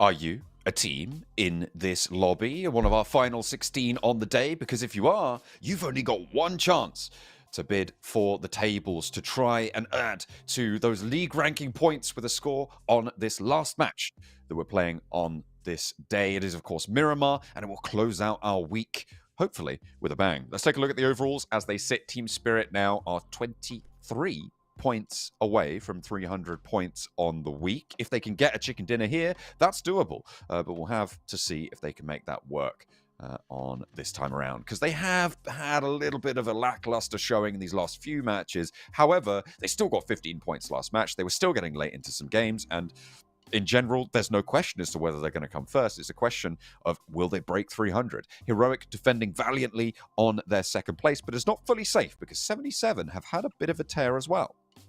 Yes, they have. 186 actually managed to clamber their way back up again. So for Heroic, they'd need to have a bad game, and 77 would need to get one more good game here, which is not out of the question for that team at all. It's really not. So I'm excited to see what 77 can get done. This final Miramar of the day would mean sort of a back-to-back or a second with a lot of eliminations for 77, but by all means, that is possible. That is possible. Definitely is. Zeus on the 16th place right there, and just about defending top 16 places. Guild guaranteed to be last. Footballers Chaos and Falcons both ahead of them now, fairly convincingly, I think it's safe to say. Black Esports with a little bit of a gap between 17th and 18th, and just on the boundary of being able to jump up. Falcons would need another chicken dinner to make that one work. It's interesting that we're seeing even this far down the tables, Blank, teams with chicken dinners. I mean, even Zeus with 2 in 16th place. Yeah, I know. It is surprising. 2 chicken dinners, yet not really that high on the tables. And here they are on your screen right now, checking out their forearm muscles, apparently. Oh, yeah. Got to make sure that you're ready, prepped. Oh, yes, twisted mass. Whoa. Rob's trying to flex, felt like flex he the merch. didn't even want to be there. Felt like he was flexing the merch, but he was also like, don't look at me. Don't look at That me. was a contractual obligation point right there. He was like, I've got to do this, but I'm not happy about it. But don't look at me. Oh, don't look at me. No, I'm hideous. Oh no. He's a monster, just like Monster Energy. Hey. Leash the Beast with www.monsterenergy.com/gamming. That's right, gamming.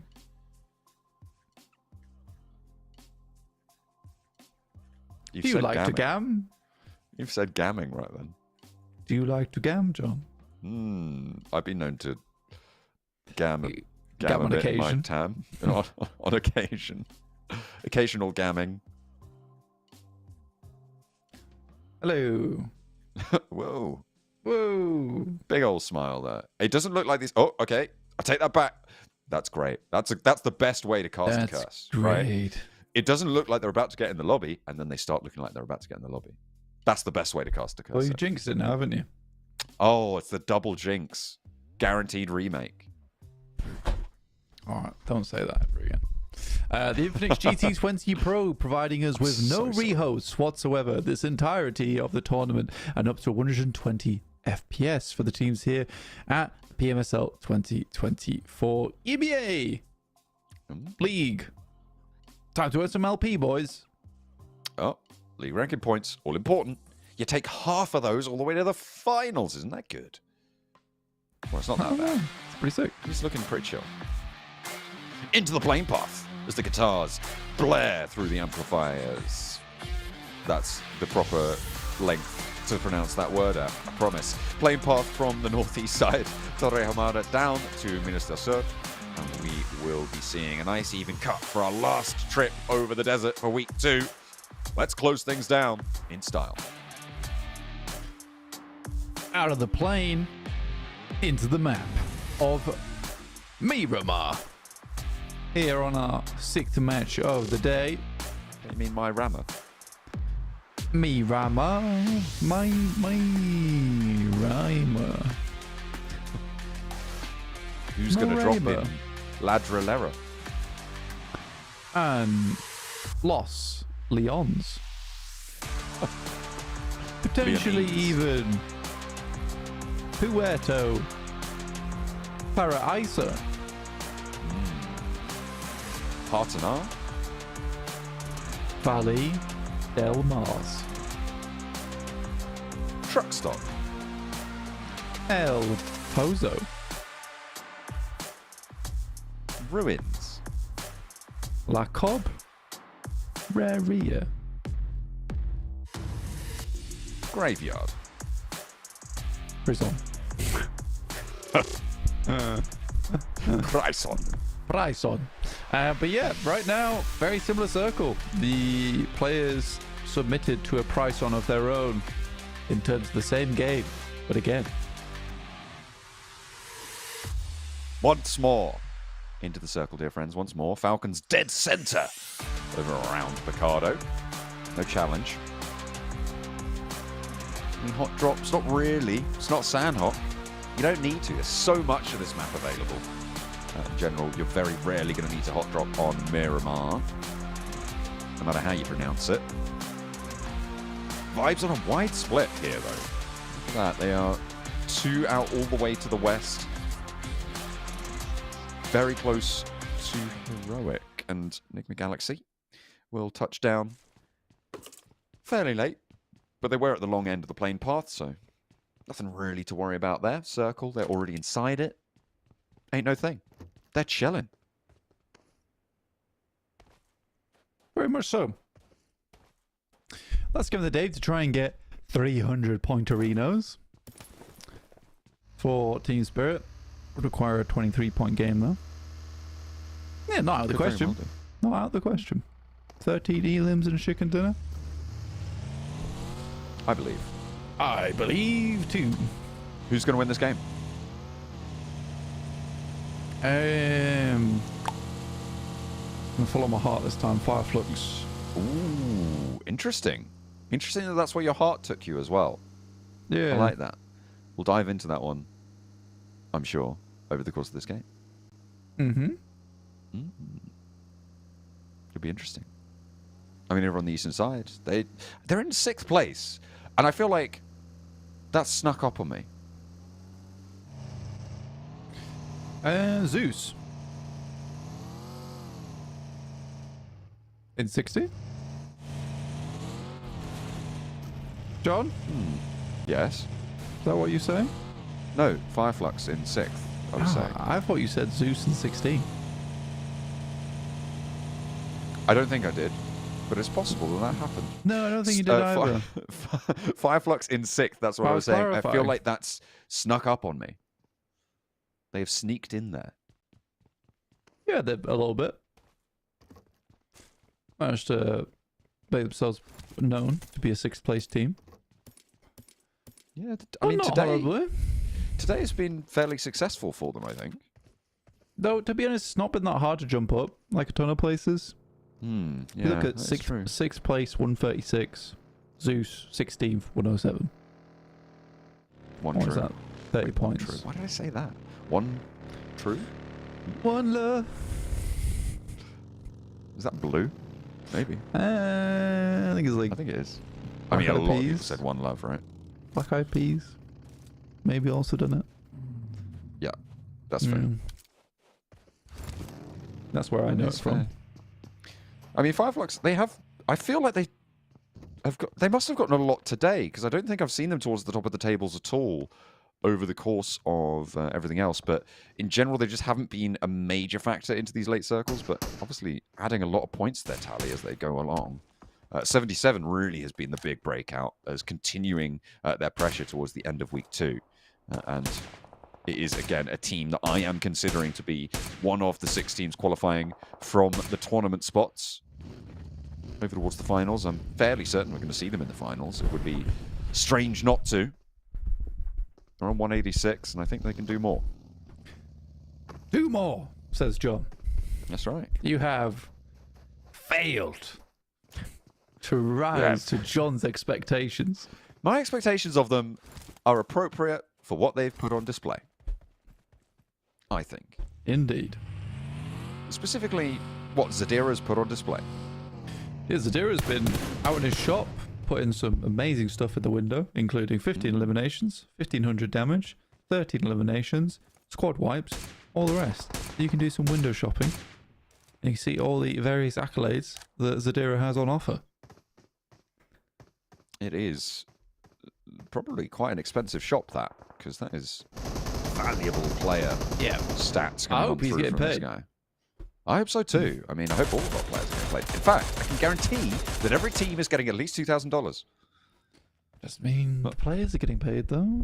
Question. That is mark. true. That depends on individually negotiated contracts between them and their organizations. And I hope all the organizations have done right by their players. Yeah, because I'm going to check. And if you haven't done it, you're in big trouble. With me. I'm going to tell. Yeah, I'll be telling. I'm telling. My mic has a weird thing going on right now.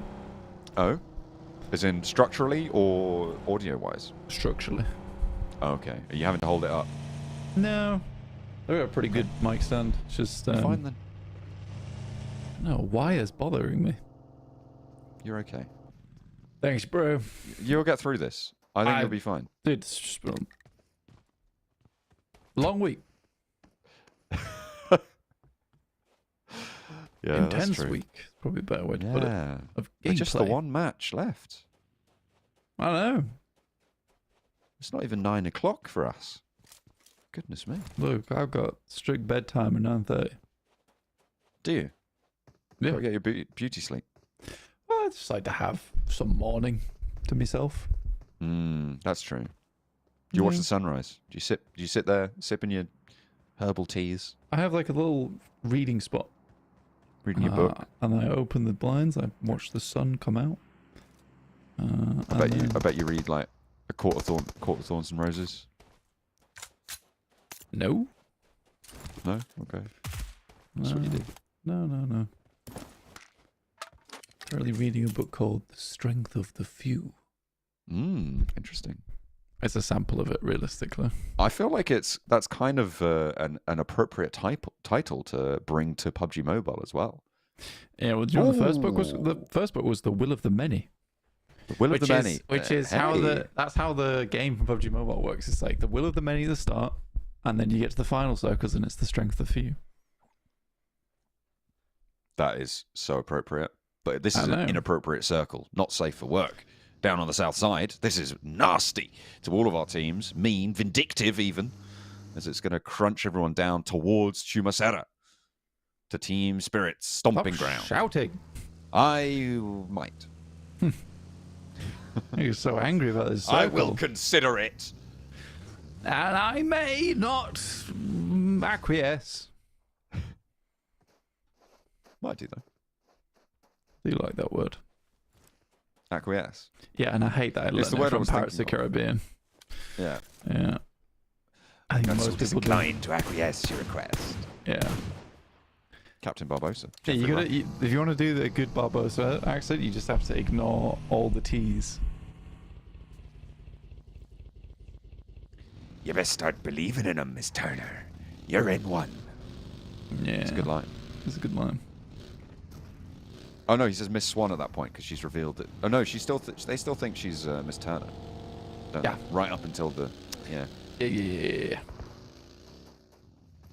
Then she drops like the little medallion. Yeah. Well, we just do movie recaps now and again on the show. How many movies we spoiled for people? Yeah. Sorry, We're gonna if have to that's start happened. figuring out more recent films to spoil because we've been talking a lot about films from ages past, right? Like Harry Potter, like Lord of the Rings, Yeah. that sort of stuff. Back catalogue. Nothing really super modern, you know? It's not like we're like, Tony Stark dies, bro. Bro, what the hell? That's like years ago now. That is actually quite a long time ago. Yeah, what if people haven't caught up with that yet? Don't do that. Then they're going to be aware, you know? I don't know, bro.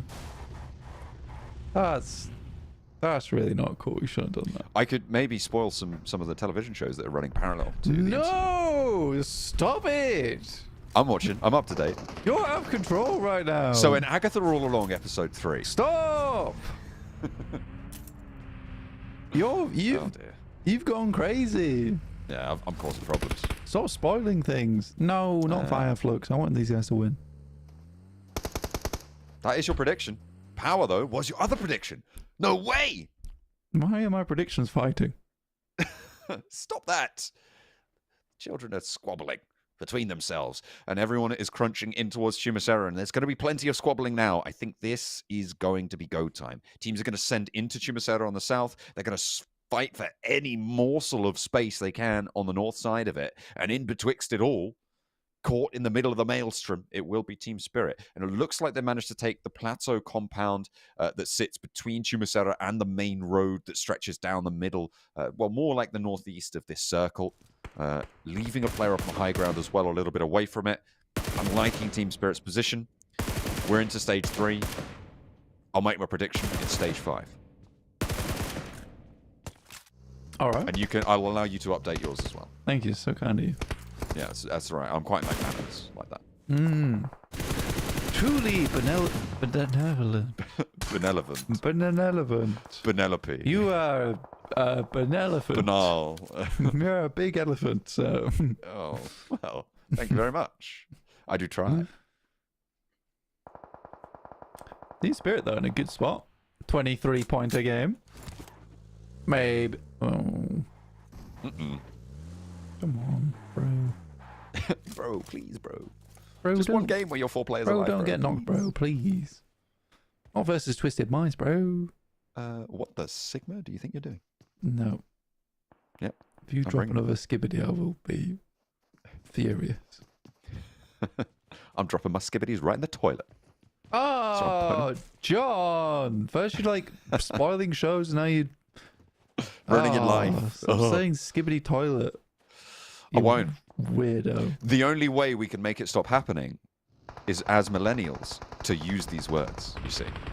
So in fact, I'm doing you a favor. What, are you trying to uncoolify them? Yeah, I keep saying what the Sigma and negative Ohio Yeah, Riz. but then we'll find somewhere else and it will be equally silly. Yeah, but you just got to keep it up.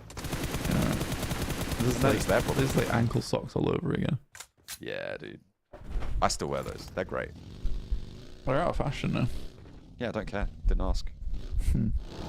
Well, well, well. Look who comes crawling back to the I will do what I want table, huh? No way. No way. I'll capitulate to all modern trends, please. Yeah, off you go. Find yourself Please some don't crew ostracize socks. me for a minor difference between you and I. I'm gonna ostracize you in a minute. That's what I'm gonna do. I don't want to be an ostrich. No. It's like being an ostrich, but you do exercise. Damn. It's like aerobics for ostriches. I feel like it'd be a fast ostrich. actually. A rostricize. How fast of an ostrich do you think you'd be? Oh, like probably top 3. Top 3 in the Top world. 3. There's no Yeah. way, dude. Dude, have you seen my legs? I'm lanky. Yeah, but that doesn't make you a fast ostrich. Yes, it does. Are you saying that I'd be a fat ostrich? No, what? This has nothing to do with you. You could be top 5. I'm like a oak tree. Yeah. Yeah. I'm not out of shape, but I am quite Growing weirdly. Yeah, that's right. Okay. Gnarled. Gnarled like an ostrich. That is what they say. Gnarly ostriches. You seen their eggs? Big, Massive. bro. So big. They're huge. It's kind of unnecessary. It's kind of showing off, actually. Yeah, it is actually. I've heard it's a delicacy in some places. Yeah, in my belly. But I feel like the bigger the egg, the weirder it is to eat it. Apparently they're That's so weird. apparently they're very, very rich. Like there's a very large yolk Oh really? in the eggs, which means that like just frying it probably not the best idea. But scrambled ostrich eggs, Oh my god. You don't need one egg. Why aren't we doing this? they're incredibly rich. It's like duck eggs, but like more. Oh my god. Yeah, I've only ever had a regular chicken egg in my entire life. Have you? Oh. Yeah. Well, I'm sorry. Have you had This have you had sounds so caviar? judging. Have you ever had caviar or roe? No. Okay, and you have not had other eggs. Heroic, got to roll on up and try and birth a play, but Kevin, fortunately, Oh my not going God. to be able to do so. Yeah, I don't know. We're going with eggs. We're going Yeah, that with was weird, but I'll babies, have it. things like that. Jafar gets across, but oh dear. Jafar, hatching a plan. He's inside. Oh, that's it. That's better than mine. Koa drops down. Just gonna take him for a scramble with the nade. Nice. Whipping out the pan. Nice. Oh, knob of butter in. Nice. Gets cooked. Perfect fry. Damn, first pro. They really poached those plays. Poach the eliminations. Absolutely. Al-Haji.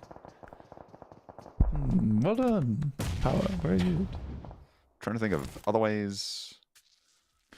Easy over. Oh, hang on a minute. Power, take 2 knocks, but you have to break a few eggs to make an omelette. Ooh, yeah, true. That's unreal. What's it called? Like the thing that the Japanese do with the egg? Like half make an omelette and then they like cut it down the middle and then it's all uncooked. Oh, I don't know. It's yeah, it's like just uncooked eggs. You've uncooked them eggs, haven't you? Yo, can you cook the rest of the eggs, please? Excuse me. You got you got a blowtorch? I'll just cook them here. That if I had any kind of magic, it would be to uncook food. That would be the most annoying Why? thing to deal with. Just like, oh man, like you come home, long day at work, like you just, you're tired, you're like, oh, just gotta bang some fish fingers in the oven, Yeah. like, whatever. I'm And then out, you I'm take out him the out, window. there's blank, and he's giggling, and you're like, "What are you doing?" And he's like, "Hoo-hoo-hoo." I've And uncooked then your you sit food. down with your plate, you've got your cup of tea, you know, you're all settled in, and then blank's just like, "Boing," and then you're like, "Wait a minute, my Your fish fingers are frozen. uncooked. They're Yeah. cold. They're frozen. They're frosty on the plate. Yeah. Oh, this is a nightmare." And blank's just skedaddling off there, Yeah, imagine you Just just like- see I'm just in the windows Like an of diners. impish- Yeah. like an impish terror. Yeah, that's what I'd be. I'd be like a food imp. A food imp. Yeah, Certainly not a food imp rover. that's right.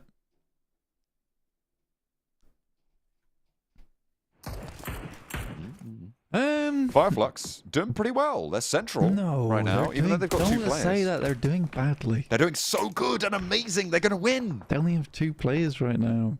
Power's about to crash them now that you said that. Why would you do this? Well, so it would seem. Football is chaos coming in from the east. And one of the players flushed at least. It's all of the similar names we're seeing in a lot of these endgames for the moment. Yeah, By it's the way, interesting, 77 especially- died. So did Heroic though. Bad news, but good news. Certainly Yeah. some news. I mean, that's second and third place locked. We missed that because I think we're talking about uncooking food. Your fair enough. impish tendencies. Koa, spray down over the bonnet. I don't think that's quite impish. That's more demonic. Taking down Frozen like that. Goodness me. Turning him into a fish finger. Back to the freezer with you. Open the drawer. Slide him in. Nades getting slid to the back lines of IWNRX as well by Koa. Head chef on Virtus Pro right now. Point man for the hold. He's cooking up something awful, however. Virtus Pro finding the back lines in turn of Virtus Pro because Icy is down on the roll-up. Nade over the top, not going to connect the back lines. Malloy low. Another knock over towards Fishgate, and in comes Team Spirit to try and put the crunch on this fight, but Koa's not going down without one. We'll be able to get a little bit of healing in, does get knocked, and there's Matic to open the cannons, and Team Spirit crack the can of whoop-ass. Damn. How'd they do? That is Bang. actually a lovely nade. It's pretty. He literally pulled back the top of the can. But in this case, it was a pin out of the nade. Bit Big can-do tenuous. attitude. Bit tenuous, but you know, it works. Yeah, okay. I'll allow it. Thanks. It's okay. Really appreciate that. I've got your back, dude. Whoa, Swain! 1, 2 over the top. And there's a turn back with a third. Nomi able to get another point. 6 eliminations for Team Spirit. Remember, if they want to break that 300-point barrier, it's got to get up to 23 points this match. But there's the shots. Finally, a knock scene for Team Twisted Minds. Nomi down behind the buggy. Kitsune decides not to take shots. Finally steps up with the spray down. Going to suppress the ridgeline, but feels like they're completely unfazed by it. Effect, low HP. The nade's not quite finding it. Another smoke to Bloom. That one, again, just off target. Effect is still low, though. Any nade that tags damage will do something, but Kitsune just can't find it. Yeah, I mean, for Twisted Minds, they've made such a raucous amount of noise that they've got players coming in from the side here. It's Enigma Galaxy trying to challenge off there. I mean, for Team Spirit, they really just need to back it up. They just need to back it up a little bit. I think they forgot that they were playing in open territory for a second there. And they were delayed by the fact that they found a dangerous little member of IWNRX out in the open. Interesting circle, though. Fireflux and Power both basically doing nothing. They've resigned themselves to that they'll be in this location on the east side for a long while. A big divide in this lobby right now based on that ridgeline, that higher ground, the compound fight out to the west. As Team Spirit try and claim their home territory of Chumacera on the north flank. They're up to 8 eliminations, so they've let plenty of teams know about it. Twisted Minds in the crunch, but they find a knock over towards Enigma Galaxy, an opening to flee out the back. They've already taken one down, and they have got the flush there as well. However, there's still 2 more players to worry about, and you cannot really freely take this fight over towards Team Spirit without dealing with Enigma Galaxy first. Yeah, again, for Twisted Minds, they revealed their location as well. So, honestly, placing their hands down on the table, the cards faced up before Team Spirit even made a bet here. Lord, nade over, does take damage. They know Robs should be behind this vehicle. I think they've spotted it, but he's biding his time. Unfortunately, does not have a nade, otherwise it would have been at Nomi's feet very, very quickly there. Breaks forwards. He hears these steps back and immediately takes control of this high ground. Wants to peek up, go for the spray effect. Ready to receive Nomi in the off angle, leaving one all the way at the back as well. You've still got Kitsune up on the high ground, but with the UMP sprays, he's not been able to connect so far. Just about dodges the knock for effect, and a nade to be cooked in the answer for Nomi. There it goes, right to the back. Robs is low, and it's again the back off on the front for this fight as Nomi swings around with the DBS, causing panic, but not much else. Keeps going down. Enigma Galaxy. This Team Spirit certainly are making a bit of a cacophony over towards this eastern side of the 8 eliminations. Remember, 13 elims and a chicken dinner. 300 points seen for themselves. Falcons getting held out by the guys on Zeus, and not likely to make it too much further into this game, I would not imagine, John. Ali, really the last to stand here for Falcons. Aaron with a nade, getting cooked on up, trying to get the res on the front, but that nade looks pretty good. The dribble over the top does tag damage, but not quite far enough. Another to follow it up. Surely one of these connects. That looks good. Bang! Falcons out. Zeus stay alive with 4 playing along the roadside. They actually have a decent shot at this one as we hop back over to the southwest engagement. Twisted Minds still caught in a pincer, and finally Kitsune, he's found a sniper. It's the K9 barking loud over the dunes of Miramar, and Matic rolls in to convert. Pretty funny, actually. He's just like, well, it's not working with the M4. I will use the sniper rifle instead, and gets a lovely shot. And Team Spirit will head up to 10 eliminations now as they clean up the rest of Twisted Minds that Enigma Galaxy were unable to find here. But it is Zeus heading down towards the south side, poking their heads in as you head towards stage 7, I believe. What Team Spirit are going to want to do is clear out this western side as best they can, then transition downhill to the position just to the north. You can see that path that tracks from the road down towards the southwest. There is a mound that sits in the crook of it, and playing around that is probably the next transition point. You can see Nomi scouting out that way, but they still have Enigma Galaxy to worry about. If they can force Zeus to play along the road against Footballers Chaos, they'll have a better time of it. This compound has been occupied by 3 teams for a long, long time, but Fireflux starting to wane. So are Black Esports. They're only on 1, but Lewis still fighting strong with the DBS. Power, however, want to change that. I mean, it doesn't feel like they do. They're not doing all that much. Finally sending nades in. They've been so quiet, and they have to move as well into open ground and across the road, which is awkward. But luckily, if they can get over towards underneath the ridge that sits just towards the north side of the circle here, potentially they can be safe for a little bit longer. Maybe work their way in. Luckily, they have vehicles to play around with, which is the most important part here, John. Power transitioning, getting away from this compound. They know it's not in. They don't need to fight for it super heavily. Nomi, however, has already transitioned, and this is that mound I was talking about. Their transition over here, all important. Layers damage towards the backlines, but doesn't quite get the knock, and has to fold away. He knows that the rest of Power are moving forwards onto him. The rest of Team Spirit tried to find some openings, and they're more inclined, oh, beg your pardon, goodness me, more inclined to deal with the high ground and go back towards Enigma Galaxy's outpost. They want to take the high ground option to take cover to Nomi. Okay, that's what they're looking for. The sightlines over to Power. Team Spirit, you'll know me, like you said earlier, holding this angle. Power is getting dangerously close, and luckily the rest of Team Spirit decide that it's time to come on in and provide some support as they did cross. And a great nade from Al-Haji finds effect. Immediately he pulls the pin on another, and life just got a whole lot harder. Luckily, Redox. there is Footballers Chaos taking shots that way. Redox is trying to chime in with a third-party position. Al-Haji keeps the pressure, rolling back towards Team Spirit. Spots Kitsune on a long cross here, but can't connect the full spray. Goes low but not down, can heal before he drops, and the rest of Team Spirit are back up. Matic pushing forwards. He needs to secure this res, needs to keep them at bay, but he doesn't have any utility to do it. It's just raw brawn that he's going to have to work with here. Redox is still a thorn in their side as Kitsune hasn't dealt with it yet. He is back up to HP as his effect, and in comes the sweep. Team Spirit know that they need to claim this side of the map in order to have strength to catapult forwards. Al-Haji ready to receive, but it's not going to be enough. Team Spirit descends, and Satan cannot withstand it. Easy's the last to go in. Kitsune's down on the backline, will get flushed, and that's still Redox, but Power are swept aside. Redox now with a down shot. Zeus gonna drop to the roadside as Footballers Chaos lose one, look to lose a second, maybe even the third as they're taking all the way down. Zeus descend with one and leave the three up top. It's a heavily dangerous careen downwards. I mean, full reset for Rita. Look at that level 3 helmet and vest. He is going to be very difficult to get rid of. Yeah, Kitsune gone isn't ideal. Losing your backstop there means that Team Spirit is now in a bit of a difficult scenario. No Meat looks to get away, but they at least have information on where the rest of Zeus is currently. But yeah, Redox is the biggest problem. Every single plan Team Spirit has going forward. Kind of relied on him, on Kitsune being able to deal with Redox, but that just didn't happen. They didn't have many more options. I mean, going for that 3-man push was definitely the right call towards power. Al-Hadji was not ready for it. They'd expended a lot of nades in the compound. Zeus traveling in, actually kind of stacking up. It's just very fortunate for them that Team Spirit don't really have too many nades, but their backline gets spotted, and you can't cross like that in front of Matic.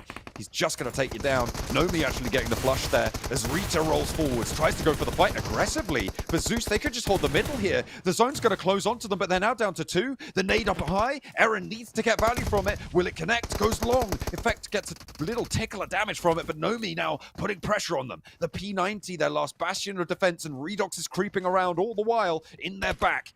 Nomi forwards, drops low beneath this Molotov. Zeus are trying to sequester themselves in a little bit of safety. They can't breach up. Effect will take them down. As the nade cooks. One more in the back pocket as well. Does not connect with the first. Surprisingly, Zeus is not able to weather the tide that comes from atop the ridge here from Team Spirit.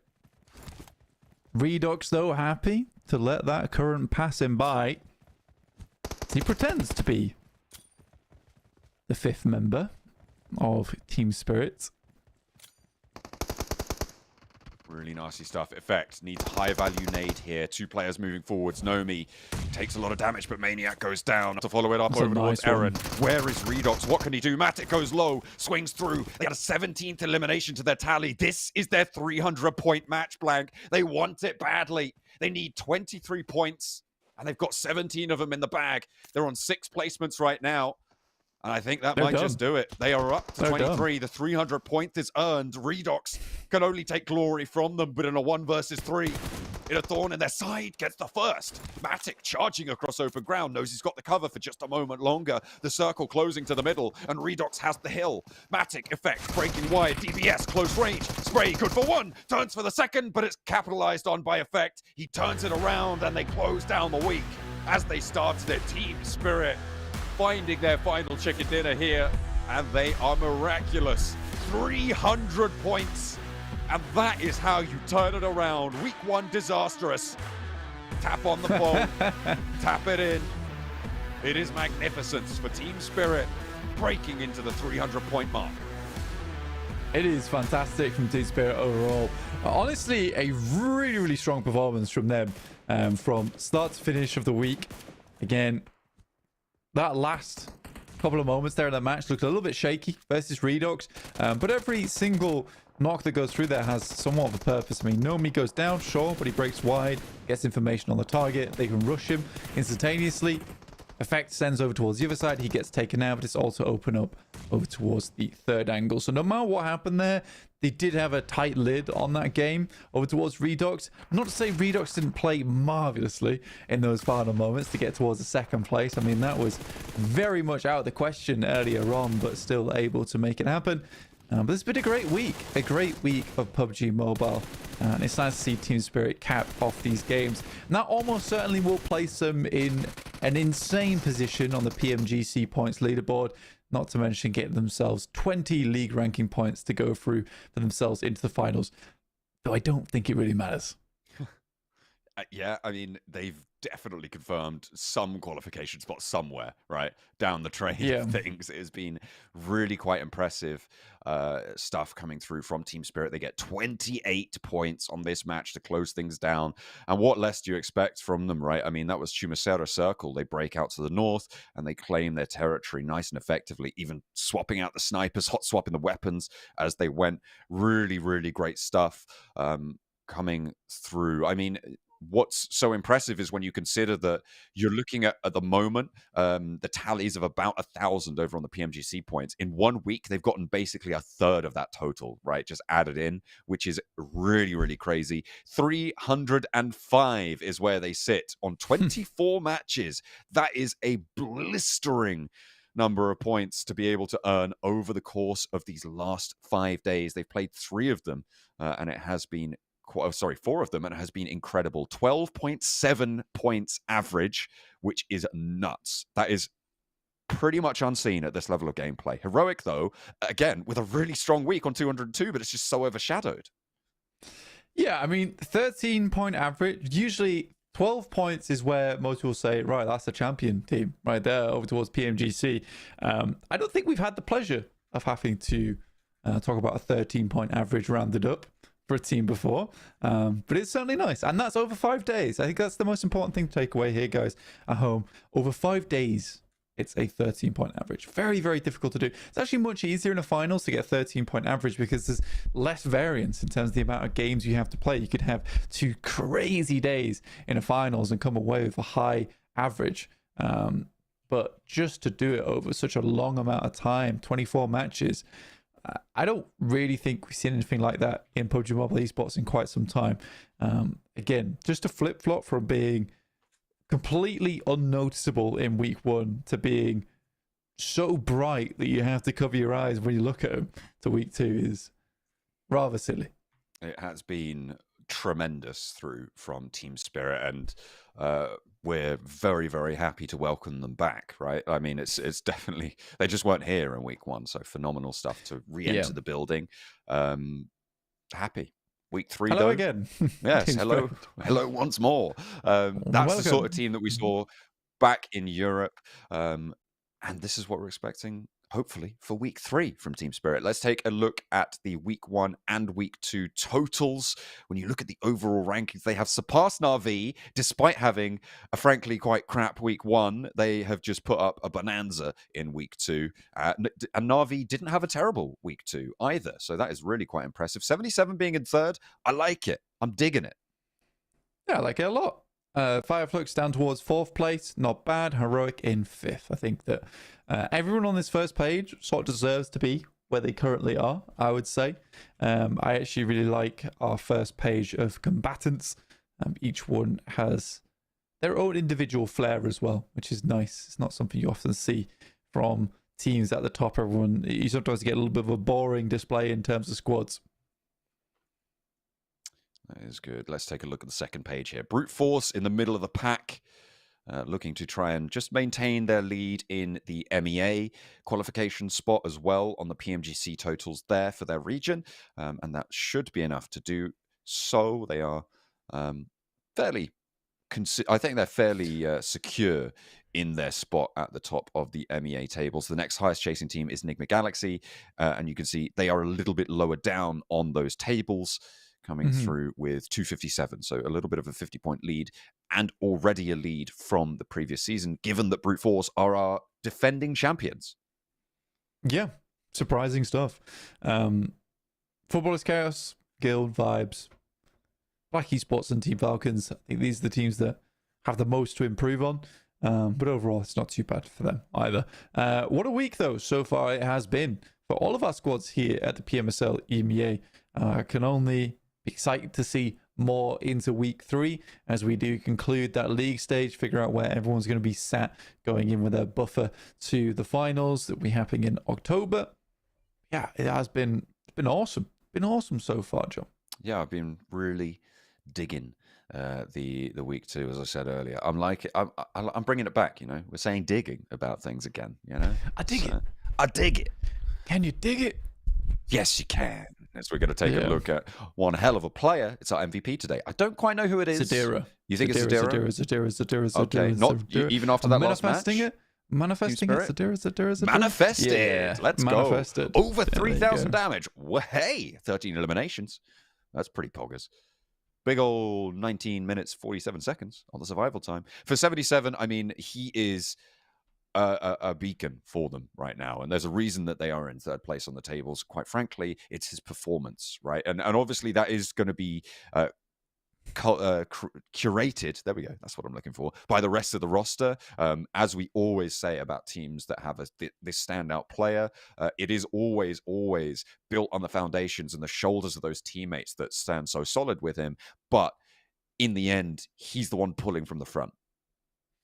Yeah, absolutely. Like a husky in the winter. He's dragging his team onwards. But yeah, he's done fantastically well. I've been very, very happy to see Zadira. And this is Zadira and Kevin, Kevin came second in the MVP rankings.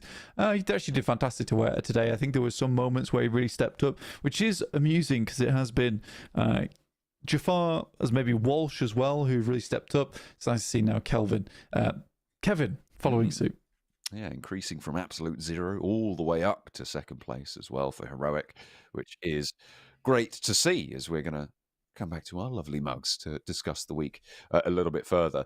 The thing that I am worried about, blank, and this is a big worry, is that Team Spirit, when they've done very, very well in league stages, they get to these finals and then all of a sudden, it's time to forget how to play again. Yeah. That's a reasonable worry, I would say.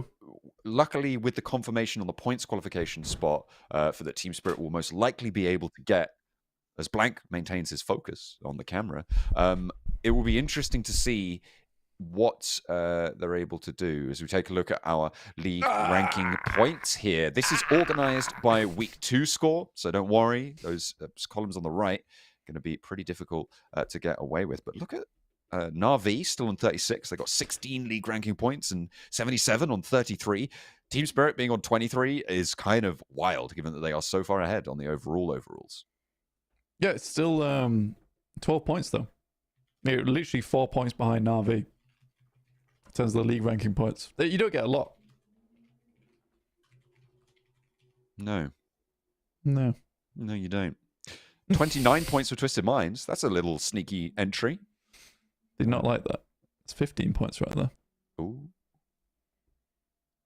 Right where? Can't even see it. It's gone. Oh.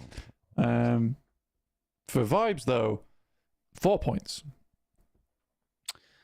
I'm just reading off what they've got. Vibes have 7 points. They have 4 points buffer going into finals. 3.5 rounded up. Oh, I see. Gotcha. Yeah. Okay. Guild with 1 point. 1 point. 1 point for Guild. 1 point. 1 point. 1 point. 1 point. Better than nil point. Yeah. Classic Which result I for actually the think UK. it's impossible to get. Do you think? Yes. Yeah, because even if they only got 1, they've actually been 20 of 2 weeks running. That's bad. Bad. That's not good. good. It's bad, pretty awful. not good. Quite frankly. Yeah. Yeah. Not a good time for these guys. Let's take a look at the PMGC points tables. And remember, there's a little bit of complexity here. Team Spirit, over 1,000 PMGC points right now. But if they qualify from the Europe points first, then the spot will transition down 1 spot for the PMGC points qualifier. There's 1 spot for this table, but there are 3 other parallel tables that are running. Team Spirit currently sat atop the Europe one. Brute Force, who would receive the points table from PMGC points here, already have the MEA spot on lock right now. IWNRX, who were then set to inherit, actually, they've already got the Turkey spot on lock right now, which would mean that it would go all the way down to Virtus Pro for the PMGC points table. So 4 teams on this table going to be locked in for PMGC to the group stages, right? And then after we've gotten rid of those 4 teams, sent them off to PMGC, it's the top 6 teams, excluding those teams, in the finals that get the spot, which is what we're talking about when we say there's loads of teams from this region coming through. Not only that, but Guild get the host country invite. Yeah, it's wild. It's absolutely wild. Best team on the host country. Best team ever. In the host country. God, that's actually crazy. Yeah. I love it. We need to up our PUBG mobile game in the UK. That's what that says. We do. We absolutely do. Yes. Yeah, it's a little bit unfortunate. Very sad. However, sometimes that's the way it be. That's just the way it be sometimes. People don't think it be like it is, but it do. But it do.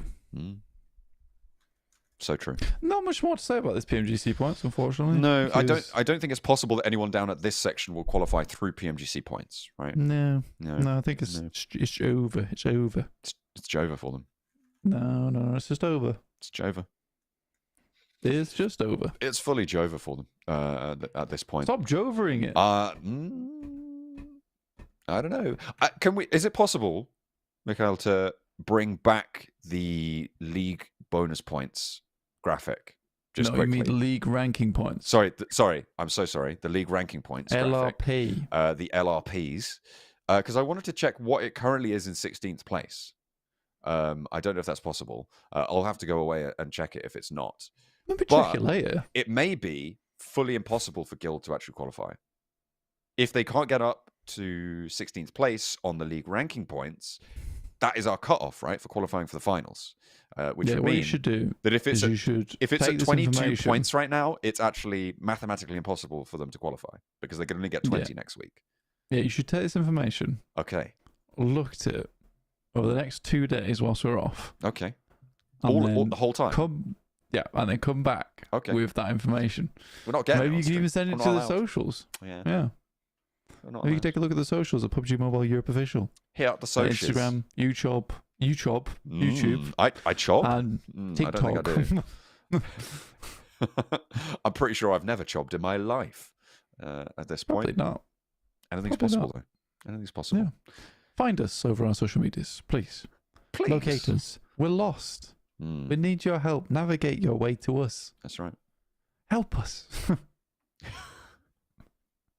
That's not an actual plea for help. I promise. No, Just we're Have a okay. look at our socials. Floop is a madman. Help us, save us. We're gonna be. That's true. We're going to be closing out the show. Good night. I think it's about that time, isn't it? We've gone completely and utterly bonkers here, as did Team Spirit, breaking 300 points in the week. They have been That's what we've been waiting for. absolutely insane, and I'm hoping that they can carry that through to week 3 because we know that they do have ups and downs. It is a roller coaster being a Team Spirit fan, so hopefully they'll be riding high for weeks to come, and we'll see if they can do just that. My name has been John Allen.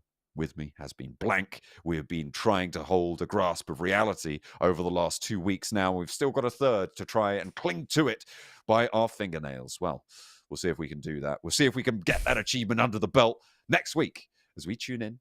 Come back on Wednesday for more PUBG Mobile.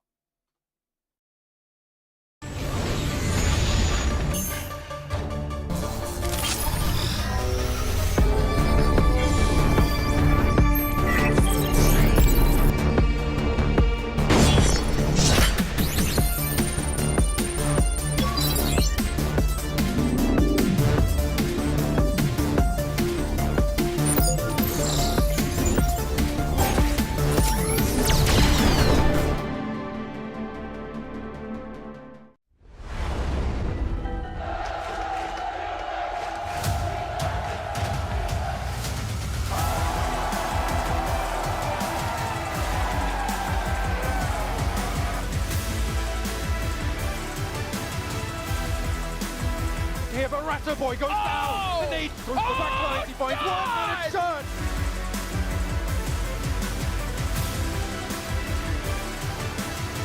There's the response back though. First pickup. Yo! He goes on to do it.